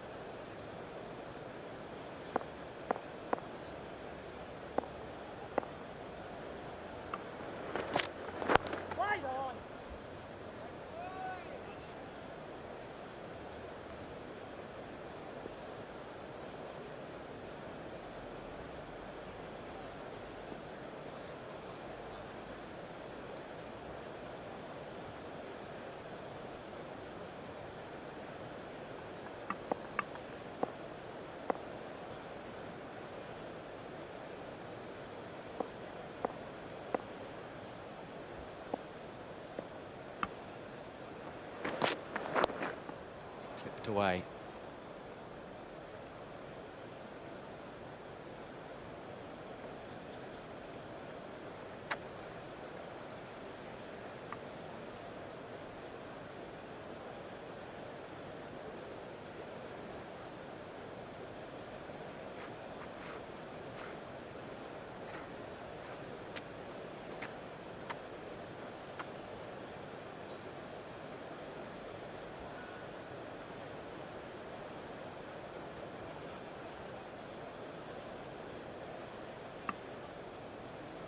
Will he go for that magic ball?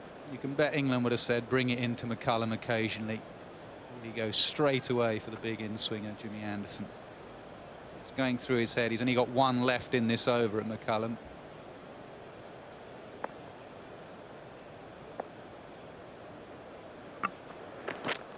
Oh, he's on the charge. McCullum's going to get leg byes, charging Jimmy Anderson. Don't often see that in a test. 3:48 for 3.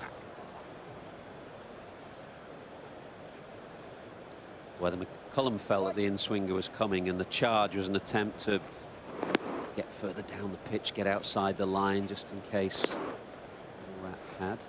Whether he's just giving a statement of intent here to Anderson. Of nearly 400 test wickets. I reckon 32, you're not quite as quick as you were, and I'm going to charge you. I reckon it's about the swing. He's probably just trying to get to it. Concerned about the swing, get to it before it swings. Odd, isn't it? Because when we were growing up, people say you play swing, you play it late. See it early, but play it late. Call them rushing at the ball there. Yeah. Well, you would say Williamson is the technique to have in England. Played for Yorkshire, he plays the ball right underneath him. Swinging ball, he's got the perfect technique. See it early, play late.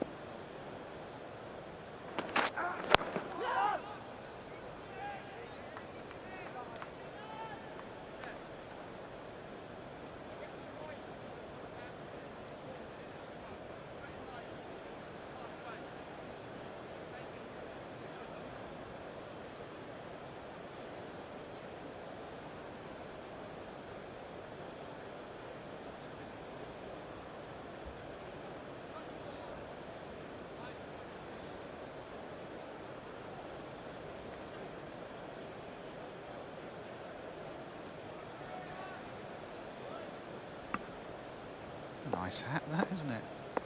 Lovely touch.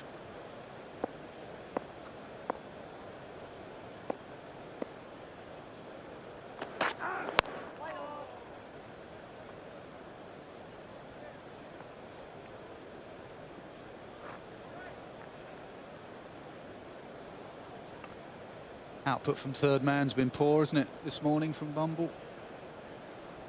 Really bad. He's had one that Alex Stewart gave him. Then he's gone for a lie down. Now he's sort of on hat watch, I think, now, Bumble.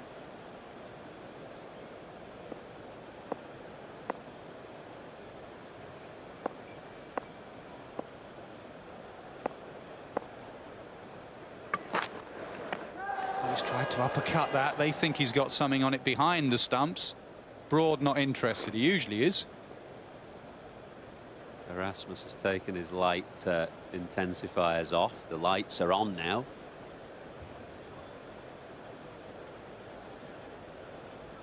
It was a half-hearted appeal, really, wasn't it? Williamson looking to deliberately uppercut it over the top.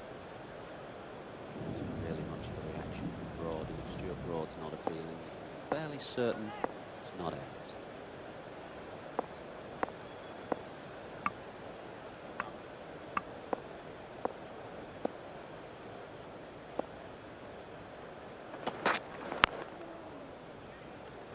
Talking about Erasmus taking his enhancing sunglasses off. Where are you with wearing sunglasses in the slip cordon? Are you that interested? I mean, well, I know where I was when I played. Yeah. I never wore glasses. I think I wore glasses once in Mumbai when it was just so bright. I was feeling out on the boundary, but I can count on the fingers of one hand the number of times I wore glasses. Yeah, I mean, it's like my eyes. Cook dropped one in Caribbean on a cloudy day. And then Bell yesterday dropped one with sunglasses on, etc. I hated wearing sunglasses in the slip cordon. And I think opticians actually say that you lose a certain amount of vision wearing them. Good spell this from Broad. Sorry, Bumble, you're about to chip in. Well, just on sunglasses. Why do they wear them? For the sun. Why do the batters not wear them? But you never see a batter wearing them. What? Chris Gayle, IPL, only one really. Didn't go that well That's for him. one. Jack wore him one. Jack Russell. Well, Jack. There's people wear sunglasses inside with sunglasses. They think they're famous. These people think that they're famous. Wear sunglasses inside. Oh, he's nearly got to that one. Was there bat involved then? No, leg byes given. 350 up for New Zealand, 352 for three. Should be drinks.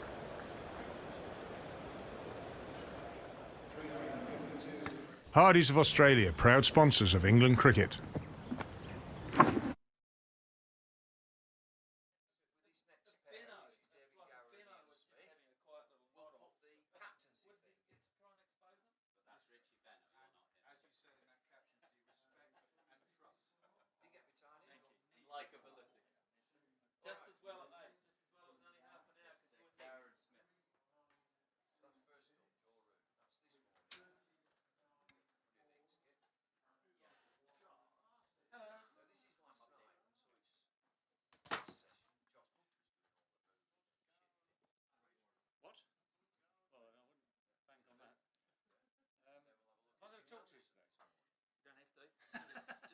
last week.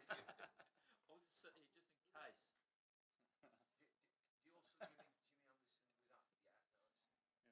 Although you look good just a moment ago. Thank you very much. Thank you, that's great, thank you. Just go.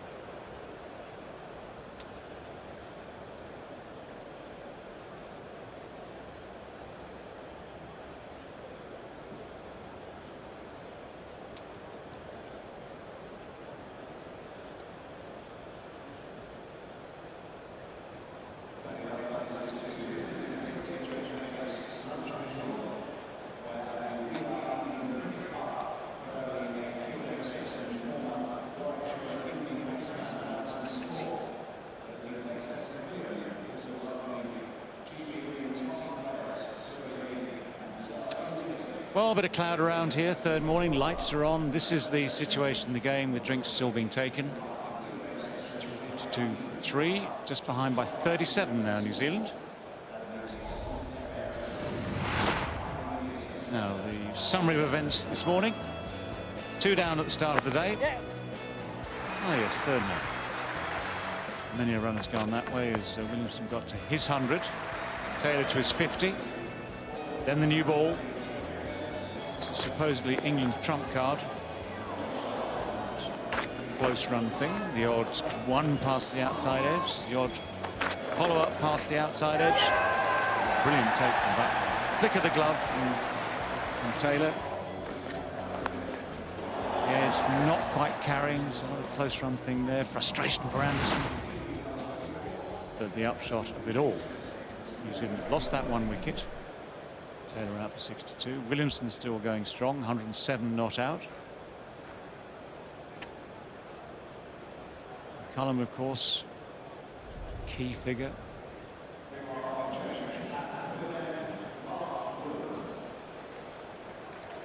Right, end of drinks, change of bowling at the could have had a wicket yesterday, as everyone's well aware, but in fact his front foot was a few millimetres too far advanced.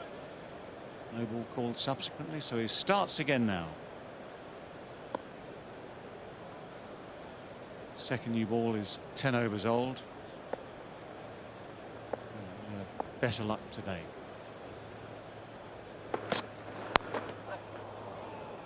Well, that was right off the toe end of the bat. Almost carried straight to Stokes. I promise you something, David. And I promise the people watching that Brendan McCullum will not let this guy settle. This guy's playing his first test. Brendan McCullum is playing his umpteenth.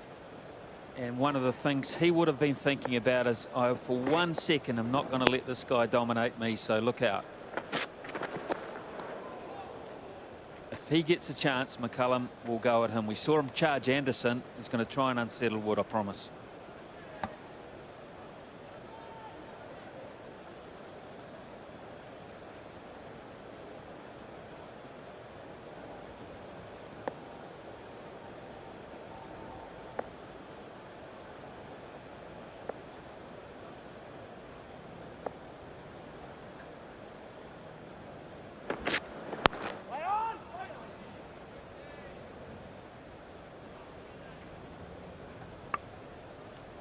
Making the point again about Brendan McCullum, although we saw all those fireworks in the World Cup a couple of months ago, extraordinary strike rates, all out attack from the first ball of the innings, all that sort of stuff. He does make, or has been making, a lot of runs in the longer form of the game as well.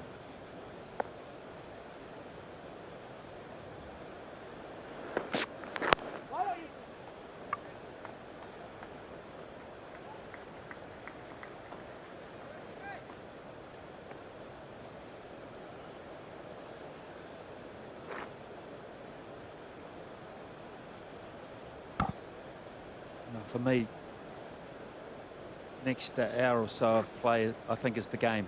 Very much the game. England, new ball. New Zealand's most dangerous player at the crease, who can whistle it away from you in a short space of time. captain on captain here as well. I think there's a lot of contests going on right now.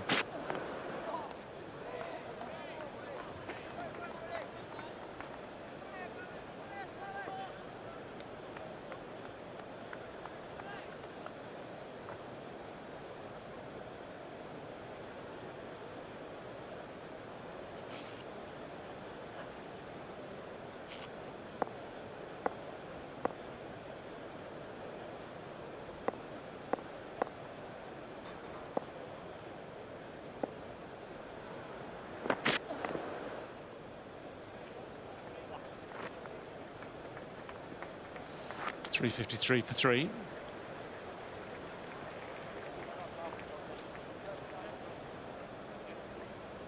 Slightly concerned look on the bowling coach's face.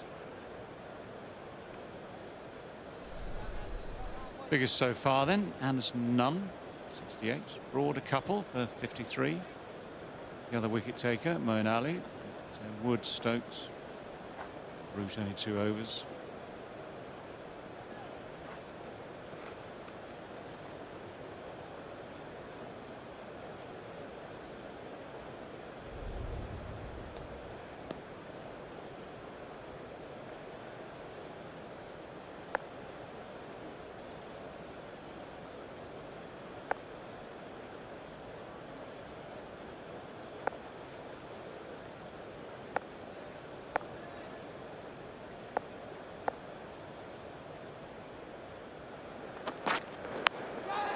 Up in the air and dropping safely. You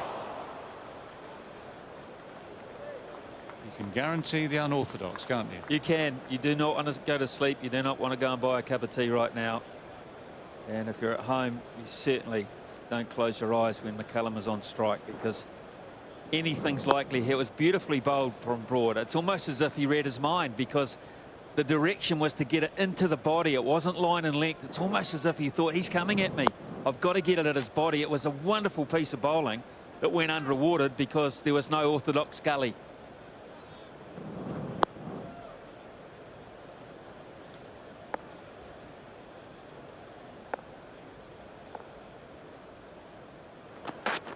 Right on.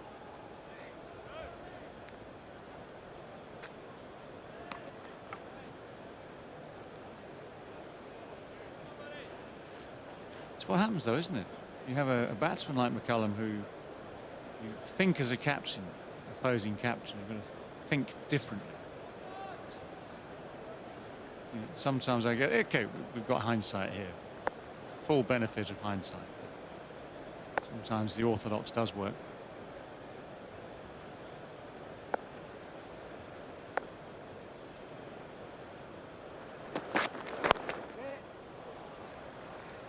Tucked away.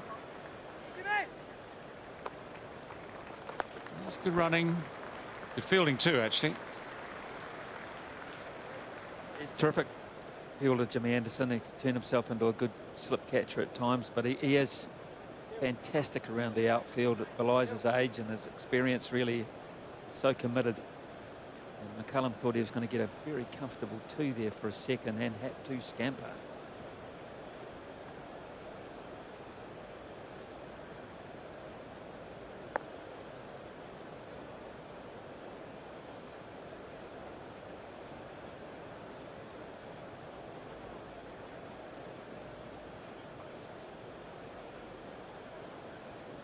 Third man. Stokes drops from backward cover to third man. I think he's gone back there as a catcher.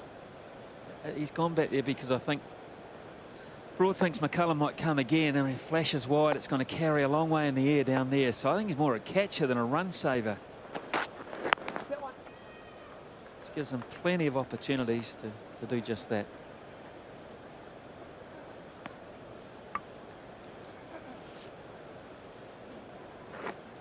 Quick observation.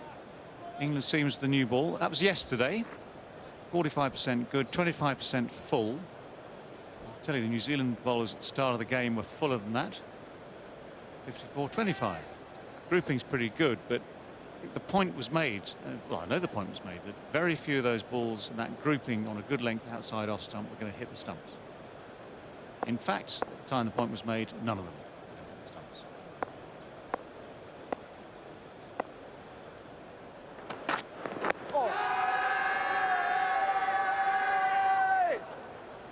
No.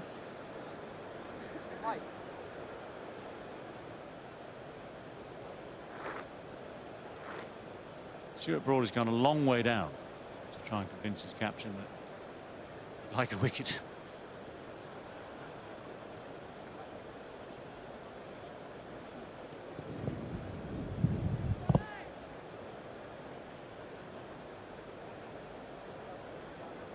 Hitting directly on that back thigh.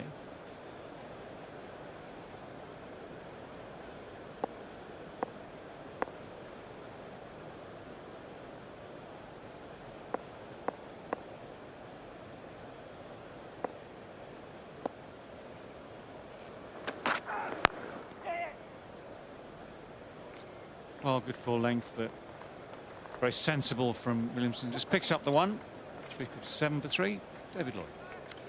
Well, I'm just going back to that debate this morning, Saturday debate on captaincy. Just have a look at what's been going on during this game.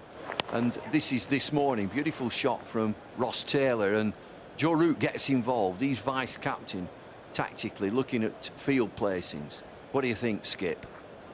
And then we go back to yesterday. This is last evening, late on in the evening. Josh Butler doing all the moving all the field. Yeah, you come in a bit deeper. That's it. No, I want you in there. And then back to this morning, Jimmy Anderson. Yeah, I want a man in there. Move him in. I just wonder where the captaincy sits in this. And he doesn't like that either, Anderson. Get a man down there. So what I'm saying is, with you two guys here, a wicket keeper, would you be comfortable moving the field as a captain, former captain? Are you comfortable with the other fielders saying, no, we need one here, we need one there? Do you not need to show a bit more authority? My answer to that is this. I always encourage people to think for themselves. If they had ideas, good ideas, come to me as captain. Right. And then the final say is captain. So you say, OK, it's all real. You want a second slip? Yes, good idea. Or Thursday, good idea, have it. Or on occasion, no. Well, change of delivery point, nearly bringing results there. The other thing, just to add to that discussion, is that with Ian Smith here, Shane Warne yesterday said, I don't want my wicketkeeper moving the field. It's not his job. I would never do it. I would never gazump my captain by preempting what I thought should be the case. If he asked me about the angle where someone was, or if a new fielder had just gone into a place where someone was and was slightly out of position, he was 10 yards to the left of where the previous guy, I would suggest to him to go back to where the other guy was. But I would never, ever in the history of 13 years of playing, gazump a captain and say, I would wait. I'm sorry, I would. That's fair enough. I think the important thing is that the captain knows what's going on. And it's up to him then, to approve or disapprove.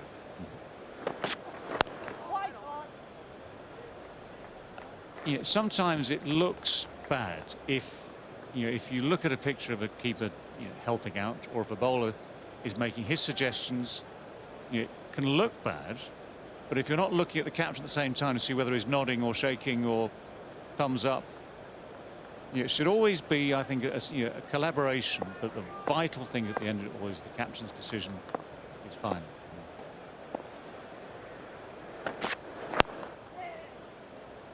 Got to hurry. Oh, just overplayed that. It was, I think, slightly more firmly struck than he thought. I'll tell you, Williamson's just going through a difficult time at the moment. He's been struck 2 or 3 times. He's in a bit of pain. He's been hit on the back leg twice in a row. And at the moment, he's just a little bit uncertain. That would have been mighty close. I think probably out, actually, to be fair. Direct hit. Yep, gone. So, look, it's another opportunity, isn't it, where England have had half a chance. But he's just, I think Williamson's at his most vulnerable right now. England have got to be very, very conscious of that. And, of course, you've always got to be wary with this guy on strike.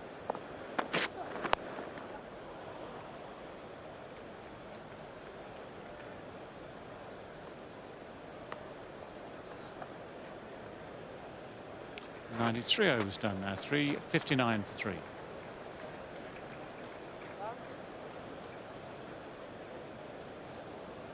Well, New Zealand 30 behind now, still with those 7 wickets in hand. fair amount of batting still to come too.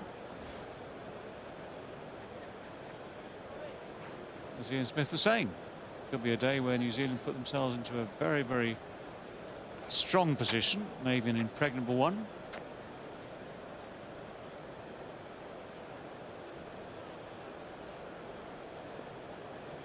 A lot of cricket still to be played, but New Zealand definitely with the whip hand at the moment.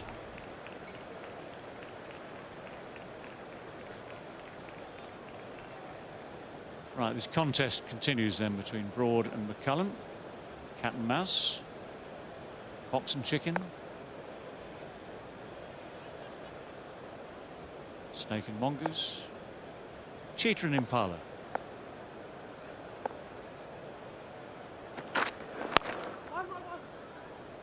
One thing they are doing well, you mentioned just now, Ian, that, you know, because the odd problem we're running, Williamson and that, those couple of blows he's taken, but they are looking for these rotational singles. Keep the strike rotating, pick up these ones. And that's I think it's quite clever cricket from New Zealand, and it's not easy for Alistair Cook and it's not easy for England, because you know that Brendan McCullum could come at you one of two ways. He could really try and fire you by scoring in 4s and 6s. So you sort of sit back a wee bit, and I respect the fact that you do that. But if McCullum's thinking, that opportunity is to pinch ones. It makes it so hard. And I was talking to, there's another single behind point to Williamson. We've seen plenty of those. I was talking to Shane Warne next door about it, actually. And we're discussing that, you know, so often we talk about bowlers being the intimidating factor in cricket, but every now and then you find a batsman who's an intimidator. I can think of a few. More modern, Chris Gayle. Actually, yeah, as soon as you said that, people start muttering. I was thinking of Viv Richards, which is what David Lloyd just said. Sorry, Chris, well, you said Chris Gayle. I was thinking about him too. If you go back, Chris Gayle, modern era, Viv Richards, my era. All sorts. Nasser Hussain's just said Nasser Hussain, but I think that was probably tongue-in-cheek. No, I don't think it was. I think he was serious.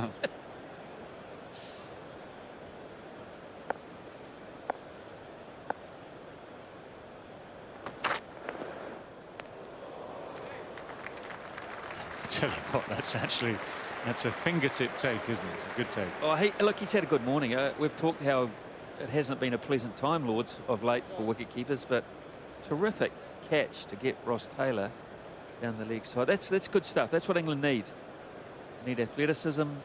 They need keeper to be on fire. This is very good, because if this goes away from him, it's 4 byes, maybe 4 wides, and all of a sudden New Zealand narrowed the gap with an English mistake. It's a good shot.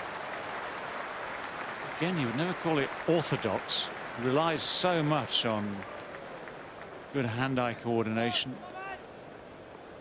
and that positive approach. Well, he looks to get leg side of the ball, and that's a trademark too of IPL cricket, of aggressive 50-over cricket. The way he gets leg side of the ball, he likes that. He plays that shot with both feet off the ground. It is such a unique style he's developed. You couldn't coach it. You wouldn't say to your son, this is how I want you to play, good luck.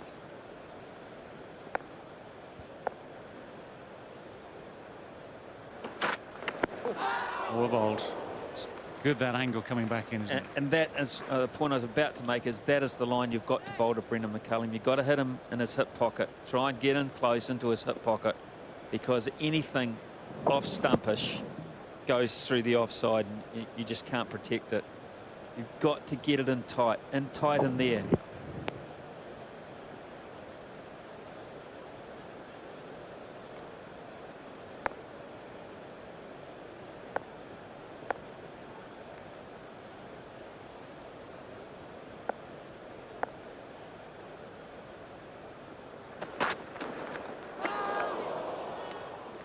Give it a go, whatever he sees that's hittable, Brendan McCullum will give it a full go.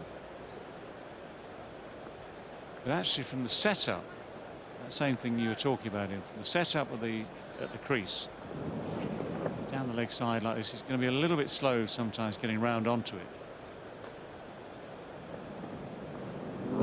Butler off again, having to dive, of course.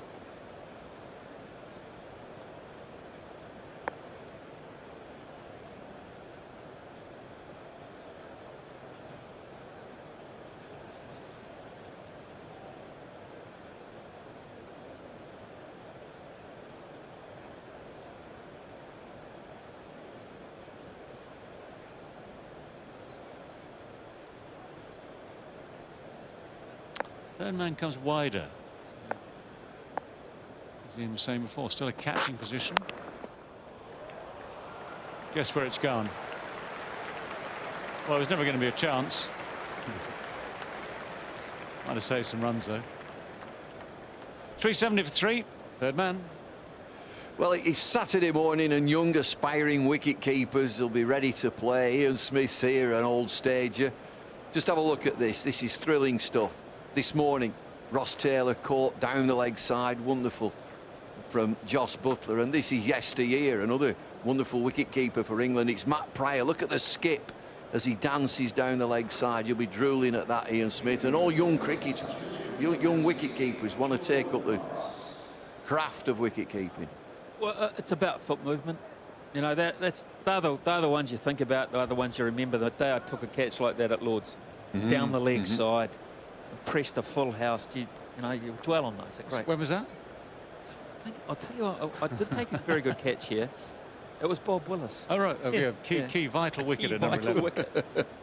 Bob Willis nicked one on the good diving catch. So I remember it greatly. I often talk about the catch, but never the victim.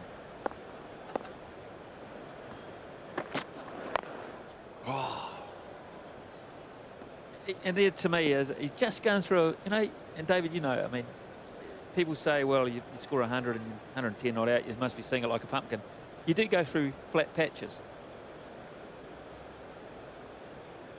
Well, if you lose rhythm, or if you just lose that momentum, and he's kept it going really well through most of the innings, and there is the new ball, it's done various things, but if you just lose that little bit of something, you need a bit of patience just to hang in till it comes back.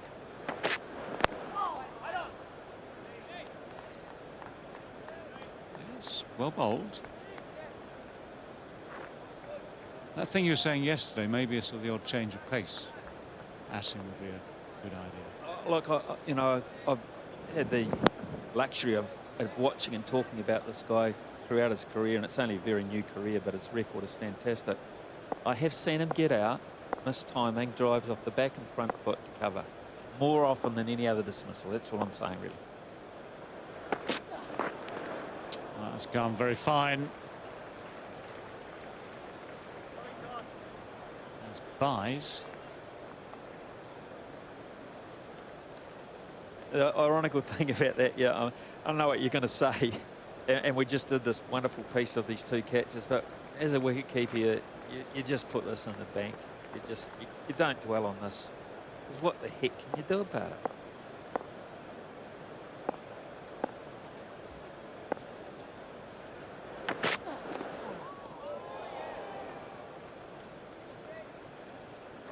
As I say, he just seems to have lost his composure a bit, Kane Williamson here. Because for a man well set, you wouldn't really be. I mean, okay, in the end he's nowhere near it. In the end he pulls out the shot, but even to be thinking about driving that when it started wide, went wider.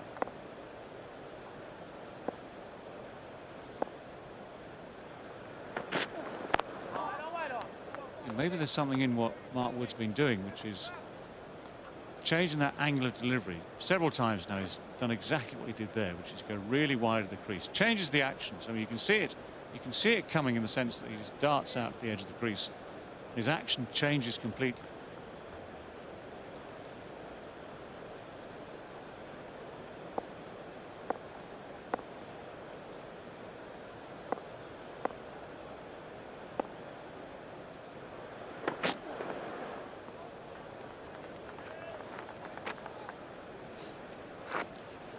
.374 for 3. Tell you what, he must be just dying for one to come straight through to him. He's been diving to the left, diving to the right, taking off, a full stretch above his head, full stretch either side, just one to come through at waist height into the gloves without moving. That'd be nice, wouldn't it? With a little piece of wood on it. That's, well, yeah. Yeah. I mean, an orthodox take would be nice, but honestly, it's so busy. And that's, I mean, the key for me is the feet, getting the feet going, helping yourself.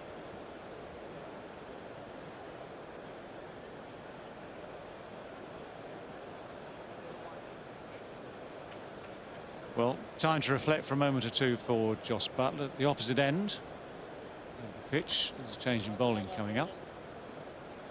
Broad spell is over. Stokes went off the field there for that last over, but he's now ready and waiting and preparing to bowl. Well, I thought that was Broad's best spell of the match so far. I thought he's outstanding this morning with the new ball. Stuart Broad deserved a better. He bowled some terrific deliveries, and he's troubled everybody. There's no doubt about it. He did get Taylor. And Stokes, I thought, was quite outstanding yesterday at times. He's strong, he's aggressive. He gets grumpy if it doesn't go his way. He's got the trademarks there. He's an immensely strong young man, being a great asset. He keeps developing this part of his game.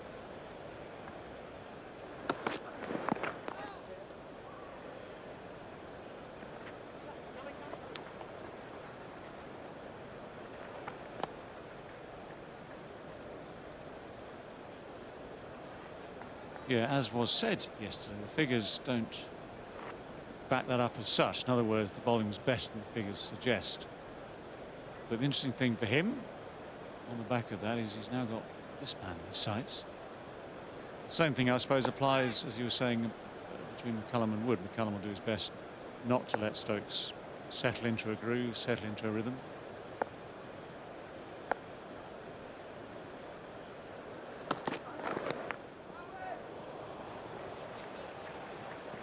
Add 4. Runs, we've had buys, now we've got leg buys.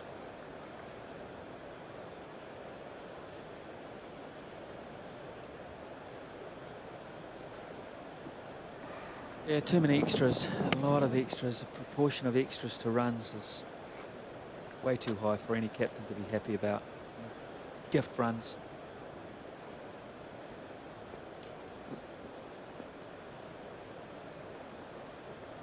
Well, extras now at 57. 4th highest total extras at Lord's.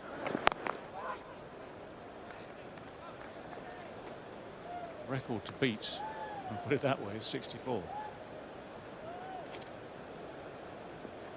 Well, David, one of your trademarks, I used to stand behind you, is how late you played the ball and how you saw it so early and played it so late. And we have a look at defensive technique of playing the ball under your eyes as opposed to McCullum. He just plays a foot further in front of his eyes than Williamson does. Doesn't say that's wrong, it's just his way. But Williamson, that's why he picks up so many runs and defends the ball behind point so well, because he's playing. It's not an edge, it's late and it's deliberate.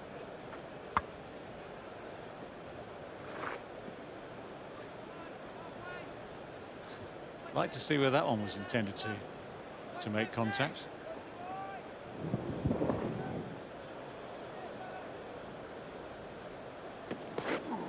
What beat the bat here is just that little bit of extra bounce, but I mean, not something you'd recommend as a shot. There's a lot to like about Brendan McCullum. And the first thing, of course, is that sort of ultra positive mindset, sort of belief that he can do anything. But that previous shot, sorry, but it's just wild.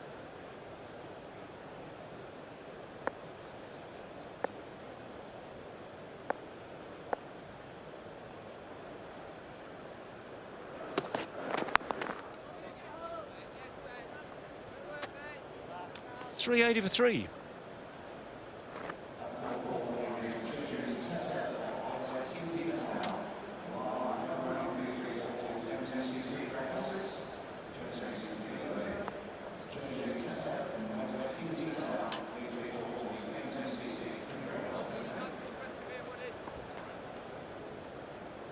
Come on, Woody.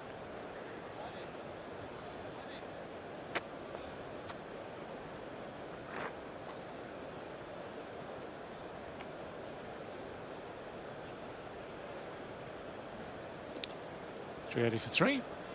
Half an hour to go again before we get to lunch, this time on day 3, and to talk you through the rest of the action for the morning. Ian Botham, Shane Warne.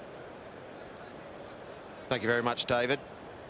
Another good session so far by New Zealand. Only trailed by 9 runs now.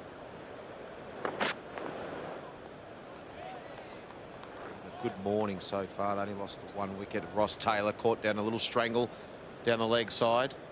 No, you don't agree with that, Ian Botham, but it was a little strangle down the leg side. Be disappointed, Ross Taylor. be getting out in that way. Sends on to 110. McCullum's looked aggressive as normal for his 22. New ball's nipped around and swung it around. The lights are on. It's good bowling conditions, but England can't find a way through, Ian Botham. Not at the moment. Warning. I don't know. I thought Broad bowled well, really well. Aggressive. One of his best spells for a while. In fact, throughout this match, in fairness to him, he's bowled well. He's been the aggressor. He's come in, try to make things happen. And that's what I think Ben Stokes and Mark Wood need to do now. Aggressive, especially to McMillan. To swing there. I think there's still plenty there, Beef. I mean, the lights are on, it's overcast, the ball's swinging, it's still nipping around. There's plenty there for Wood, Stokes. I agree with you, Stuart Broad. I said early, first up this morning, that yesterday I thought he bowled beautiful. It's the best I've seen him bowl for a long time. He was aggressive, he looked like he had his rhythm up when he was running in. And today I thought he bowled pretty well too. When that pace is up for Stuart Broad, it's a class act. Full, and that's have to have a third man down there now for Williamson.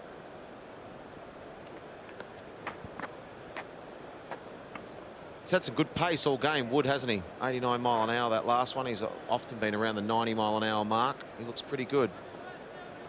Yeah, it's compact. Run-up's compact. He gets a lot of body power in there. Sort of bit of Simon Jones, maybe a little bit of Liam Plunkett in there.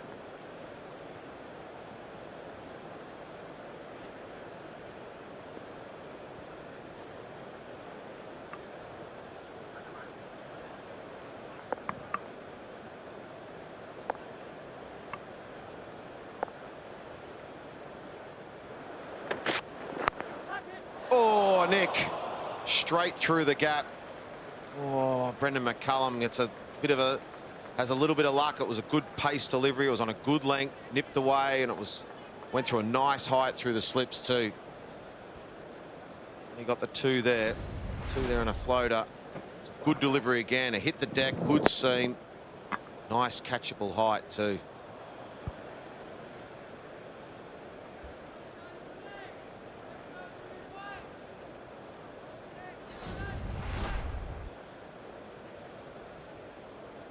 Floater's a bit of guesswork, isn't it?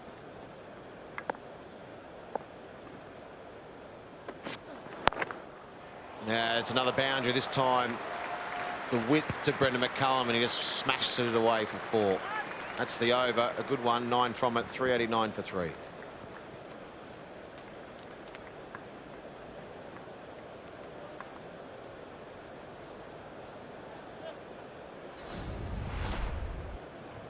Just a little bit of width. The other one was a genuine edge. This is width, and he'll go after that. Wondering what he's got to do. He had a wicket yesterday, but he's overstepped the line fractionally. But that's all it has to be, and he'll be disappointed. Proper edge. No one there to catch it. The ball's only 16 overs old when he bowled. Now 17. Maybe. He's played a bit longer. He might be saying, Captain, I want 3 slips. Yeah, there's moments in games, there's moments in sessions, isn't there? And you sense today is a bowling day, and especially with the lights coming on now, it's overcast, the ball's nipping around a bit. Now's the time to really attack. There'll be a time to defend a little bit. He's only got 2 slips in there now, even for Ben Stokes, is bowling around 90 mile an hour as well. The ball's swinging. Got a third man. Now's the time to attack.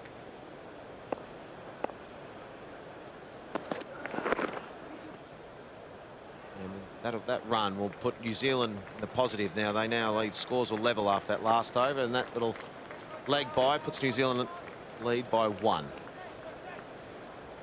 Could be a lot more by tea time.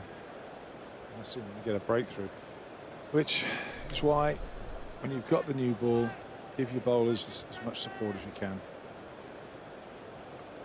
England did very well to get 389 after being 30 for 4 through Root and Stokes and Butler and Moeen. New Zealand 390 for 3. Oh, McCullum goes down the deck, charges him and hits it all the way into the crowd for 6. God, there's a lot to like about Brendan McCullum. You knew what he was going to do before he walked to the crease. He will try and take this new ball. He'll see is a time to attack. Comes the ball. It's been found. He'll give you a chance. Once he hit that, he knew that was going one way into the crowd.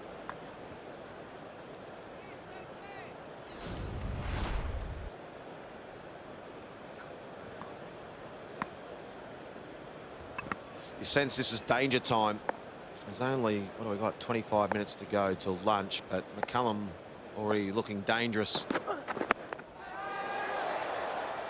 Now, is that off the pad or off the bat? There's an appeal from England. I think it was off the pad.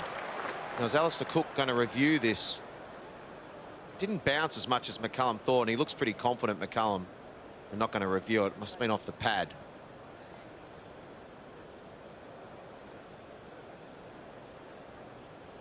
Let's have a look. Doesn't look to me as the bat's particularly close to that. No, it just didn't bounce as much as McCullum. It just whacked him on top of the pad and gone straight up in the air.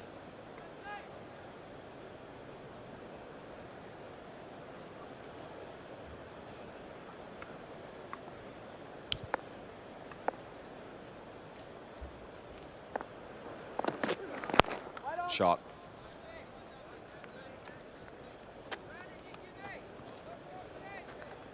I think there's something with as a bowler, when you're bowling to someone as aggressive as Brendan McCullum, you can't sort of just fear Brendan McCullum. You've got to bowl and match his aggression and come at him.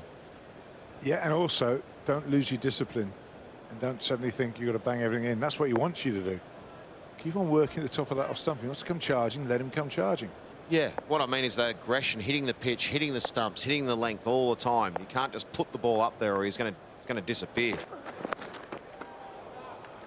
It's going to be another boundary. He's hit that hard again, the short one. That's what you can't do, as we're talking about. You can't try and go after him with short stuff and then full.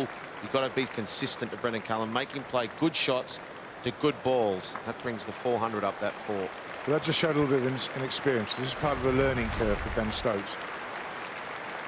And he wants it there. It's a free hit for him. He can go anywhere. You want to still bowl length off stump. Let him come at you. But he'd be happy to sit back and play that all day long. You're better off going full than short. Yeah, you want him on the front foot, trying to hit it down through the offside. That's where you want him to score. If he runs down and dongs you over the top for 6, so be it. That's it. Stay there. 88 mile an hour, a little bit of shape, natural variation. 11 from it, 400 for 3. That's exactly what we're saying. That last ball, that's where you got to bowl. Off stump just outside. He wants to take the game to you, Brendan McCullum, so he's going to come after you. Out there, look, bit of a waft. Do more damage there. He knows what he's just done, but that's what you want him to do.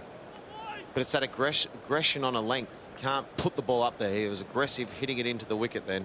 That caused the mistake.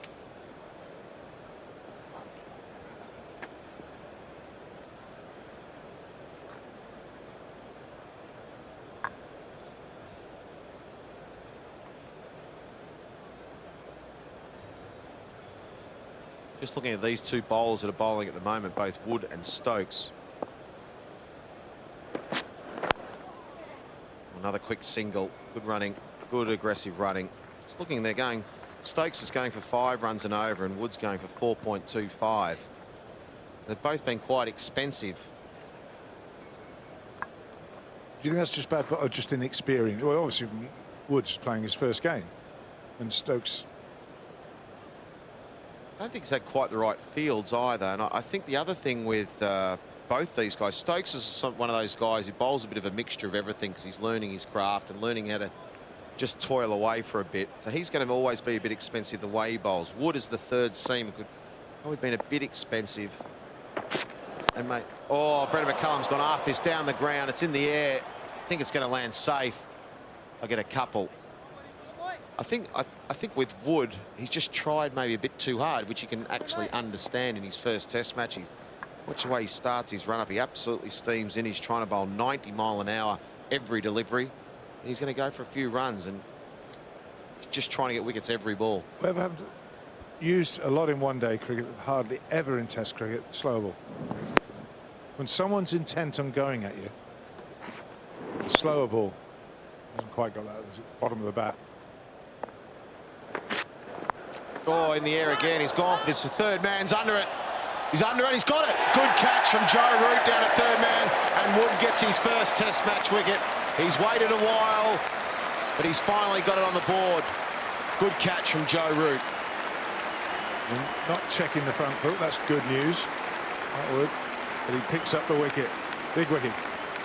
Joe Root to a good catch here. It's too full.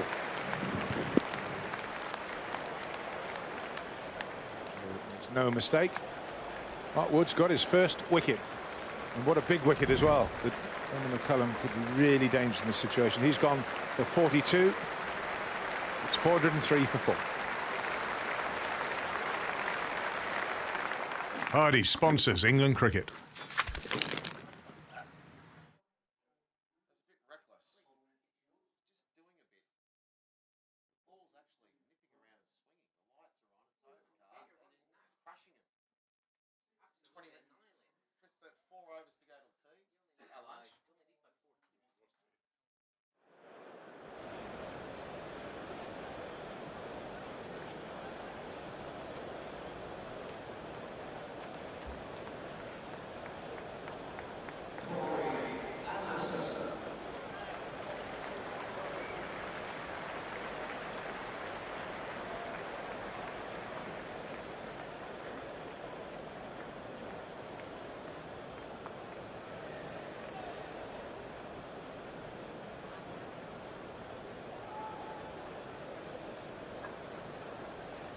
Yeah, welcome back. And if you've just joined us, Mark Wood on debut has got his first wicket.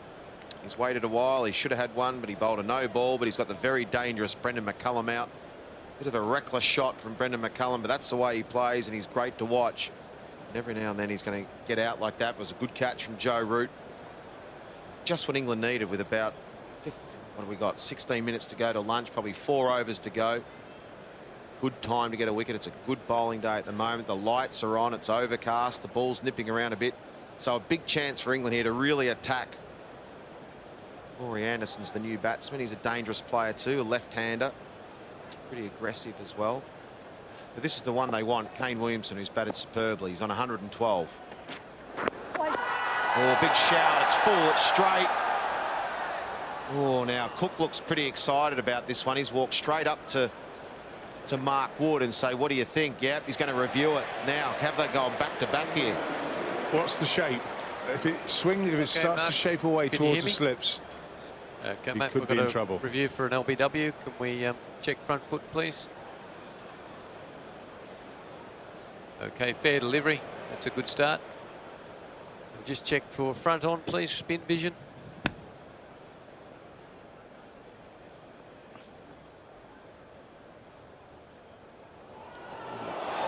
May have been. We'll just we'll go to hotspot, please. Probably from point would be the best spot, I think.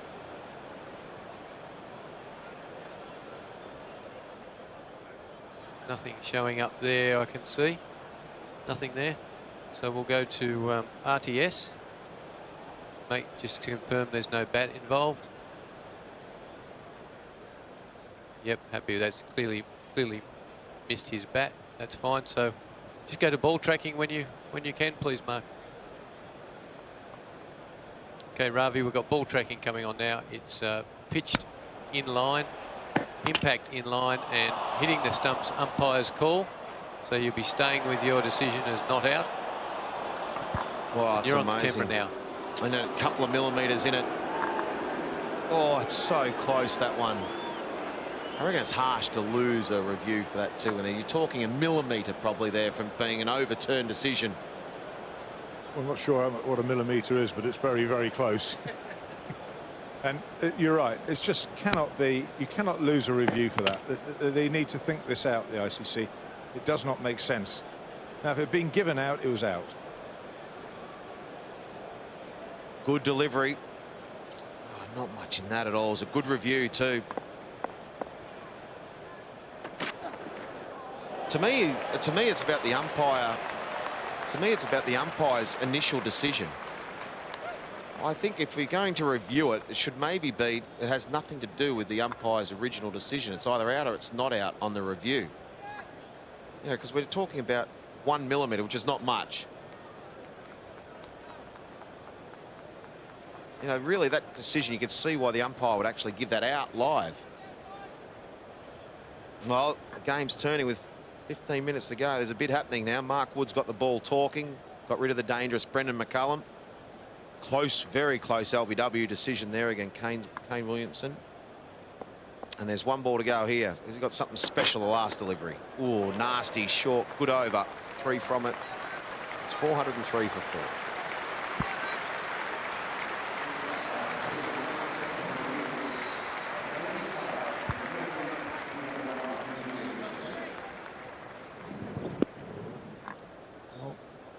It was meant to be going somewhere over the leg side, top edge. There's a lot of advantages with those big bats, and there's also a disadvantage like that. It flies to third man. Mark Wood's got his wicket. And well, couldn't get much closer to having a second one just now.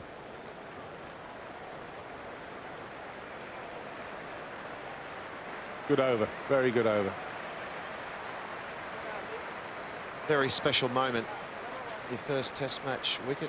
People have had the opportunity to get it. You never forget it. Your first one. Should have had one yesterday. But it's a very special moment. What a place to do it too at Lord's. There's a bit happening now for England. They've got the tails up.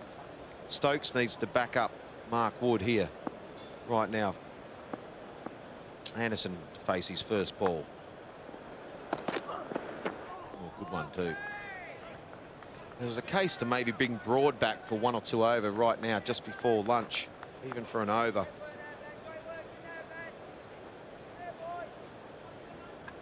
Maybe straight after lunch. He had 7 overs in that spell, and he did run in.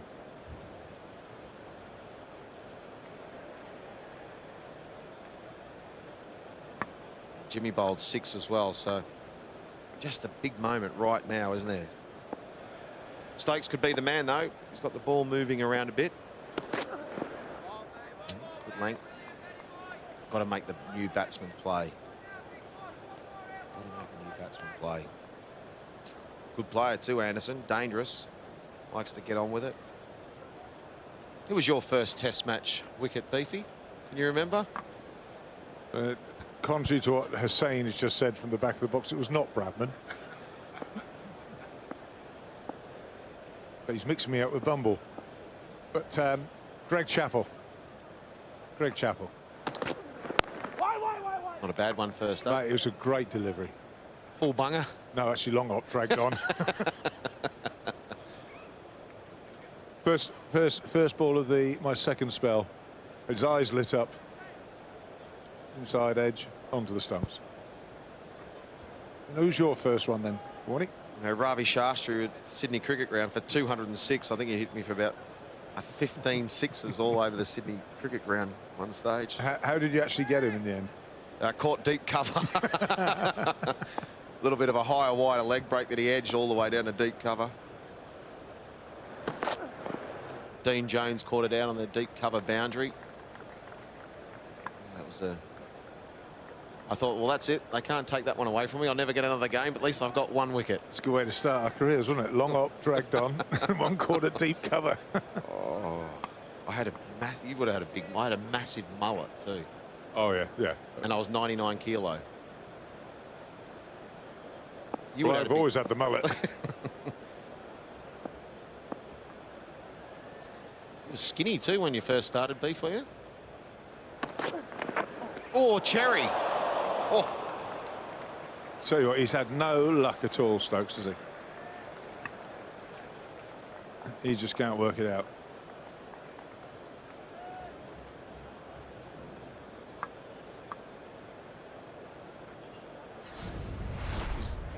Got us to bounce a little bit.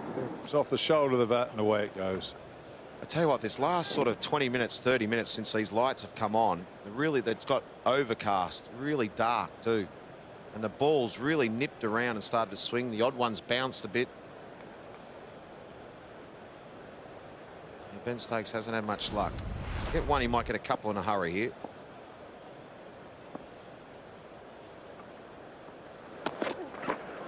Oh, another Jaffa. Quality over from Ben Stokes. Well bowled. It's 407 for 4.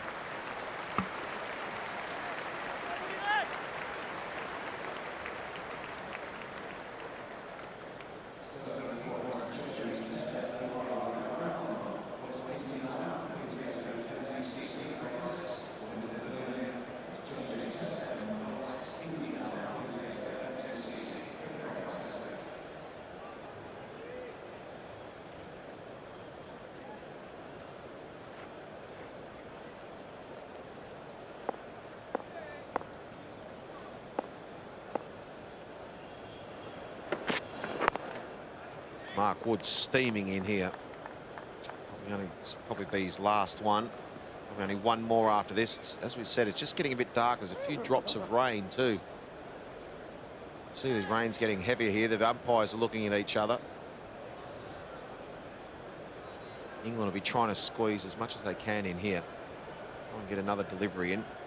That's where Kane Williamson should just hold him up and make him wait. Wide of the crease. Played beautifully, Kane Williamson. Got through some tough patches. Played some excellent shots. Let's hope this is just a brief shower. Not sure what the forecast is today, Beef. It was meant to be pretty sunny. I thought so as well. I'm going back to the seaweed.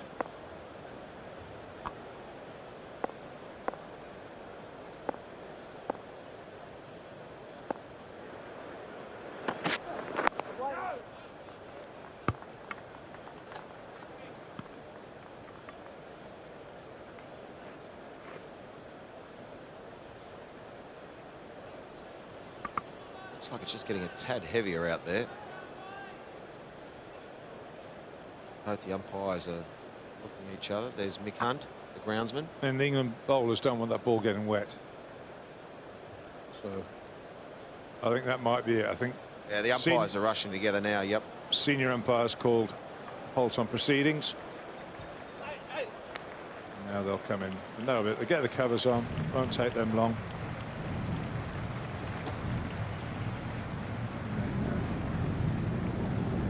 They'll take lunch, I'm pretty certain now. They'll take lunch, and I'm hearing through my earpiece they are taking lunch. So, not a bad morning. Good cricket, exciting cricket. Williamson still there on 112.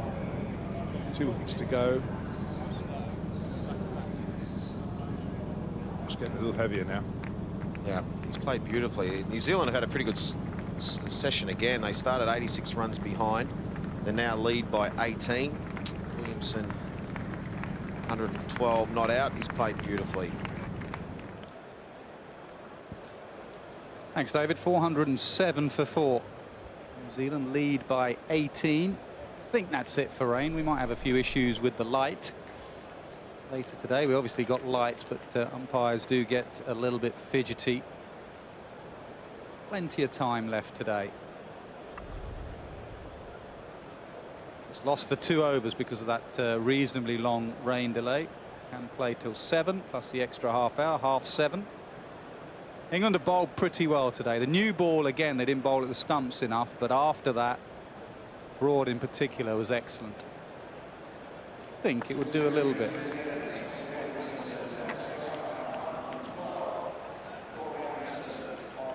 So England need to some runs quickly. They were going well before that rain came. They were enjoying themselves. The ball just started to do a bit.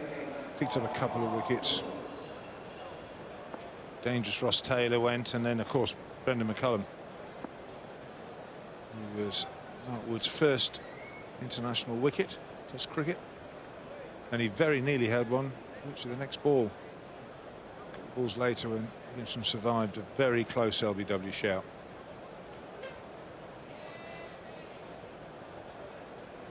It's been impressive. Mark Wood sustained his pace throughout.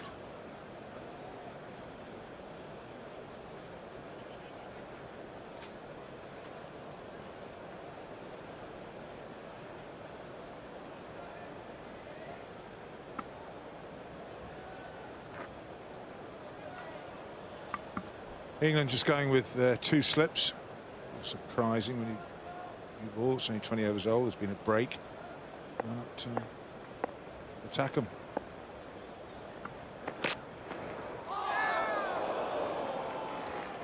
That really was after a delay shot, after a rain delay. That's my whole point, Nas. You know, they've had a rain delay. They've been sat in the dressing room, not quite sure what's going on. You come out, you're a bit fidgety. Surely get another slip in it. Men out on the hook. Start of a session.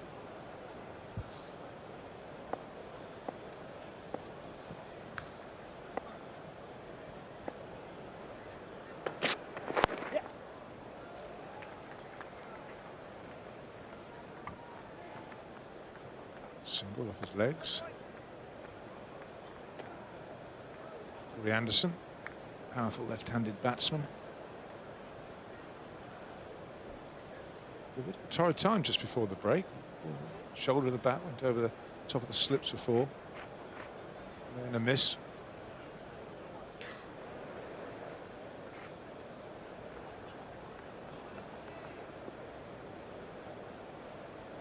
A little more attacking, which is good to see. 3 slips and a floater.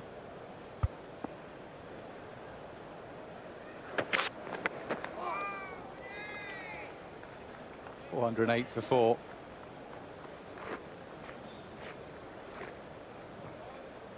Just Buttler spoke to Michael Atherton about the wobble here at Lord's, and just to test him, he's had an excellent day with the gloves so far. Brilliant catch down the leg side, and watch this one wobble at him.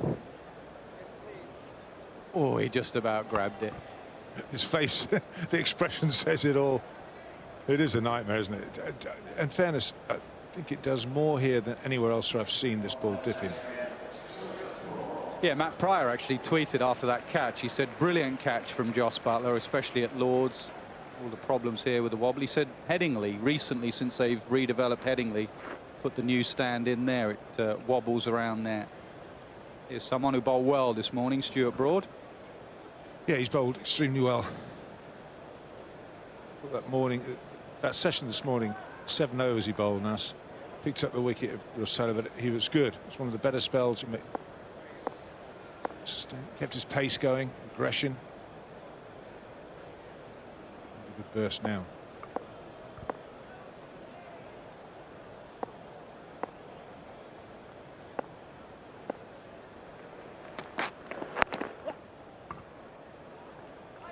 Get the single.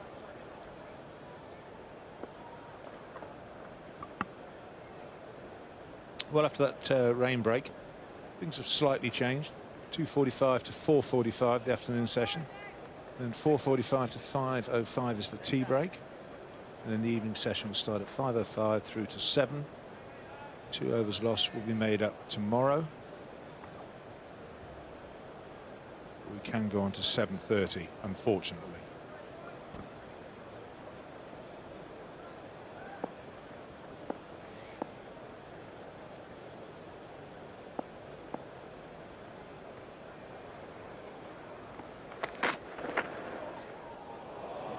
More buys. The extras total just continues to mount up. How many is that now? 62 extras.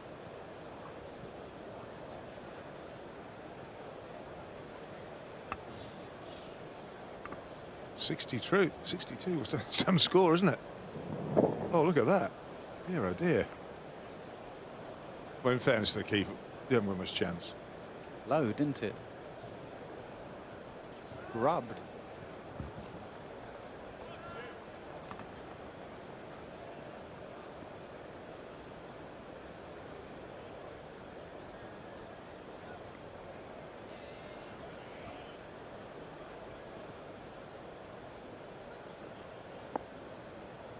It's a danger. Goes over the ropes. Dry every part of the ground, so too wet. Especially on the seam. Oh, bless. Bowlers. Slightly wet ball. All those club cricketers have a real load of sympathy with you bowlers. Slightly wet ball. Won't do as much. Slip out your hand. Would never have come off for that little bit of rain in club cricket when I played. The Oldham District.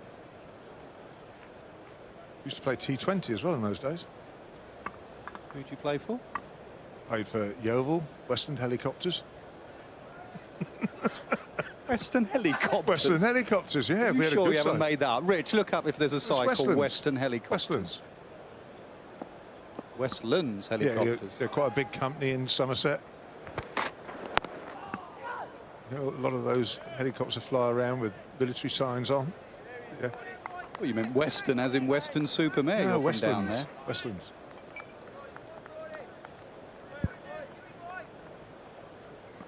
They're now called Westland Sports Cricket Club. Well, anyway, I used to play for that lot as well.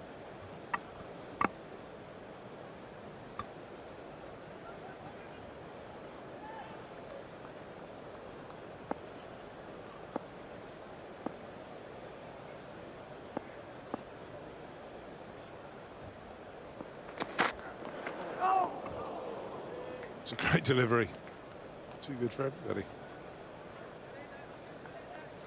Why do you think Broad has these sort of days where he's excellent? You wouldn't say he's consistent, would you, Stuart Broad? His stats were pretty good, but he goes up and down. I think it's when you get the length. It's all about length there, Stuart Broad. This is a much better. The batsman's not quite sure. Do I come forward? Do I stay back? At times he just bangs it in too short. And can look, well, on slower pitches, ineffective, pretty much. But when he gets it right, I think back to the Oval, to Durham. You know, magnificent spells where he got absolutely spot on. Good over. 413 for 4. So the next question would be, why doesn't he pitch it up more often if he can do it? But, you know, I honestly don't know. I hear bowlers say, "Oh, it's my natural length." Well, that's baloney. You've got to. International bowlers have to bowl according to the conditions and the situation. I thought in the first innings, first day, with the first new ball, England bowled it too short with the new ball and then tried to rectify it 30 overs later.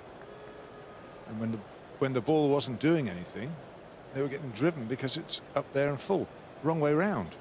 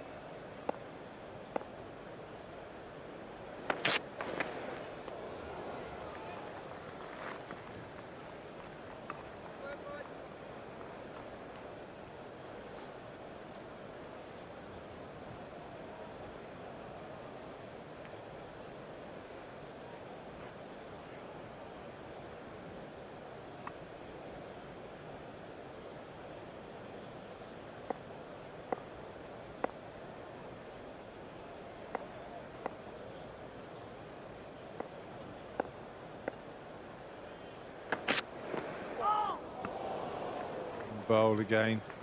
Just doing a bit now, so a little bit of rain on the wicket, just livened it up a little bit. Yeah, and the cloud cover. Lights are on as well. New Zealand will be interested because sometimes here at Lord's the pitch just gets flatter and flatter. The fact that it is continuing to move around, they'll need to bowl England out again with a lead.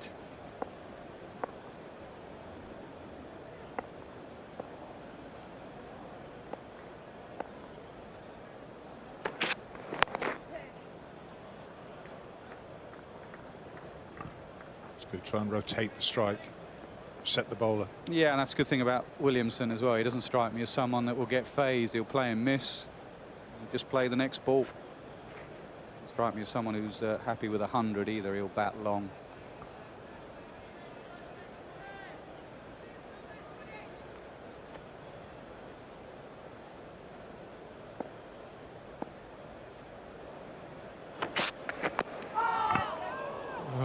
Swing there, wasn't there? Quite sure, trying to leave it. Inside edge, goes for a single. 415 for 4. Quite off-putting, isn't it? Because sometimes he does bowl with this different action. He has a double twirl. Great seam position, that. Just as a batsman sometimes, you look at the bowler, and because he's changed his action, you think something different's coming up. He just has a double twirl there. Different action. It's got Corey Anderson thinking. Corey Anderson likes to leave the ball. And that was natural swing as well, reverse. Natural work on that ball now. To move around a bit. But he's prepared to go wide on the crease. GD.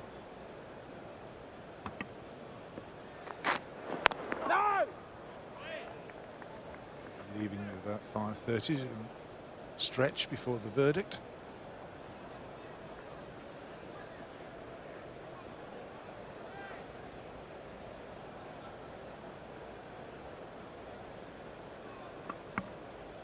McLaurin's son, Neil, next to Bob.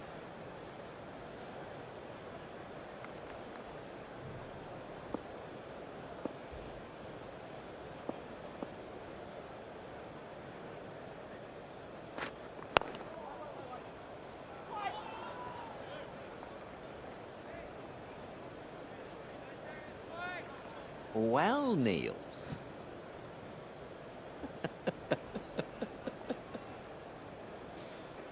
Let me tell you.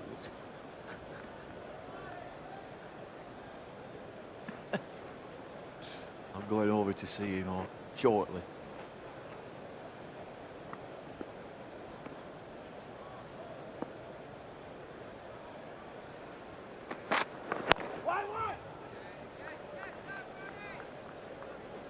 Bumble counts that as one of his third main pieces. An impression of Bob. Probably.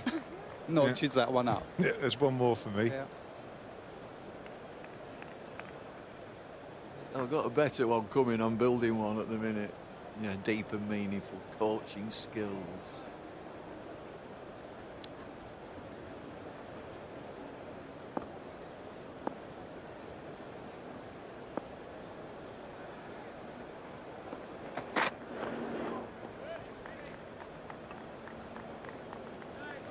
Yeah, I think the other thing with Stuart Broad, he gets a little impatient, and for all his experience, it's not really a fault, I suppose, because he's trying to make something happen. Today he's the batsman guessing, do I play it, don't I play it?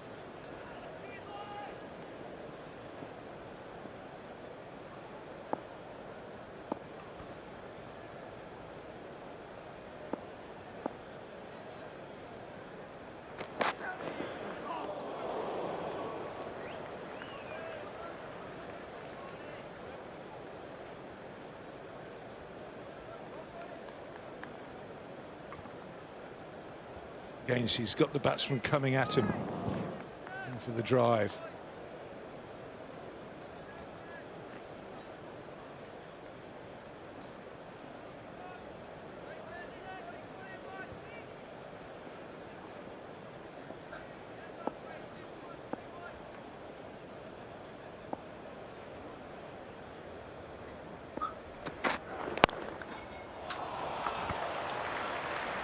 Doesn't get upset with that. It's a good shot.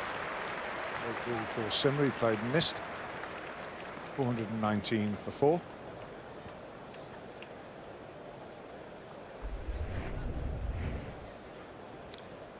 Well, tonight we've got the highlights. England versus New Zealand, 8 o'clock, Sky Sports 2. And then it's the verdict with me, Bob Willis. And I'll have Jeremy Coney with me and Simon Jones. Don't miss it, viewer.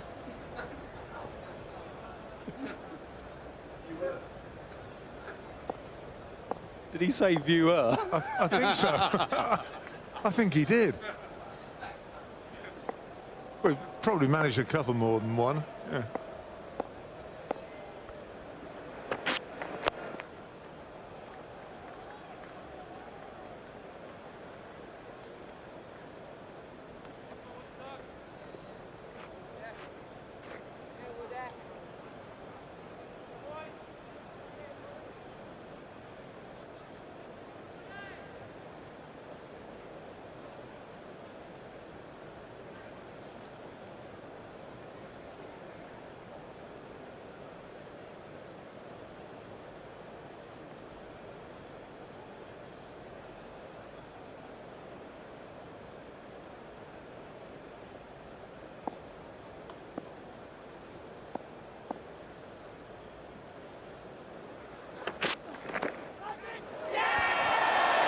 That's it, caught down the leg side. That's the second one, caught leg side, and another fantastic catch. Josh Buttler, Corey Anderson, little glove. That's 5th wicket down. Yeah, hot spot showing off the glove. What it doesn't show is a great catch, another great catch from Buttler. Earlier he had one for Ross Taylor. That was diving to his left. This one to his right. That is superb. What a good day Josh Buttler's having. England deserve that. It might look like a bit of a strangle down the leg side, but they deserve that. They've gone past the edge on a number of occasions. Anderson made 9, 420 for 5. Hardy's of Australia, proud sponsors of England cricket.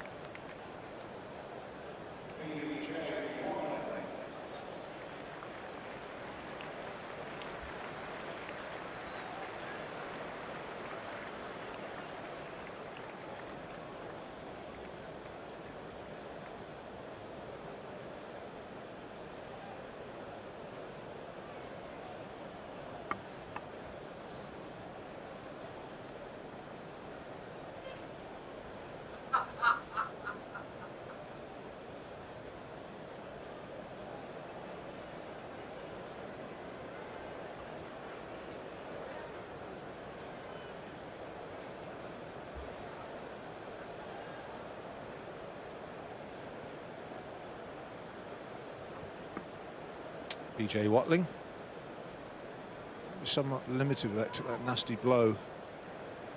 He's keeping. So he's out there. He's out there batting. Healthy average.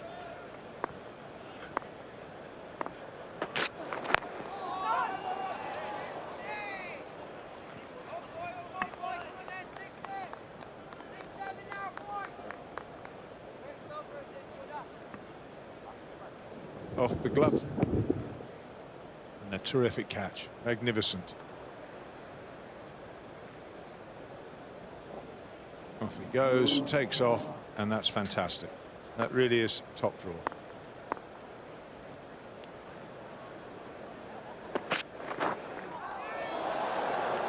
So close to the outside edge. Well, I mean, it's a lot of credit to Buttler, because even this take, as we show the replay, it doesn't go in comfortably because it's wobbling so much. And you can see in between these great catches, he's really having to work hard and concentrate. You watch this last delivery and he's having to watch it right into the hands, because that seam gets in a position and he's watching it, and his facial's telling you this is a hard day for keeping. But boy, is he keeping well. And again. That went very late.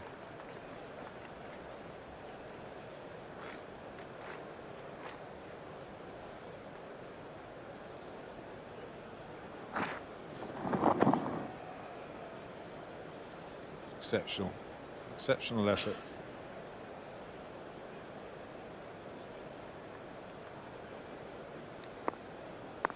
An edge is an edge, Ness. I knew that was coming.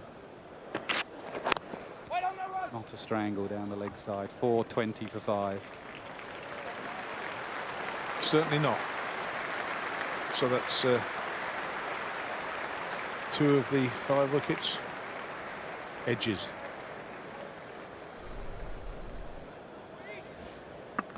So some batting to come. Southie 9, fastest 50 I think for New Zealand against England.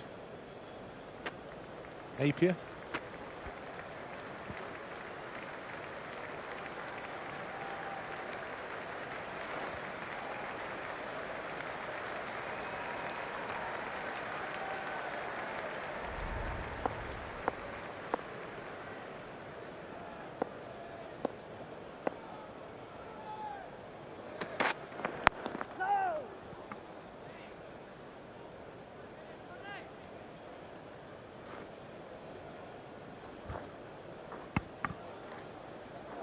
Couple of quick wickets now for England.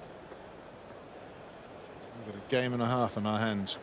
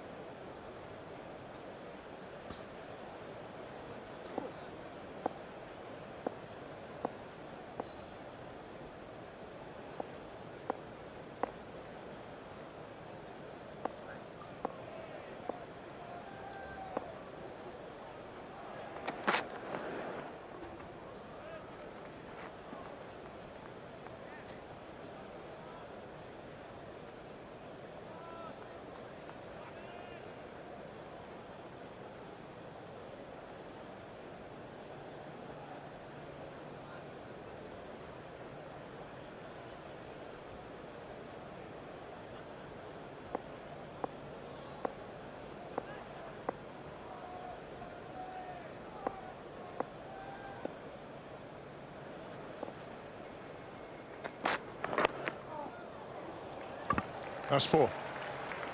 Just let the ball come into him a little bit, waited for it.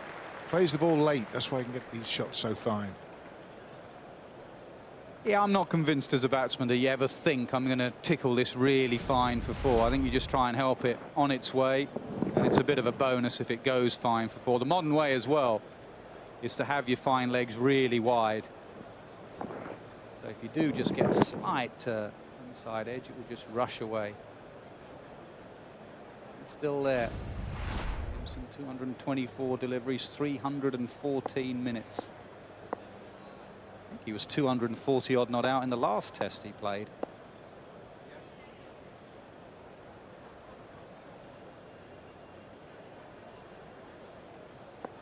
Been a tougher day for him today, what with the conditions, lights on, cloud cover, ball moving around, and England bowling better. Yesterday he was very fluent, especially when the delivery was full because there wasn't that much movement. Look at the strike rate yesterday, 183.9 when it's full.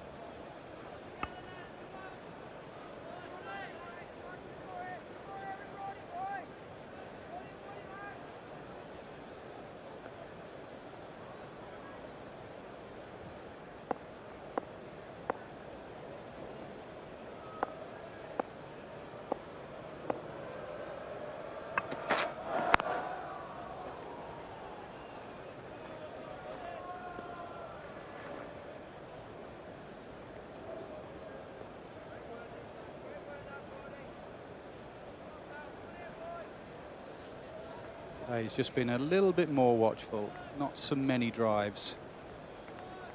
Maybe if he gets right down to the tail, he'll play a few more shots.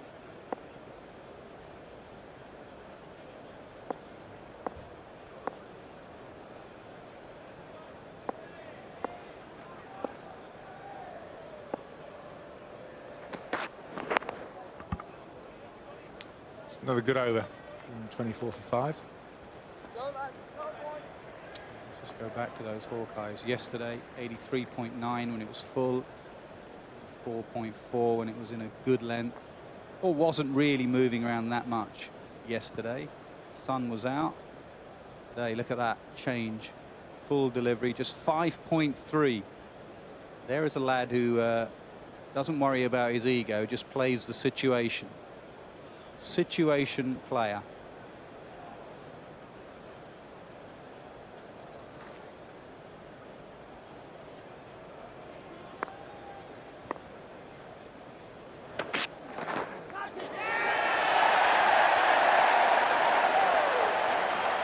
it's been given, but it's been reviewed straight away. He's saying it's off the arm. Mark, we've got a review for caught behind. Checking front foot first, please. That's a fair delivery. Happy with that, fair delivery. So to front on, please, to spin vision.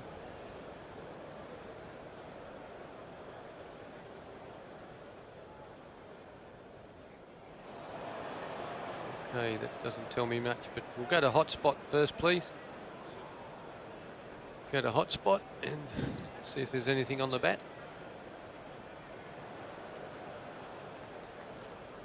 Can't see anything there on the bat. Oh. Okay. Yeah, we want to go. We'll go to RTS first, and then come back to that. See if RTS picks up something. And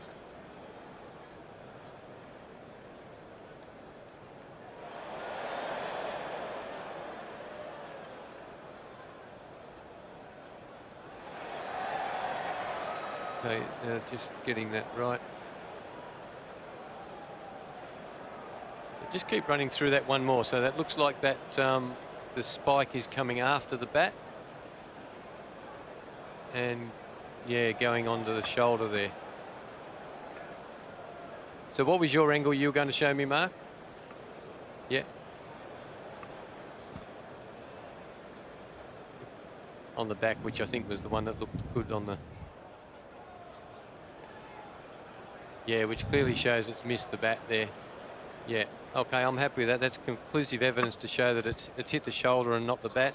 So, Ravi, it's just clipped his shoulder. You'll have to reverse your decision. Thank you, you're on camera now.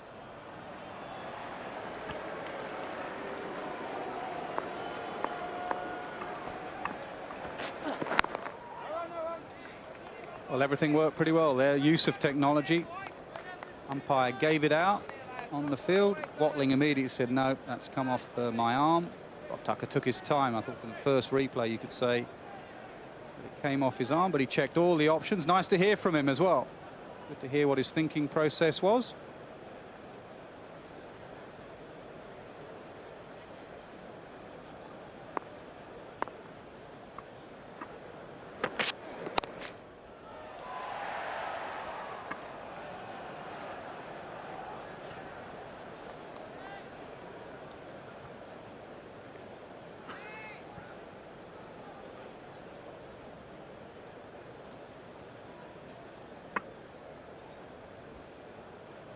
Different to New Zealand and Southern Hemisphere. Always taking a little time. Got the beanies on.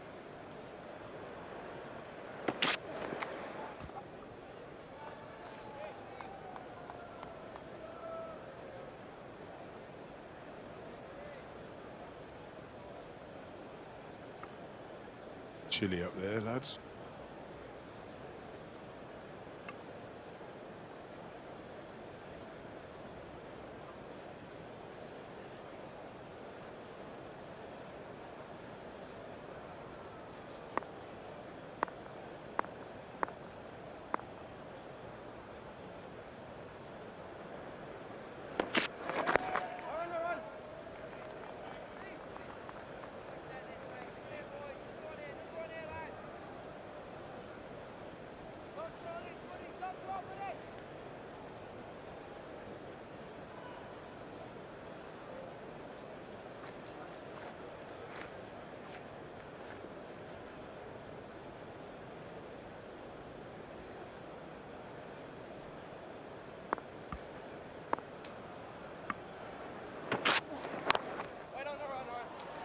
Good over, maiden over, 424 for 5.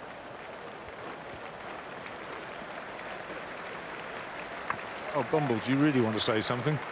Well, I do. I just said I was building something for you. We're just the sights of Lords. Let's have a look what we get. This is what you get at Lords. It's posh down here.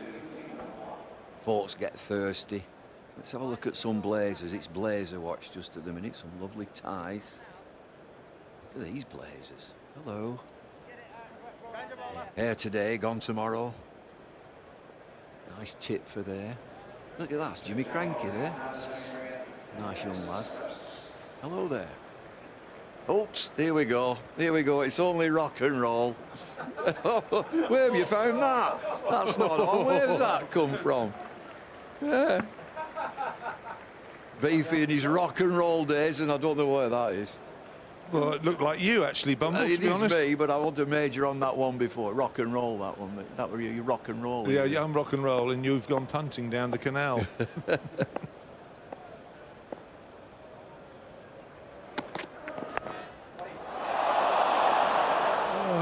Ben Stokes, what has he got to do to get a wicket?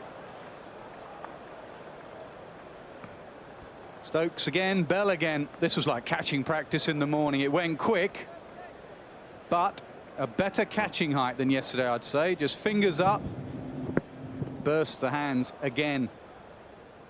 Oh dear.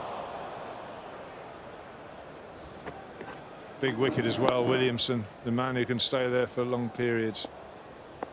Ben Stokes, what has he got to do?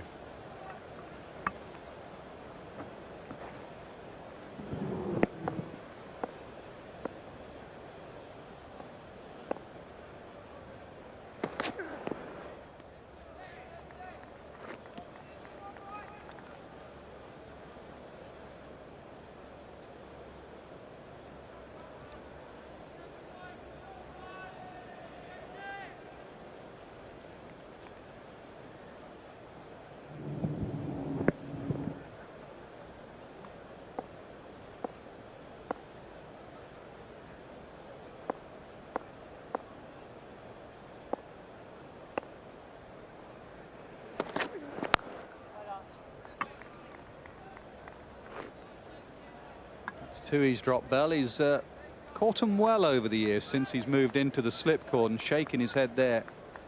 There is the option of Adam Lyth, who feels there for Yorkshire and is a pretty good slipper, but it'd be harsh on Bell. I know he's had a bad game in the slip cordon, but generally he's caught well. Yeah, you got Root as well, haven't you? That can go in there. A few options. Sometimes, yeah, it just doesn't work. He won't agree, that man there. You're thinking, what have I done to deserve this?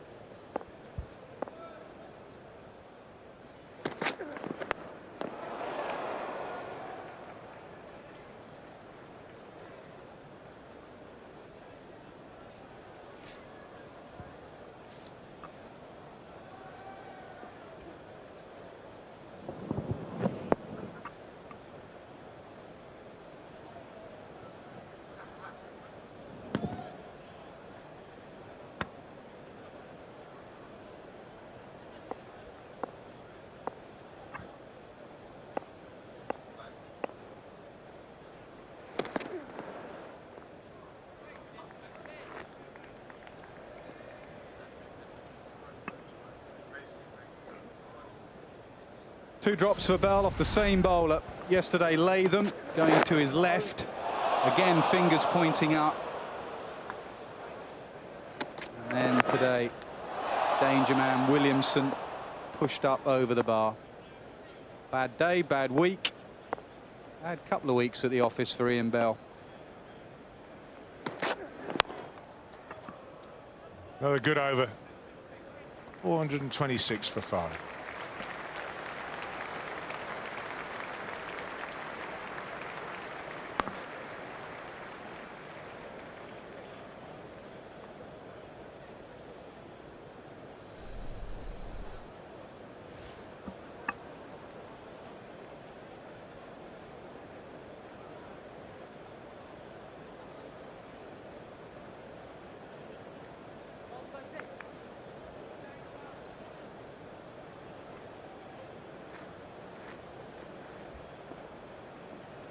Bowling change. So that's Mark Wood. Change in the commentary box though. Michael Atherton's with Ian Smith. Thanks, Beef. Well, England start to look at themselves a wee bit here. All of a sudden, they ample opportunity to get back into this game and make a statement. They thought they had Watling. Well, that was no good. They should have had Williamson. That was no good. So the lead is 37, 5 wickets in hand. Yeah, exactly. Caretaker or not, they've got to stick.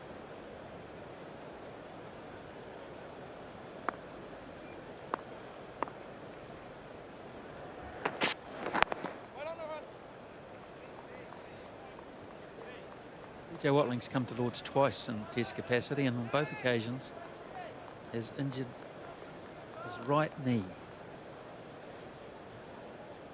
Incredible, really. Gutsy batsman. A little while since he's got a really good score.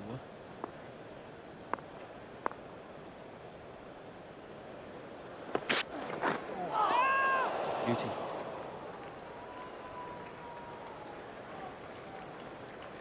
Yeah, significantly more movement today in the air and off the deck. It's been a good time to bowl. I think New Zealand would mind getting bowled out and having a bowl themselves. They'd obviously want to get this lead up. But if they do lose wickets, they'll know that today is a good day to be bowling. There's cloud cover, there's a bit of juice around.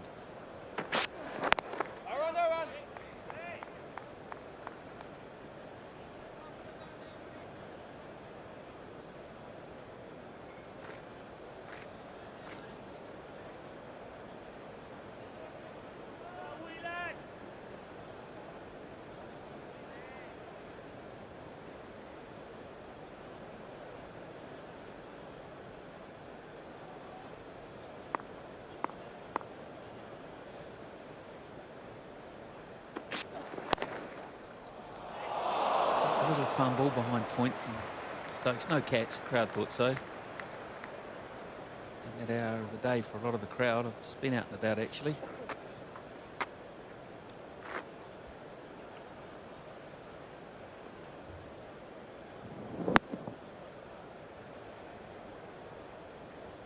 Kane Williamson, I've just been reliably informed, is 364 runs without being dismissed. It's the most ever by a New Zealander.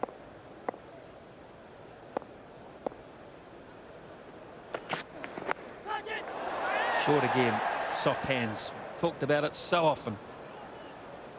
Yeah, twice that I can remember today, Williamson has given a genuine edge that has fallen short of Alistair Cook. Now, I suppose what you'd be saying to yourself in a slip cordon with Williamson particularly on strike is that you can come a yard closer because he plays with such soft hands, that any edge might drop down. You can see how he takes his bottom hand off the bat and tries to get that edge down. Well, twice that's happened.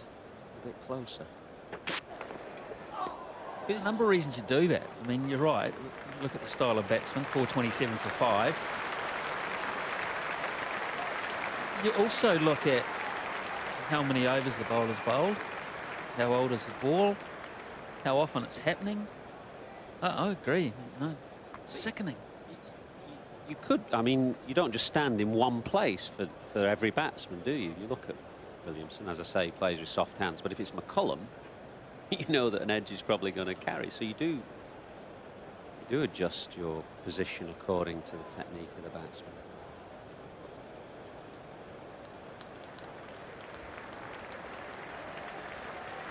Stokes, 17 overs and 1 for 81. I mean, often in this game the figures don't reflect the reality. He's bowled a lot better than that. Been pretty unlucky.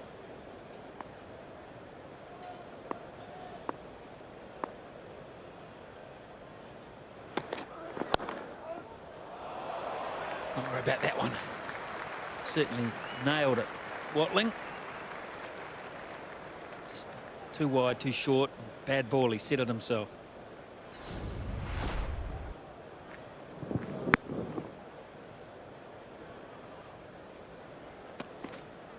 Good example of a cut shot, that ability, even as a short player, to roll your wrists over the top of the ball. Take any thought of a catch out of play straight from the off.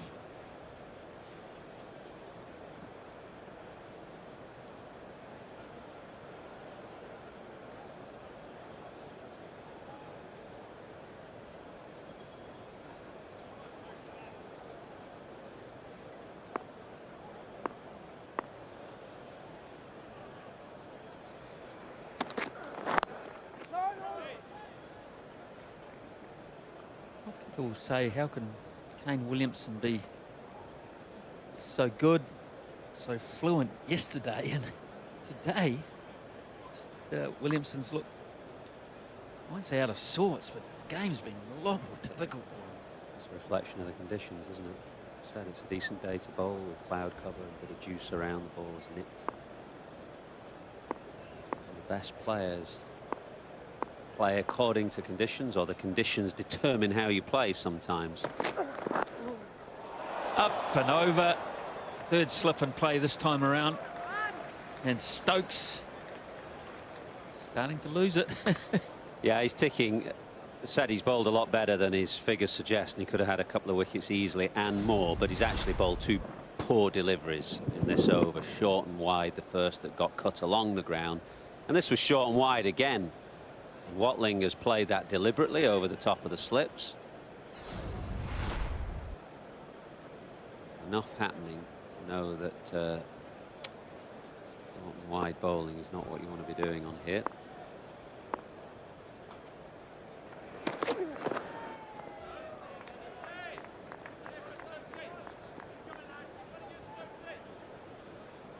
Yeah, you kind of sense if England are to win this game, it has to be in this hour and a bit.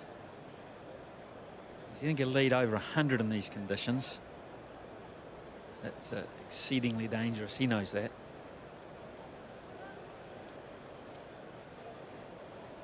Got Bolt and Southey who have had their feet up for the best part of 2 days, probably. Wouldn't mind having a crack at some stage.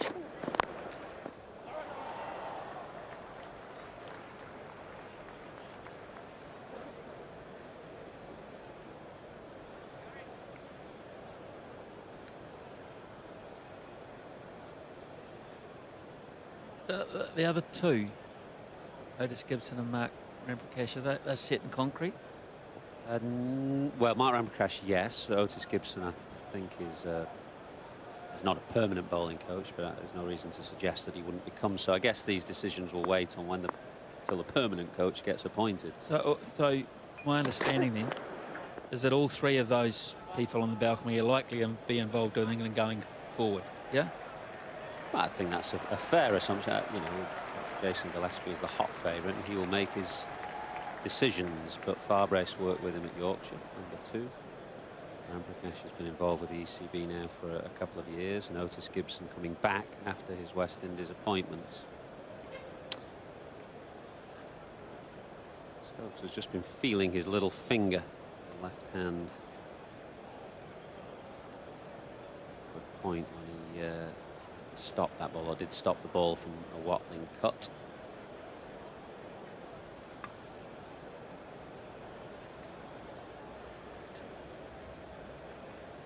The reason I asked that, Michael, about the staff on the balcony is that I don't know whether the incoming coach has no say on his staff, or he just looks in. Well, Andrew Strauss has obviously made a couple of decisions, one concerning Kevin Pietersen, one concerning the captain. And those decisions seem to be set in stone for the summer, but he said apart from that, the coach will be able to run the dressing room. I mean, in terms of staffing, new coaches like to bring in the people that they want to work with, but it's not quite so easy just to get rid of people. The reason I say that is because the All Blacks, which is basically our role model at home, generally speaking, they appoint a head coach and he looks after his staff, and he gets people alongside him that he knows, that he's confident with, he knows he can work with, they're on the same wavelength from the outset. That's the football mentality here. Football clubs change managers every few months, and a new manager will bring in, as you say, his own staff, the people he trusts, people he wants to work with. In fact, you know, cricket in a way has been immune from that over the years, but has just started to go the football way now in England. We've seen the number of different appointments and sackings that have happened just in English cricket over the last 12, 18 months. I think cricket has got to be wary of going down the football path, because what it does, it takes away the responsibility from the players and the captain, who are the key people.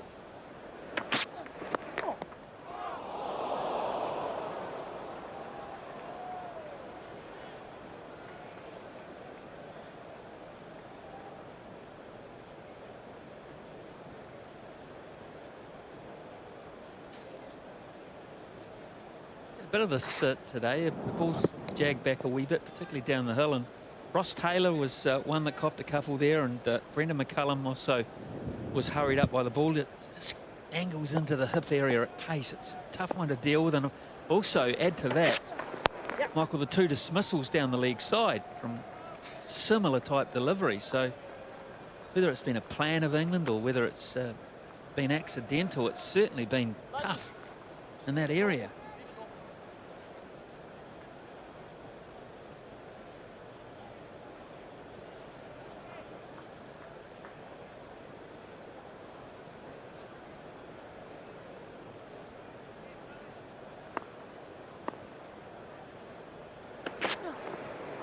Beautifully bowled. And the thing to look for here, apart from the line and length, is the clever use of the crease. I tell you what, this is an unplayable delivery. Wood leaps wide, so the angle is coming into Watling, and then it goes off the pitch like a leg break.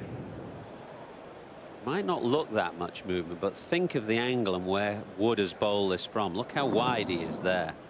And it's against the slope. The slope is right to left on your screen as you look. Lavish movement.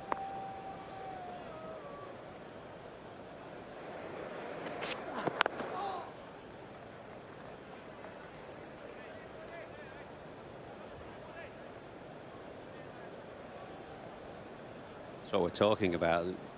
Really wide of the crease. So the angle and the slope suggests to Watling that everything is coming into him, and then for it to beat the outside edge as it did suggests significant movement.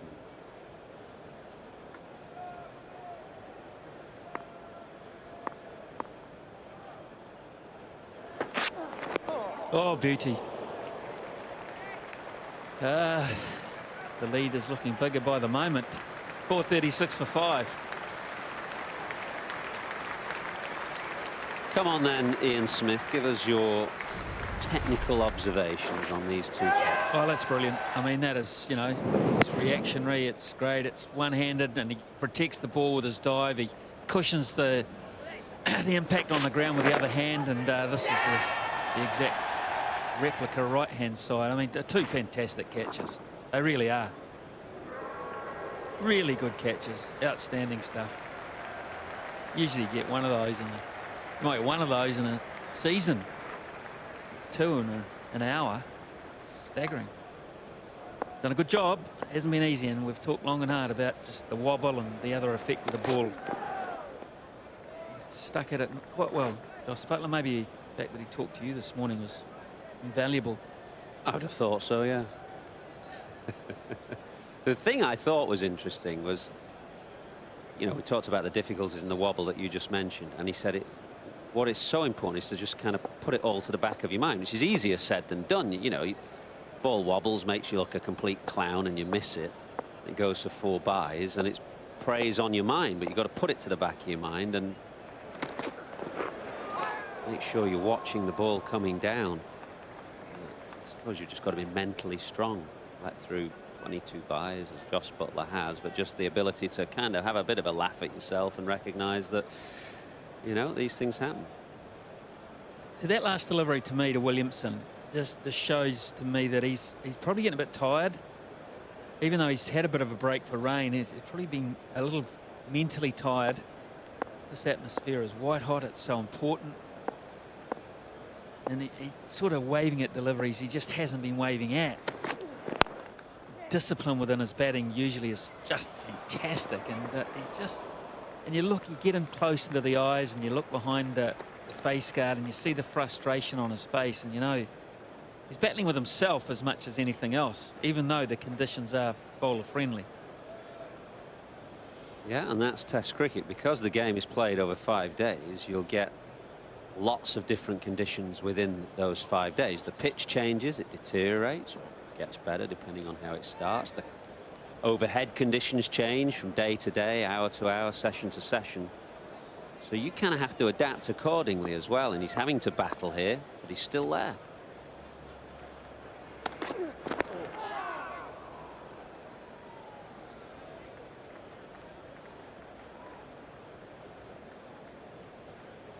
Extras move up to 63. 22 buys, 34 leg buys.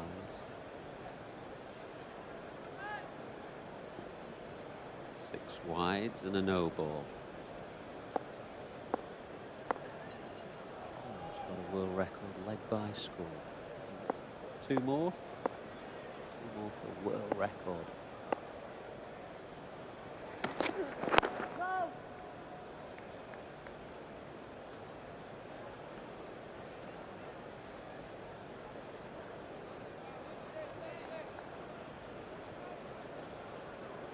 Most extras ever in an innings is 76. But you've got to say that's on. It's into 5 down. There's a chance. Leg by certainly, that's a goner. I think it's absolute certainty that's a goner. Where was that, Richard? Which game?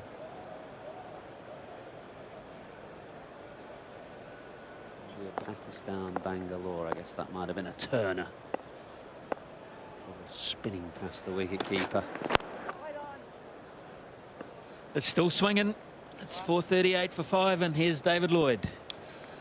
Well, we've seen a lot of Kane Williamson, and he's in prolific form, but I'm just going to show it's not rocket science. Where do you bowl to a great player? I'm only going to show you 3 deliveries. These are 2 that drop short of slip, that vulnerable area, that corridor of uncertainty. One from Jimmy Anderson, one from Mark Wood, just drop short, soft hands nicely. And then there's also a play and a miss, which is a couple of overs ago, feeling outside off stump. I mentioned that it's not rocket science. We can have a look at the pitch map, just 3 deliveries. And I think that England, the discipline of the quicker bowlers, get it up there, roundabout off stump, and it's mainly for every batsman. And it applies to him as well. You don't need to do anything else, just sit in there. Lots of deliveries in that sort of area. Get your slips up a yard. Yeah, sure.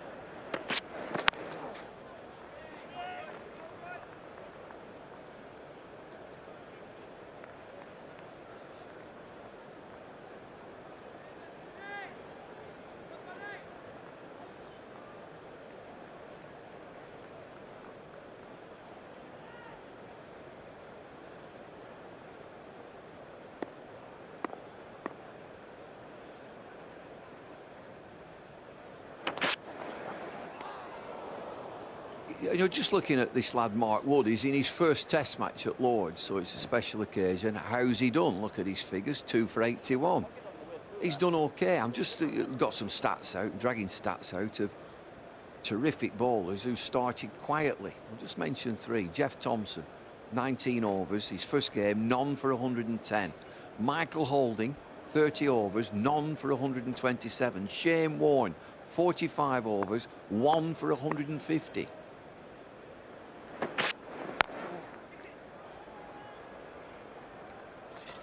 You know, 3 of the greatest bowlers who've gone on to wonderful things. So the lad, you can't make an instant judgment. You know, people on social media, oh, he won't do, get another in. You can't make an instant judgment. No, I think he's bowled pretty well. He's bowled at a decent lick. Horrible moment, of course, when he got the wicket and then realised that he'd overstepped the mark. 2 things I would say. One, how is his body going to cope? That would be a key thing, because some people just bowl quickly, easily, have natural pace. Mark Wood looks as though he really has to put his body through the ringer to get that pace. He's only played 20-odd first-class games before this Test match, so that will be a thing for him. How will the body cope with the treadmill of international cricket? And the other thing I would say, from experience, to be short and skiddy as he is, you've got to be exceptional to do well in Test cricket. So can he get the bounce on good pitches to challenge good batsmen consistently? But I think he's bowled pretty well his first innings.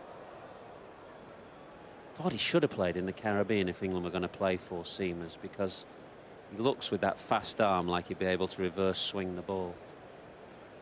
Well, so should Lyth, so should Rashid. Well, all those pitches cried out for 2 spinners, but given that England played 4 seamers, I thought Wood might have just offered them something a little different.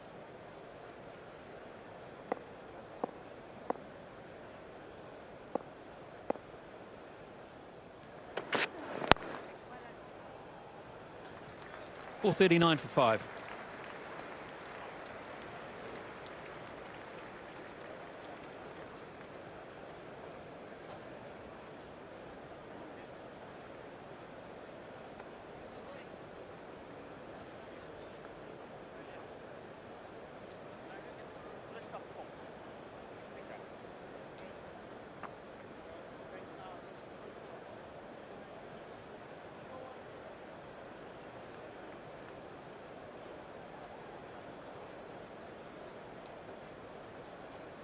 New Zealand's lead is 50. Carnival occasion, apart from the weather. Which classes those? Lots of fathers and sons today, Fathers and Sons Day, and great colour out and about. Real occasion. What is the equivalent in New Zealand of the kind of Saturday at the Lord's Test? Do you have an equivalent? I mean, you've moved to like the boutique grounds now for Test matches, haven't you? We sort of, no, we don't have like a cricket boutique-y sort of a carnival-y day. I think people dress up to go to the races, the big cup days at the races. Gladstone, eh? Look at that smile, that Gladstone smile. What a bowler he was, Gladstone small. But it's interesting what you've done in New Zealand, because now you've kept the big stadiums for the one-day games, like the Cake Tin at Wellington and the big rugby stadium at Auckland. But Test matches will be played at where? The Hagley Oval. Yep. Hamilton. All the smaller grounds with like capacities of 6, 7. Yeah, the Basin still. Yeah, Basin Reserve in Wellington. The University Oval in Dunedin got a nice little boutique-y type ground there they're developing. They're going to put some lights in there so they can play a bit of day-night cricket. So that's the way it's going in New Zealand, because even though the side is playing well, you're not going to get massive crowds. Oh, that was a loose one that Watling missed out on.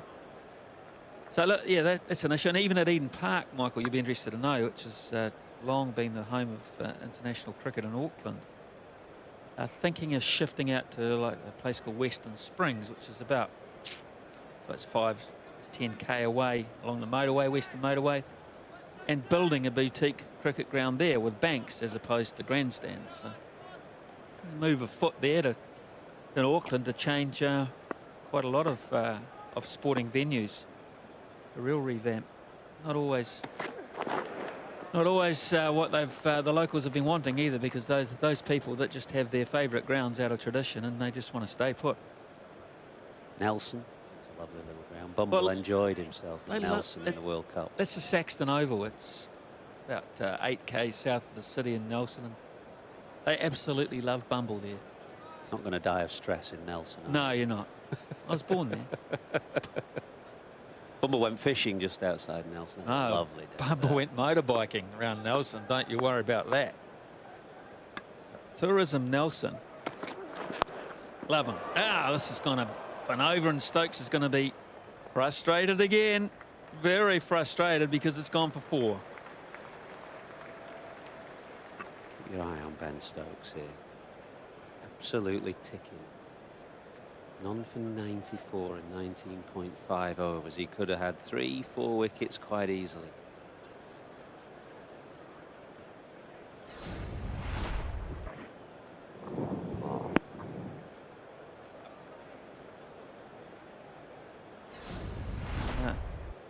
A day where batting has not been at its fluent best, and the fight has been to hang around and pick up what you can.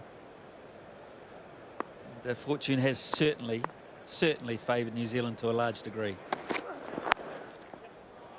That's much more controlled, and it gets the same result. It is 447 for 5.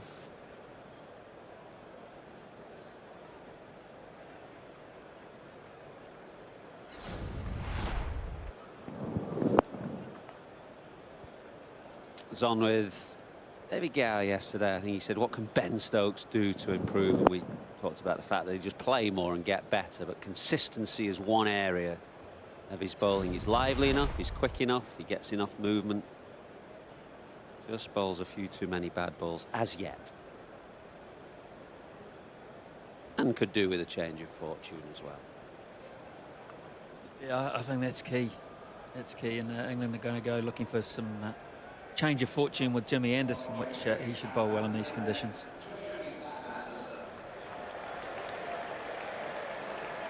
Kane Williamson today has scored 32 runs off 105 deliveries, and you know, when he started this morning, he brought up his 100 very quickly, and you thought just falling straight back into that rhythm. But I think, you know, that's a compliment, really. You know, it's a struggle, but he's not giving it away, even though he's got 100. Think of when Marlon Samuels got 100 in the winter against England. Got 100, and virtually next ball slash to slip. Williamson is saying he's not got enough and he's not going to give it away, and if it's a struggle, so be it. Sometimes you have to put your ego to one side as a batsman. You know, you can look really scratchy. Bowlers are saying you're lucky when the ball's beating the edge and you can't time it. You're struggling away there and it doesn't look great, but you're still there. It's a compliment really to him. I don't think any of them have given it away. Brendan McCullum's dismissal was unusual, but that's just the way he plays. He's likely to get caught anywhere or do anything. So Ross Taylor strangled down the leg side. Corey Anderson strangled down the leg side. Ross Taylor's innings was exactly mirrored by what Williamson is doing here. Certainly far from his fluent best, but fighting. Craig McMillan was a fighter. Look at him. Tell you what, it's got to be really cold if he's feeling it.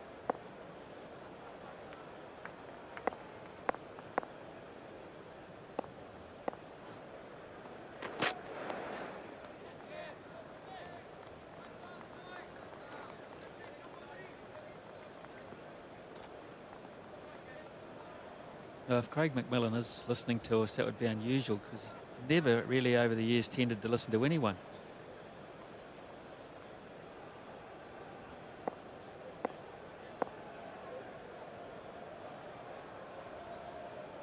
He's a bit like Nasser, isn't he? He's going a bit thin up the top there too.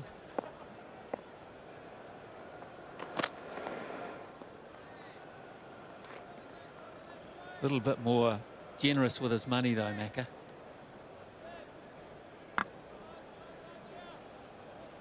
Still waiting.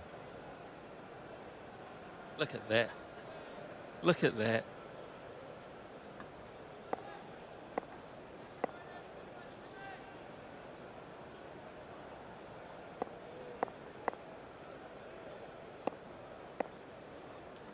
Nice,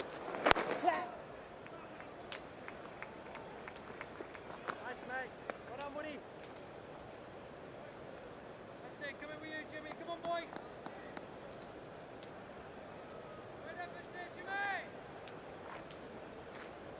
It's ironical things about Craig McMillan is that he used to play and get motivated. It's a bit like Nasser. Remember Nasser? We saw that clip of Nasser when he got that 100 and he pointed up to the media as if to say, look, I told you. He used to play to try and get the media back, McMillan. And then he became one of the media and probably the most controversial commentator we've had in a decade. That's the end of that over. 115 on, 448 for 5. Having a drink at this, are we? Hardy's of Australia sponsors England cricket.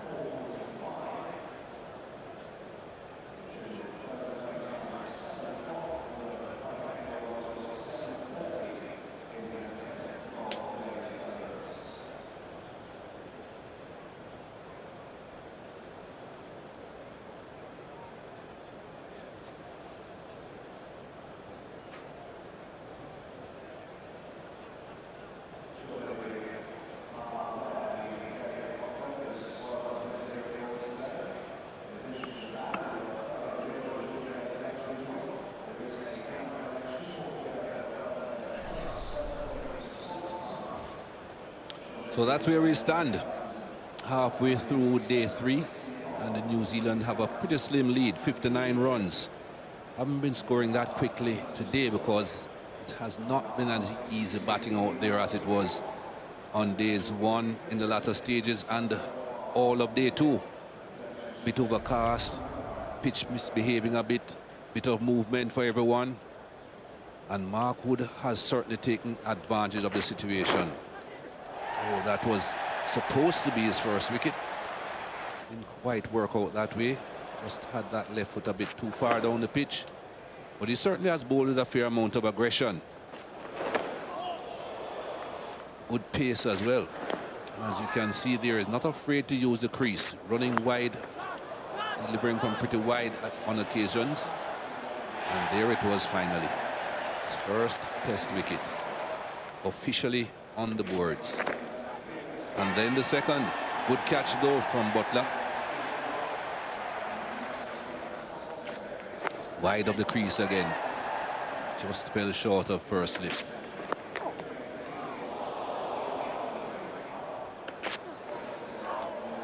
That was a beauty.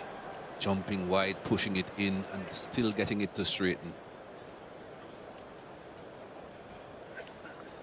Good to see bowlers using the crease instead of just running in and bowling every ball from the same spot, digging holes in the batting crease.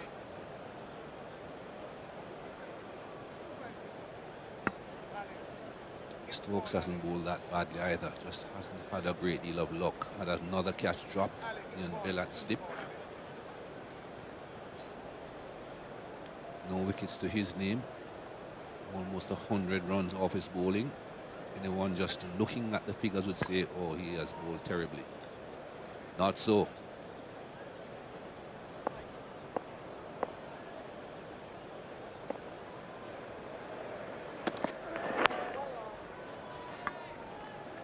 Well, everyone's been saying about Ben Stokes that he's bowled better than those figures suggest, which is true. You mentioned the one drop, the one yesterday, the bell drop yesterday was also off Stokes bowling. Two sharp chances to be in Bellet slip, both of them going down, so Stokes at least could be 2 for 98 rather than none for 98.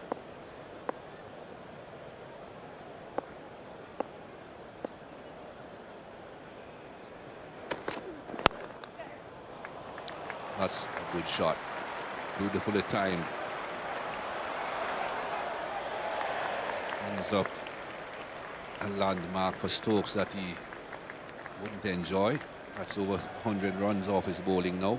Brings up 450 for New Zealand.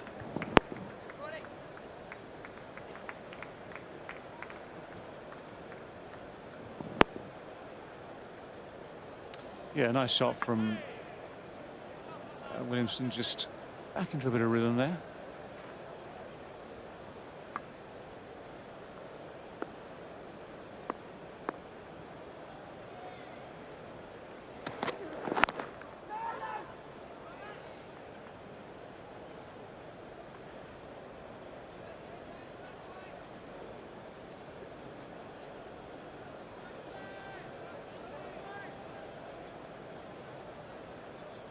Yeah, you can sense the frustration mounting with Ben Stokes, looking less than gruntled at the end of the previous over, for instance.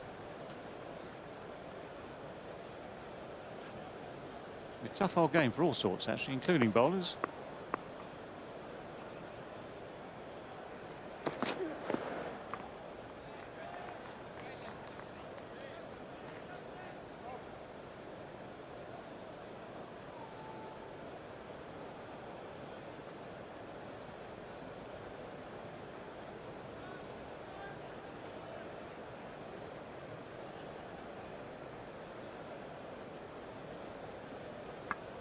Derek Pringle on the left, former England all-rounder, former Daily Telegraph columnist until a few months ago.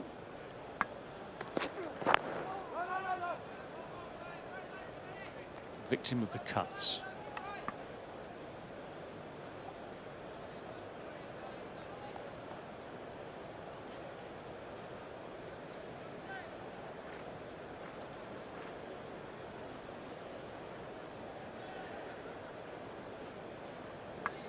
Can't be a club laser.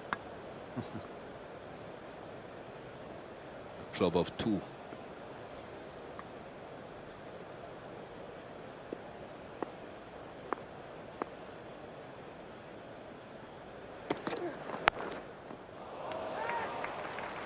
Has gotten a lot of runs in that region. He's copying Williamson. 455 for 5. Well, it's what Michael Atherton was talking about just a few minutes ago. For Ben Stokes, there's a lot of good stuff. Every now and again there's maybe slightly too often there's a ball that's hittable. A little bit short, a little bit wide, gives the batsman freedom to play that sort of shot.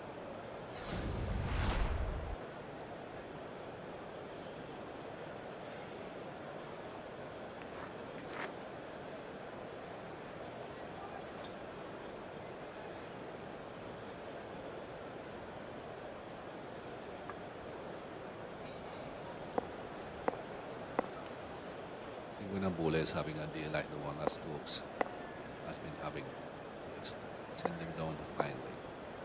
Get him to relax a bit. Get someone else on. Bit too short.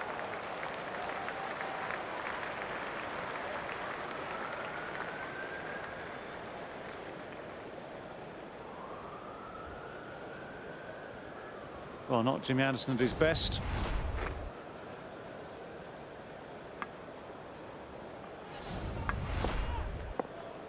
Am I seeing things? You know, first impression, I thought Williamson had more time than that.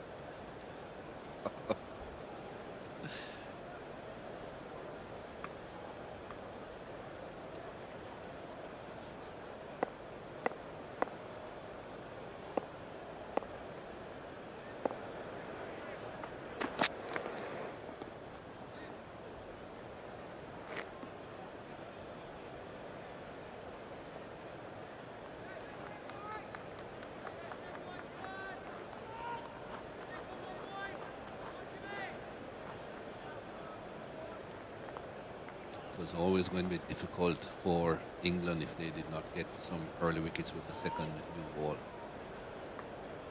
4 overs before the new ball was available this morning. Didn't get the breakthrough they were hoping for with that second new ball.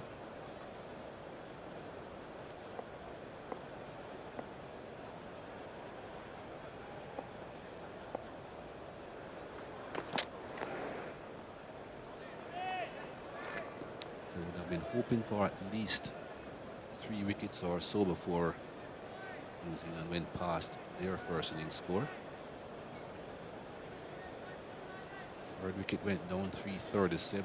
Didn't get another one until after 400 runs were posted. And New Zealand went past England's first innings score.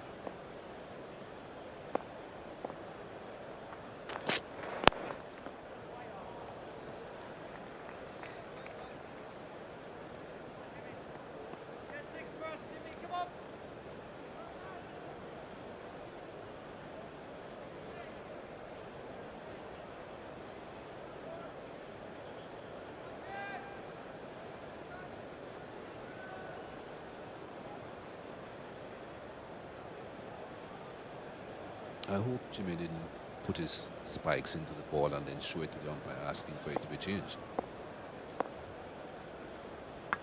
Surely not, Mikey.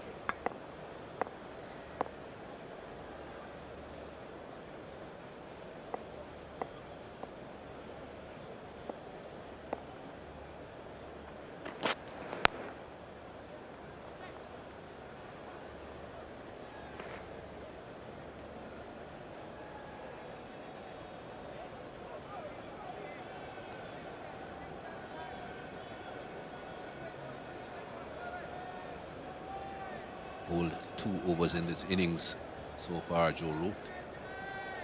But perhaps he could have been given a few more overs. Moeen Ali, of course, is the front line spinner. But Joe Root has been known to take a wicket or 2.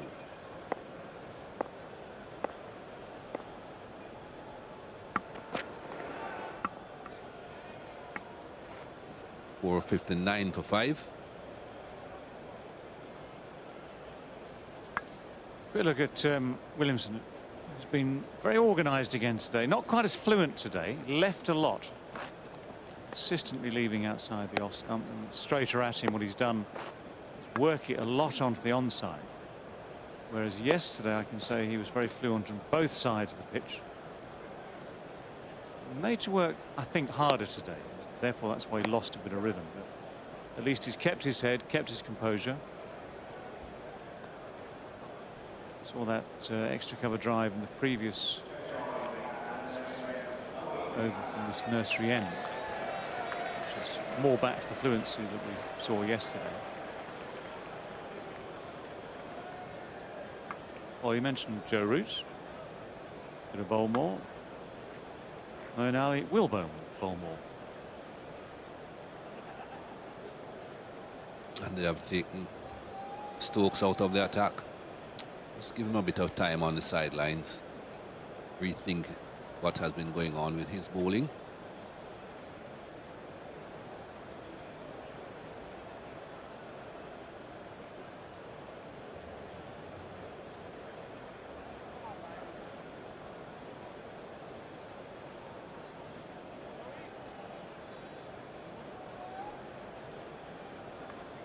Seaman's had 33 overs with the first new ball before Moeen Ali was given an opportunity to bowl. It's going very fine again.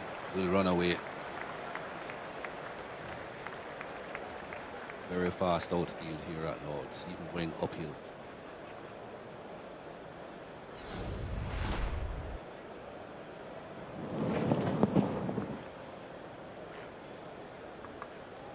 Well, it's one of those skills that transfers from one-day cricket to test match cricket, isn't it? The ability to manipulate the ball into space.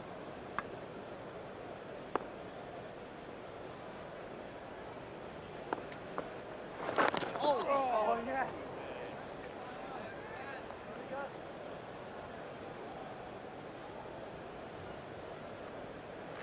It's Adam Live there, who has gone backward short leg, was at forward short leg.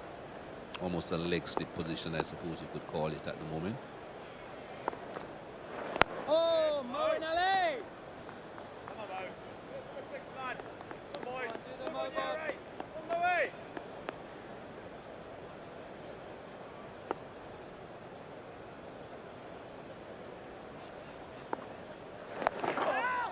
Another sweep.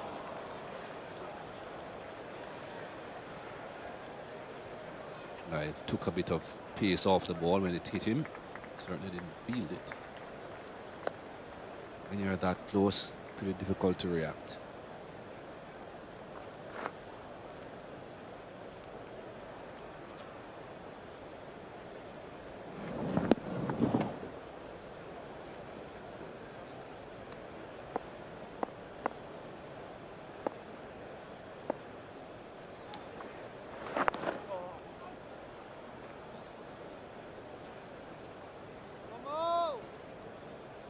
Giving you some duff information there. It's balance at backward short leg, leg slip, whichever you prefer, and lie that slip.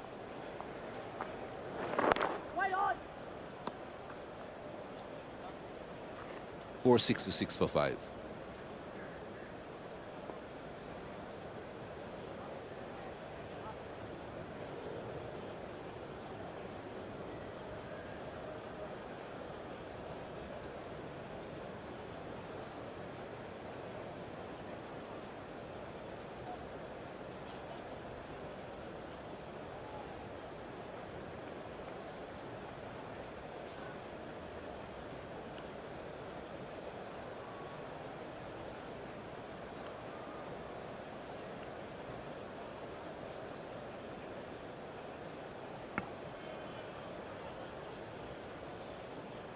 Three slips and a gully.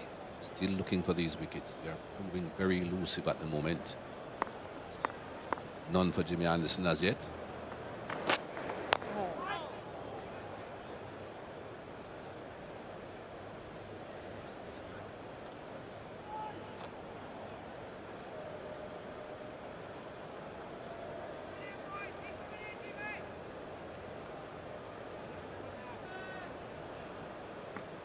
England certainly not in a very strong position at the moment, but perhaps, as we always look back on history, they'll look back and say, well, New Zealand have scored beyond 450 5 times previously in England.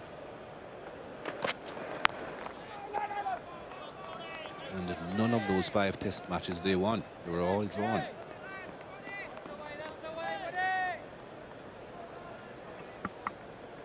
Well, theoretically in this game, you still need most of the time that's available. Depends how big this leads end up. Depends how England bat in their second innings. All these ifs and buts of the game, of course. I'd back England to bat long enough in the second innings to suggest that draw would be favourite, and that's even without the rain that might. That's low. That's kept low, but luckily very wide of off stump. Yeah, so even if the rain doesn't come tomorrow afternoon, which is forecast, not quite sure how much we get. You know, a couple of days after this, I'd suggest England have got enough resources to bat on what, apart from the odd one that we've seen now from both ends keeping, though, it's still a very good pitch. We've seen before over the years that tends to hold together very well through 4 or 5 days.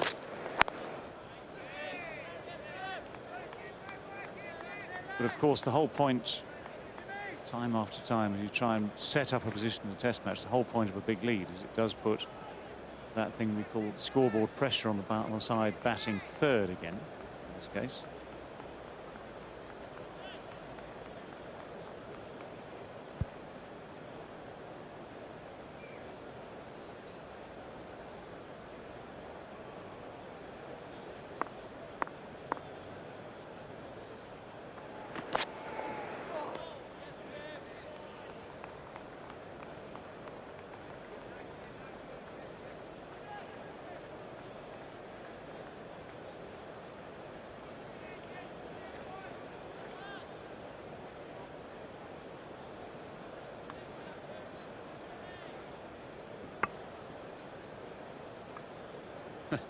Never too early to start. That's it, smile. Nicely through mid-off. Just gets there.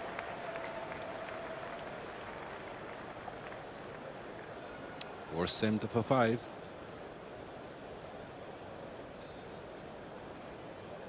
Jimmy Anderson himself now creeping up towards 3 figures for his bowling without any wickets.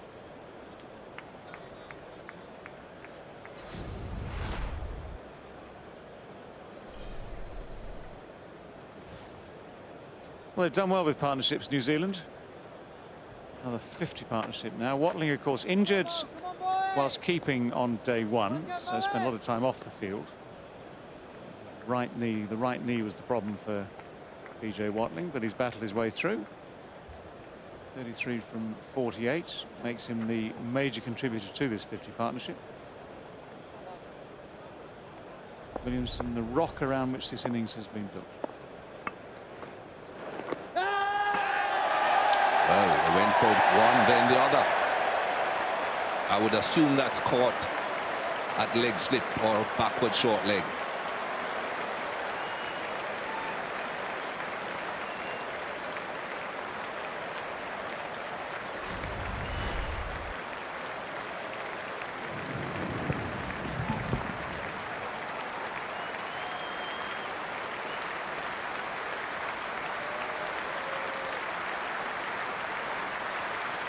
Well, either way he's gone. But a fabulous innings from Kane Williamson in the form of his life over the last 12 months or so. 132 here at Lord's. He goes up on the honours boards any moment now. Standing ovation, richly deserved, because he is the man that has helped put New Zealand into a very strong position. 470 for 6 now.